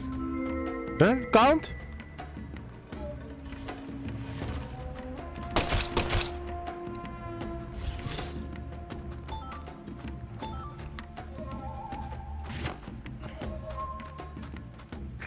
Like the only mechanic is the fact that you need to kill every enemy in the room to open up the door, and then even that isn't consistent all the way through. What a masterpiece.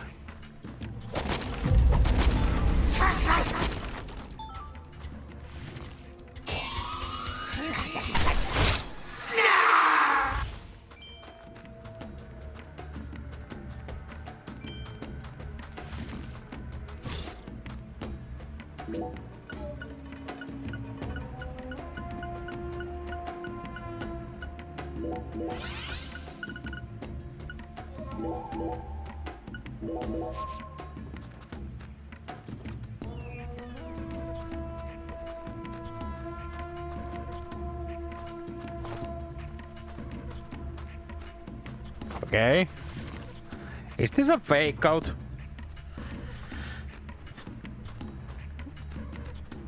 Oh, there's a big room. Oh wait, no, this is actually the boss. Free boss area, okay. Only coffee. Oh, now I get rid of the cigarettes because I don't need those anymore. Sunscreen. And then more coffee, yeah.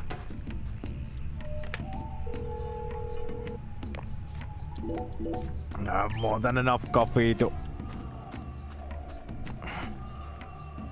cheese the final boss, whatever it is. Okay, let's go.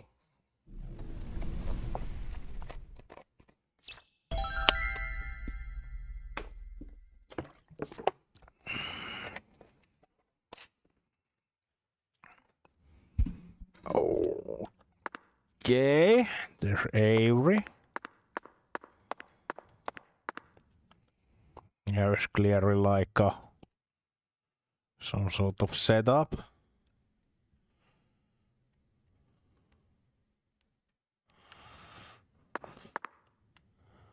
Something frozen. No sign of Patricia though.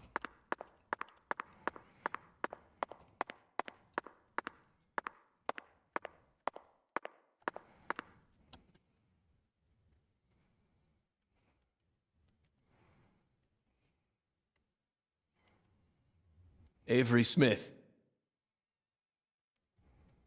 After all this time, I found my way back to you. Back to the truth about just how special Lise was to you. They mentioned you so many times. Mrs. Carpenter, Alexis. But I didn't catch on. I completely glossed over the monstrous karma you've accumulated. You met the goddess together with Professor R's red soul. And you obeyed them, just as the goddess ordered. But then, the goddess died. You lost everything, and you went out of control. So, Professor R decided to give you something special. Lisa's body. You didn't steal the body. She gave it to you, didn't she?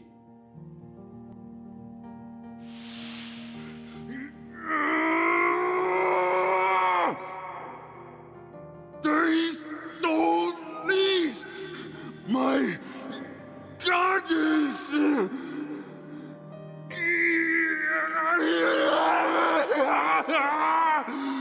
No goddess! No Lise! So sad! Hate being alone. Makes me sad. I'm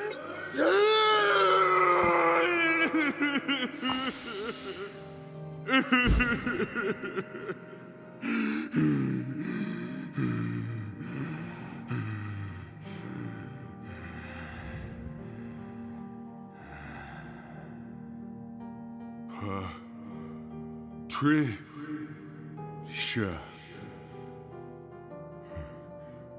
Patricia. Yup.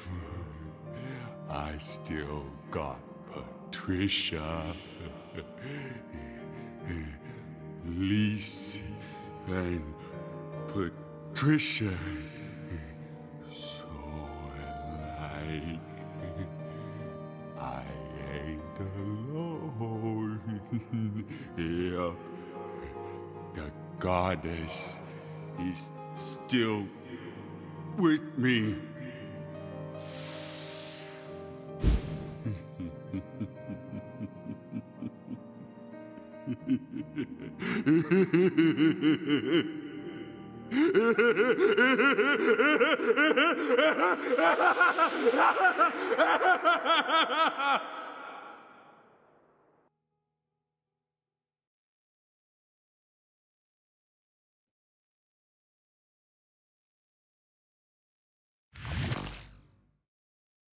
Where's Patricia?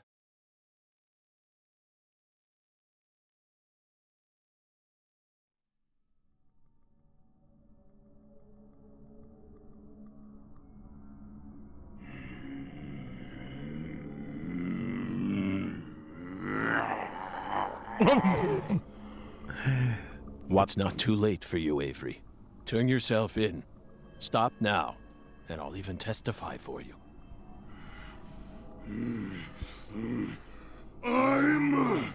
That's right. It's not your fault.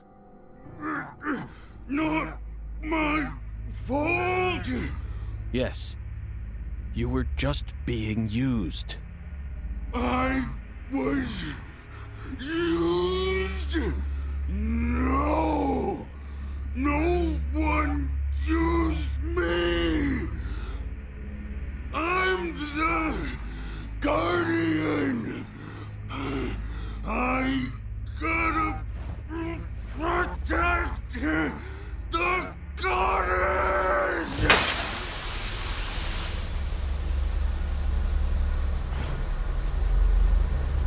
She's mine!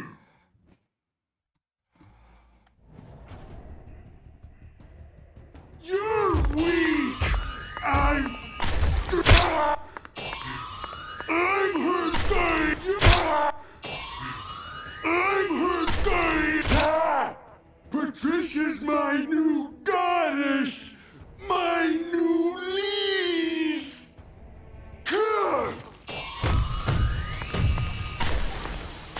I guarded Lise, but you stole her!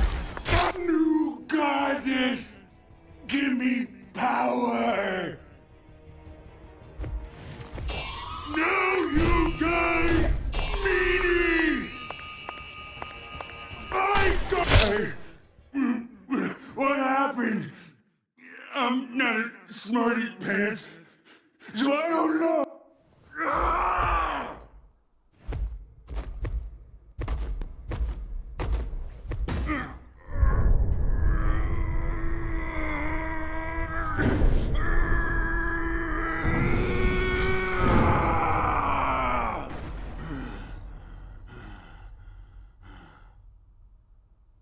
Patricia.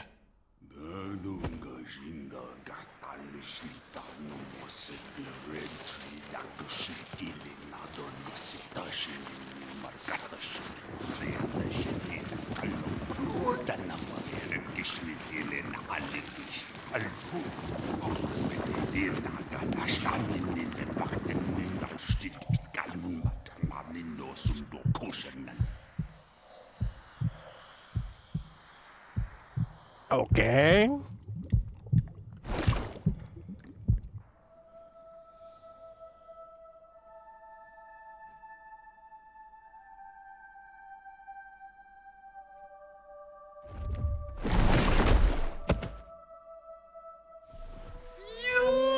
pay for this! Avery. So that's your new altar. Sorry, but that religion won't last much longer. Patricia's coming with me.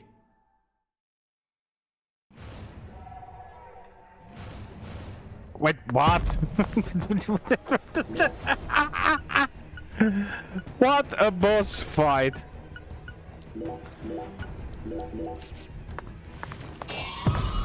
Wait, what?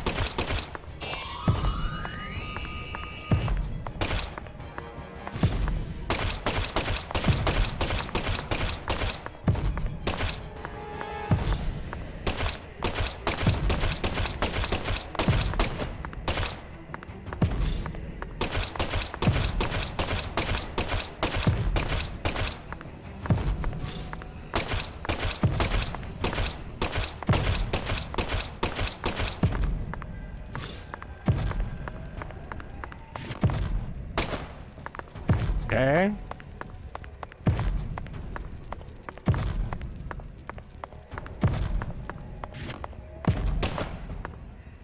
That ain't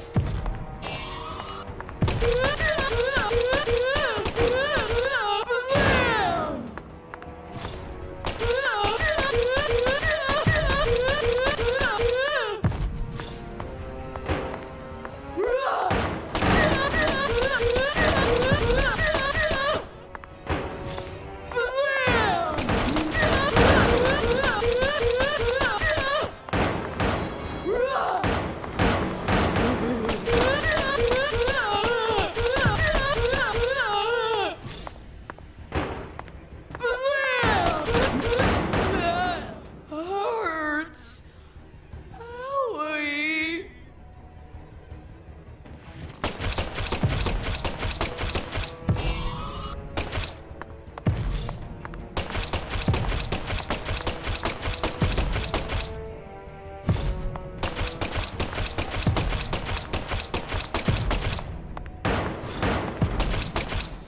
Stop it. I ain't bad. I don't want to die.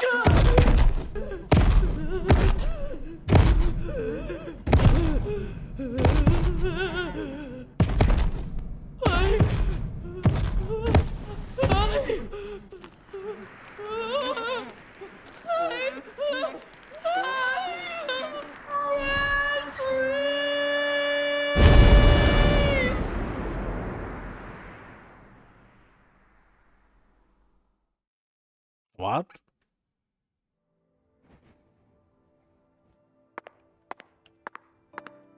Wait, why am I suddenly...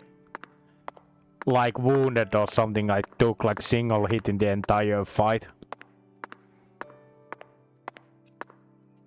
Also my legs are wonky.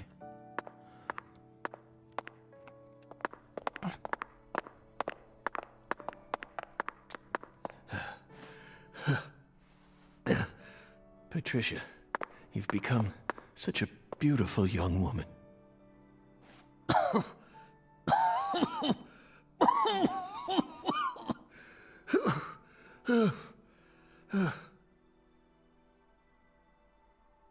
Oh, now it's time to go, I guess.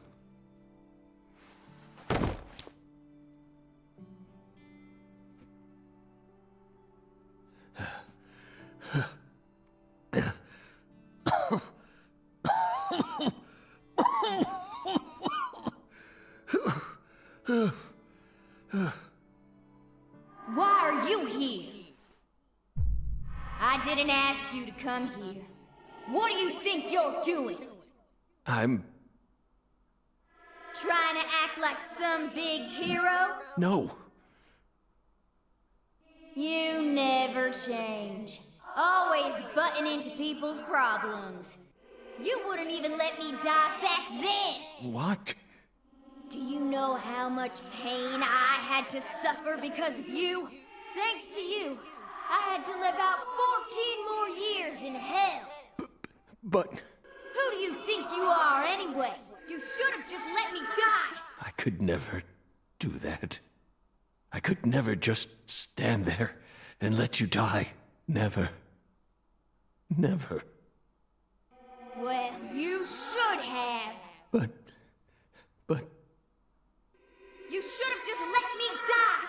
Just like you did with all the others. You let them all die! Stop. Stop it. No, I won't. You built up such a towering mountain of corpses. No! Yes, you did! You're possessed by death! No. I'm not.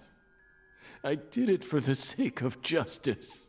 Is that why you let her die?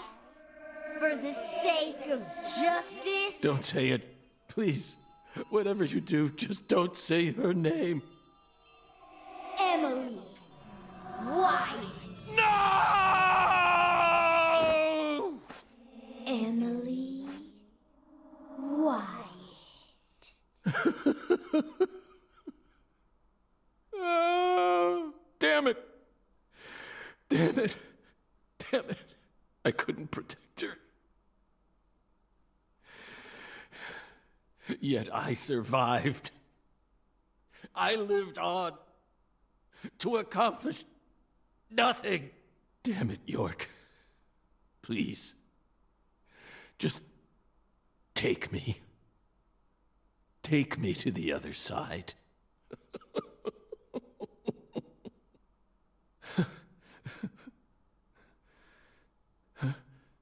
York? No, it's me, Zach. Wait, what? Kaysen. Oh, don't give me that look, Zach.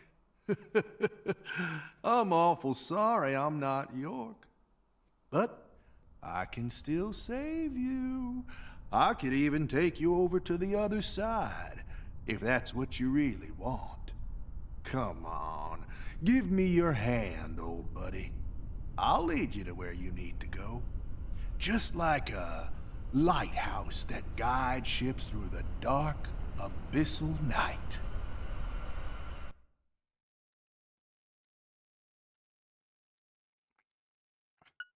Okay.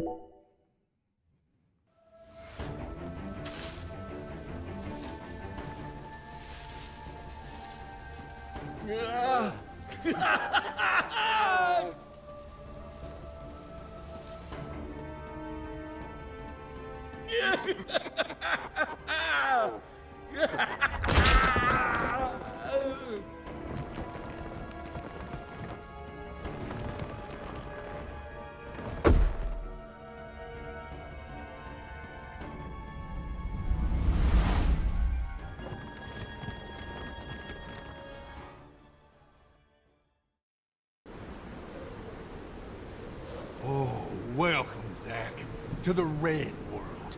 You've become such a fine monster.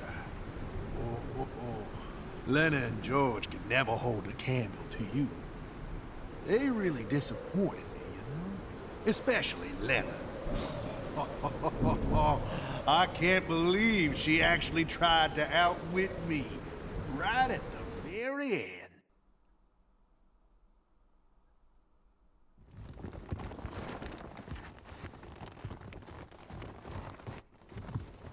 Stop right there!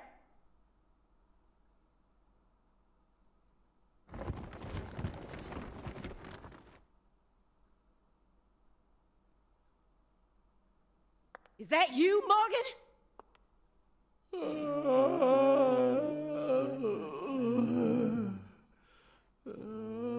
Don't move another muscle. Francis Zach Morgan, your story, your reasoning, I accept most of it. So just put your hands down and give it up. I'll take it from here. Yeah. Oh. Hey. She ain't half bad. She can't see this world, but she still managed to find her way here using nothing but her nose. She's like a genius pianist who can play Chopin without looking at any sheet music. She's got potential. Isn't that right, Zach?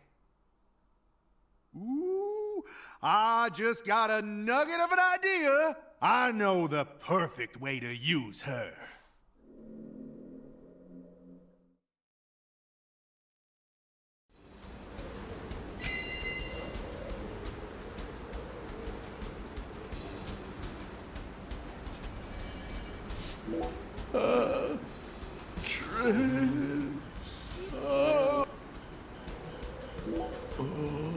You.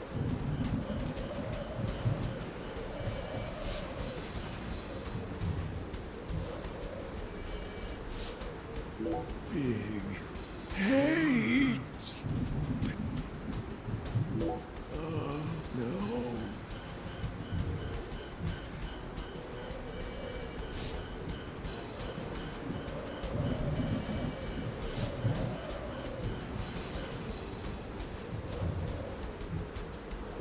Smells good. Smells so good. Okay.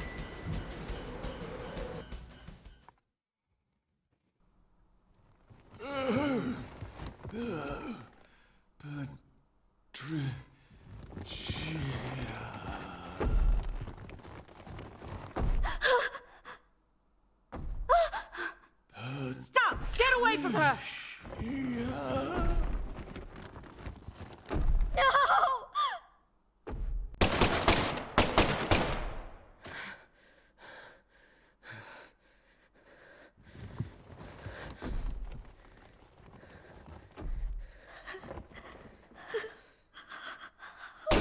Oh.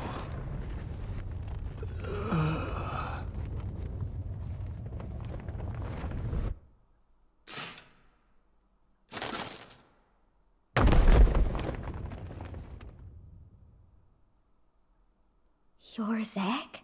Special Agent Zach?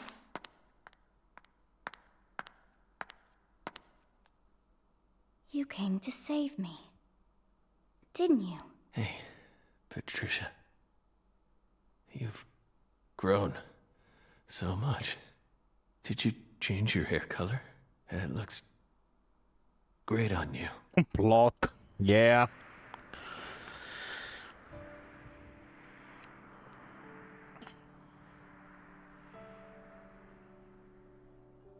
Oh.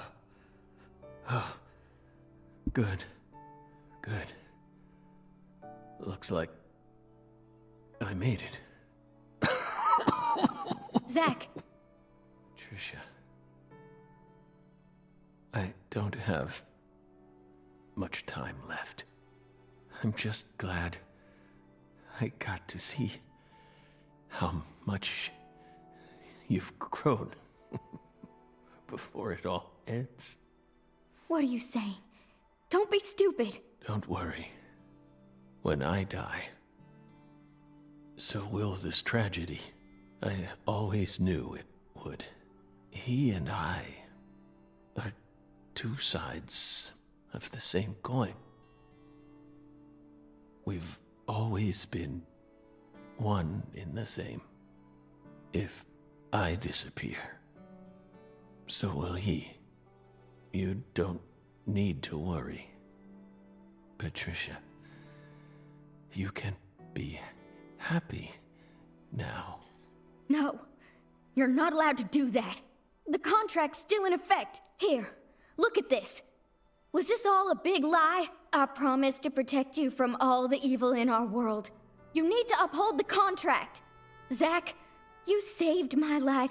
You're the only reason I'm alive right now.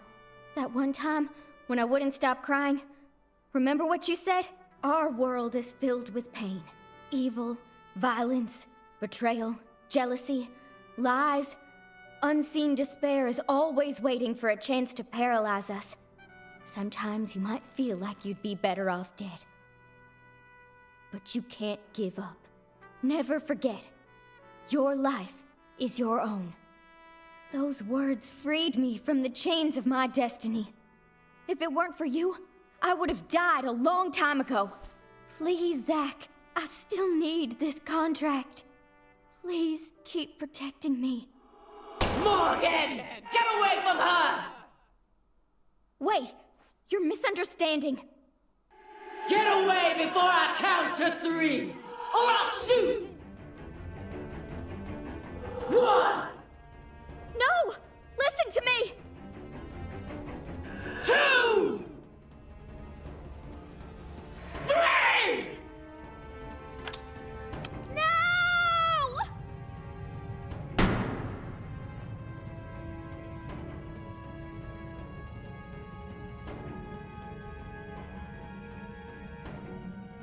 Are you kidding me?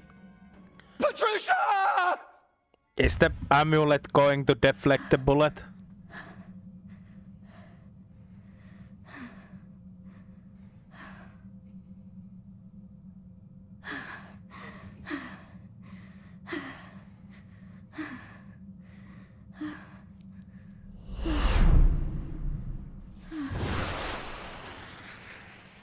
It can't be.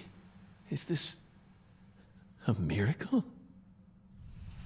Oh, God.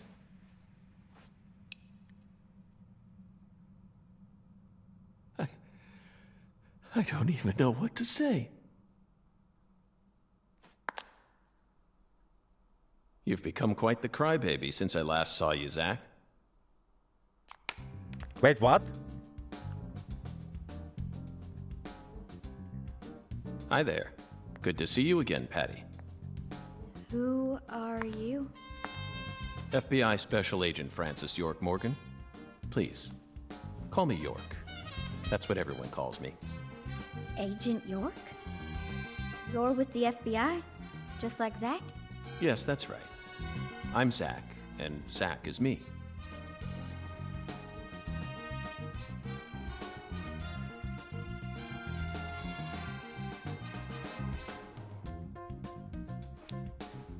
What?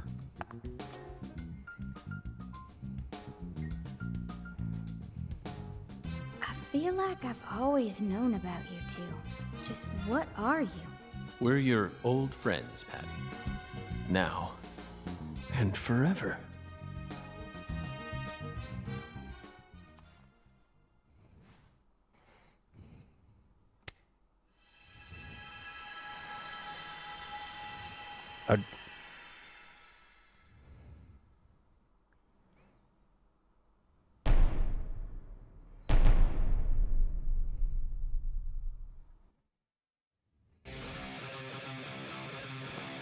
Aim carefully, sister. Freeze! Ooh! Aim carefully, sister. I'm warning you! Aim carefully, sister. I'm warning you! Ain't Patricia Clarkson, I'm here to save you.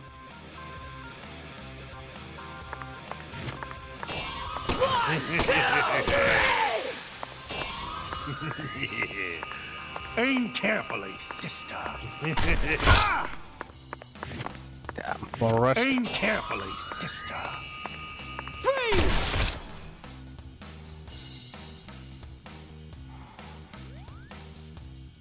You aren't a suspect, Morgan. You're on death row, and resistance is futile. Your fate is sealed. How? Okay. Oh, my power.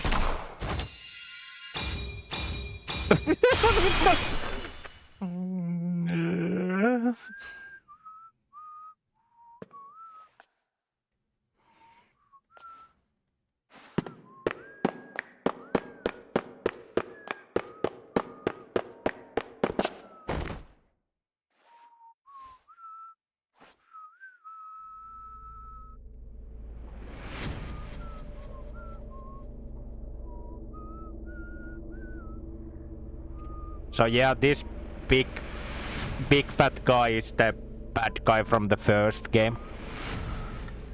And for the life of me, I have no idea why the fuck would they put him in the sequel.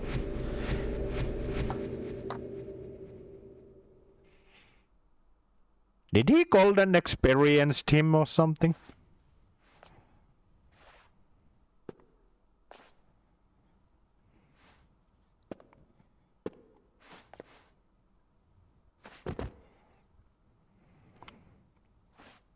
Red tree!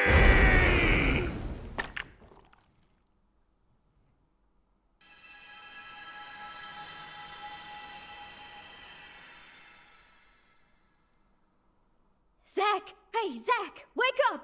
Zach! No! You can't die here! Please, Zach! York, please! Save Zach! I know you can save him! Death is inevitable, Patricia. It descends upon us all equally. All life dies in the end, and no one can change that. But we're finally together again! This isn't fair! Come on! Fulfill the contract! Sorry, but this is an extenuating circumstance.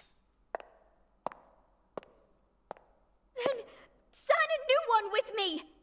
This contract isn't valid anymore. Now, I'm going to protect you from all the evil in the world, and I plan on keeping my promise. So you're not allowed to die before I do. Go on. Sign the contract! Come on, sign it! Now!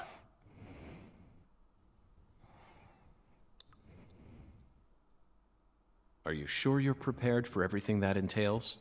You can only break the rules once.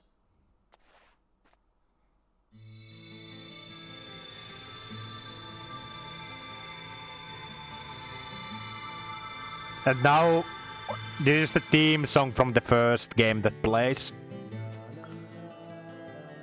Listen to me, Patricia. When Zach wakes up, I want you to tell him something. This is our final farewell. Thank you so much for all you've done. Over all those years, you never forgot about me, did you? It's been so long since we've seen each other, but I know you always kept me in your heart. That's what kept me alive. I owe it all to you, Zach. Thank you. And goodbye.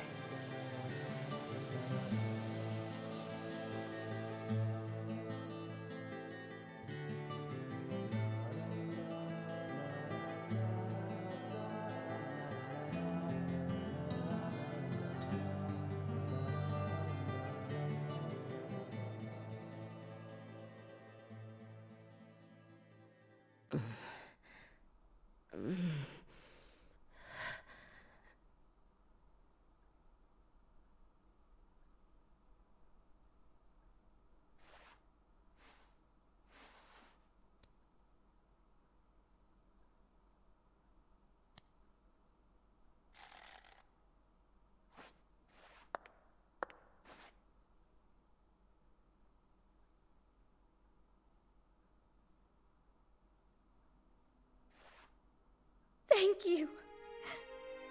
Thank you, York. Thank you. Thank you.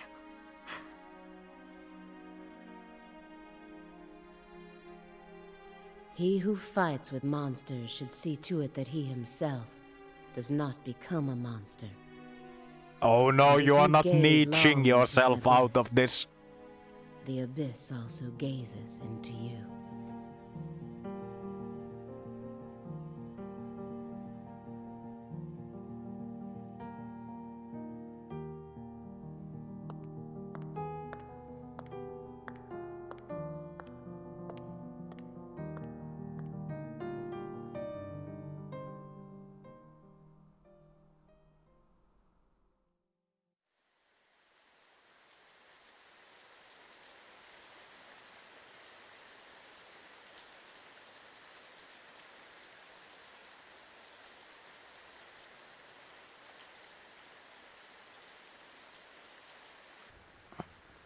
Okay, I guess this is now Patricia's funeral, maybe? Much blood was shed, and many precious lives were lost. Avery Smith was indicted on 11 charges, including kidnapping Patricia Clarkson, illegally disposing of Lise Clarkson's corpse, and distributing the illegal substance known as Sang Rouge. Oh wait, it's not? He's currently serving a term of 381 years at a state prison in Angola, Louisiana. His first possible scheduled review for parole could happen in 127 years at the earliest. Aaliyah Davis's assistance in solving the case was officially acknowledged, and she was transferred to the DC HQ. Thanks to Boston Chief Robert Abraham's support, she was officially allowed to join the Sang Rouge Investigative Task Force. Later, it was reported that her younger brother began to show small signs of recovery from his addiction. Simon Jones was finally freed from his mission to monitor a certain ex-agent and returned to the Boston branch. He was given a brand new computer and put back on data analysis, but never worked another big case. Instead, he spends most of his time at the office doing Sudoku. And so, after 14 long years, the curtain on this gruesome case was finally closed. Oh yeah, it's Lise's Lucari still funeral. suffers from the aftermath of the plan set into motion by Professor R, aka Helena Doman. She was clearly smart enough to restore the Clarksons' empire on her own, yet she never tried to. The true reason behind her tragic downfall remains shrouded in mystery. A person's life can be greatly affected by the tiniest of anomalies, such as buttoning the wrong shirt button. Just like how this genius, who once inspired great expectations, went on to become infamous as one of the South's most inhuman criminals.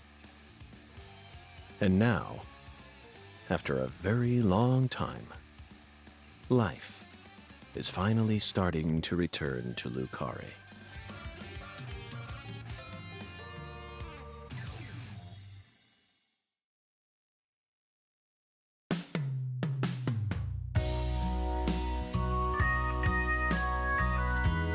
Well, it's finally over.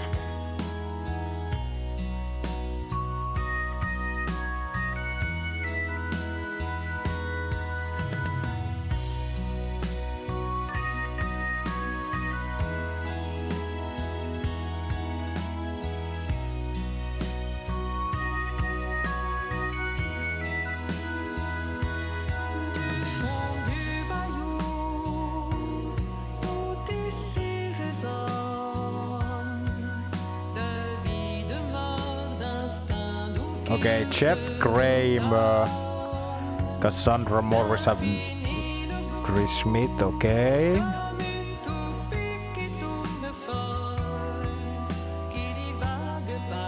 Melody as Aaliyah names. I've never heard of these names.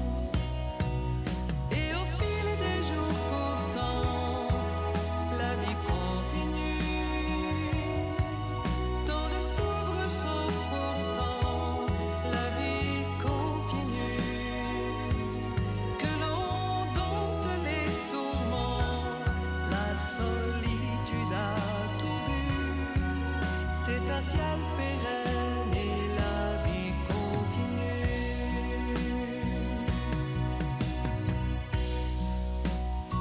Oh, Lewis was the gravekeeper, okay.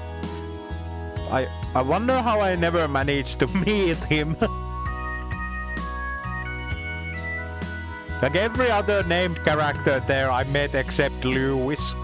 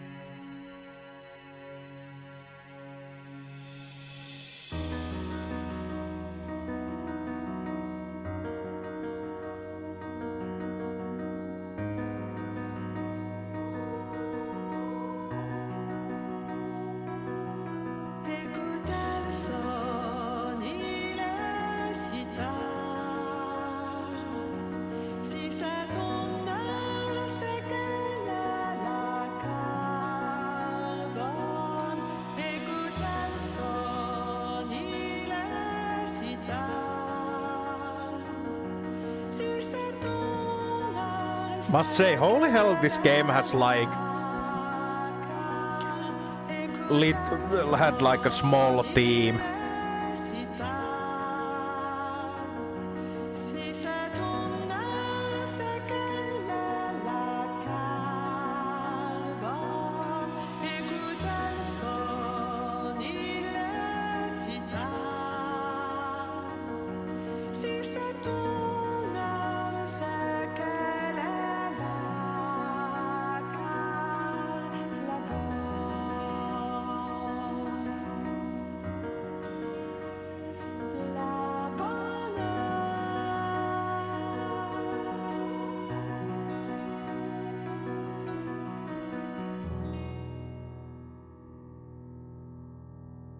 After credit scene.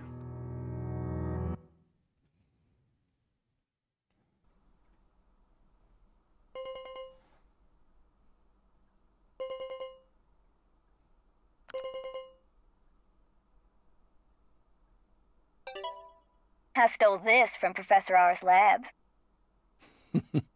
I figured you would. I've read through it dozens of times, but it still doesn't make sense to me. I mean, at some point her plan started to collapse, right? Otherwise, I probably would have been killed early on. But here I am, alive and breathing. And the stalker who harassed me for years has been arrested too. Not only that, but now I have a brand new life waiting for me as heir to the Clarkson Empire. Both Le Carre and the Clarkson's industries are finally showing signs of recovering. It's just hard for me to believe that this all went according to her plan. Yes, I understand how you feel. No matter how you look at it, things couldn't possibly have ended up perfectly in accordance with her plan. How can you be sure of that? You earned a new life for yourself through the effort you put into it. It definitely wasn't something that Lena gave to you. You made this life possible. You didn't do it all on your own, of course.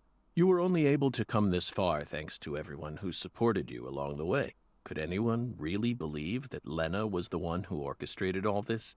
There's no way. I'm positive. All the people you've met thus far and all the things you've experienced created the person you are now. Lena's just one of those people and nothing more. You really think so?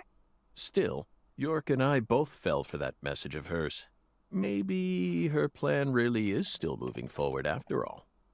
Stop joking around. I'm seriously concerned about this. Sorry, Patty.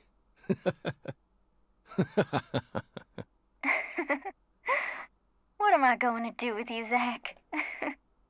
By the way, did you change your hair color back in order to signify some important decision you made? Yeah, I guess I did. After losing everything, I finally found my true self. So I've decided to accept everything that comes to me from this point on. I think that color looks great on you. Really? Thanks, Zach. I'll never give up. I'm determined to Wait, overcome what? my He's chatting cursed with blood, York? whatever it takes. And you will. That's why York chose you to be his assistant, you know. He always knew you had it in you. Wow, he really thought that highly of me? Suddenly I feel really motivated now. This is crazy. I don't even know what I should get started with first. Now that's the Patricia Clarkson I know. Oh, I got it. I want to go and get one of Alexis's chocolate sundaes. Not a bad idea. They are to die for. Yeah, they're like the deadly premonition of ice cream.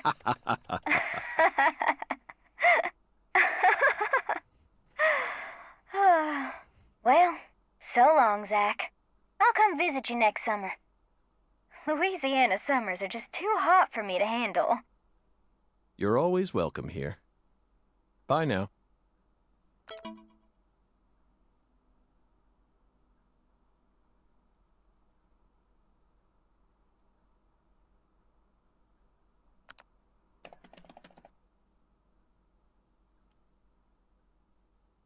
Oh, I guess that's Emily.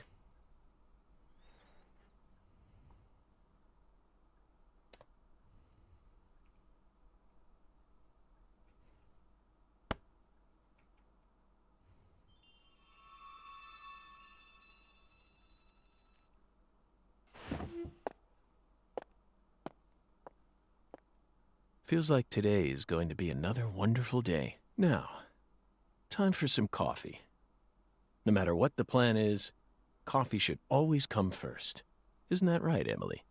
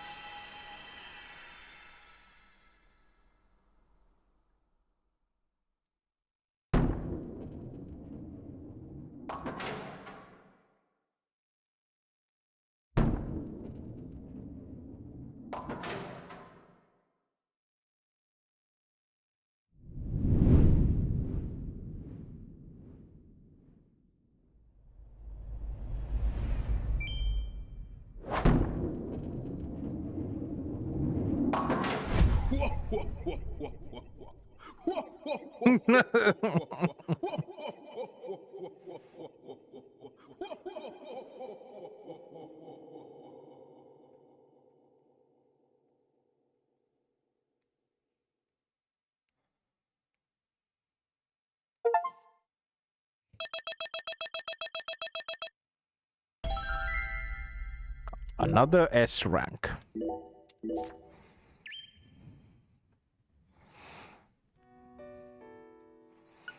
Okay.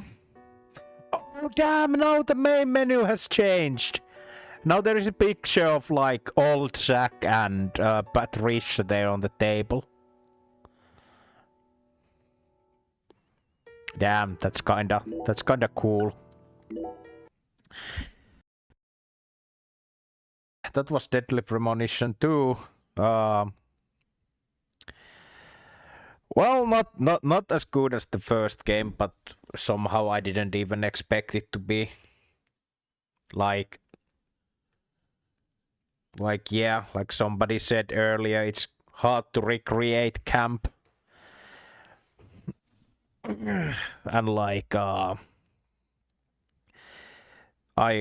don't know, like many of the gameplay decisions in this game were like kinda ass, just straight up, but I guess that was like part of working with the restrictions of Switch originally, because this game only later came to a PC. But yeah, that was the Deadly Premonition. Next time we have something different. Thanks for everybody who came, you all were wonderful. And I see you on the next time, and have a nice rest of the evening. Dandy out. Bye bye.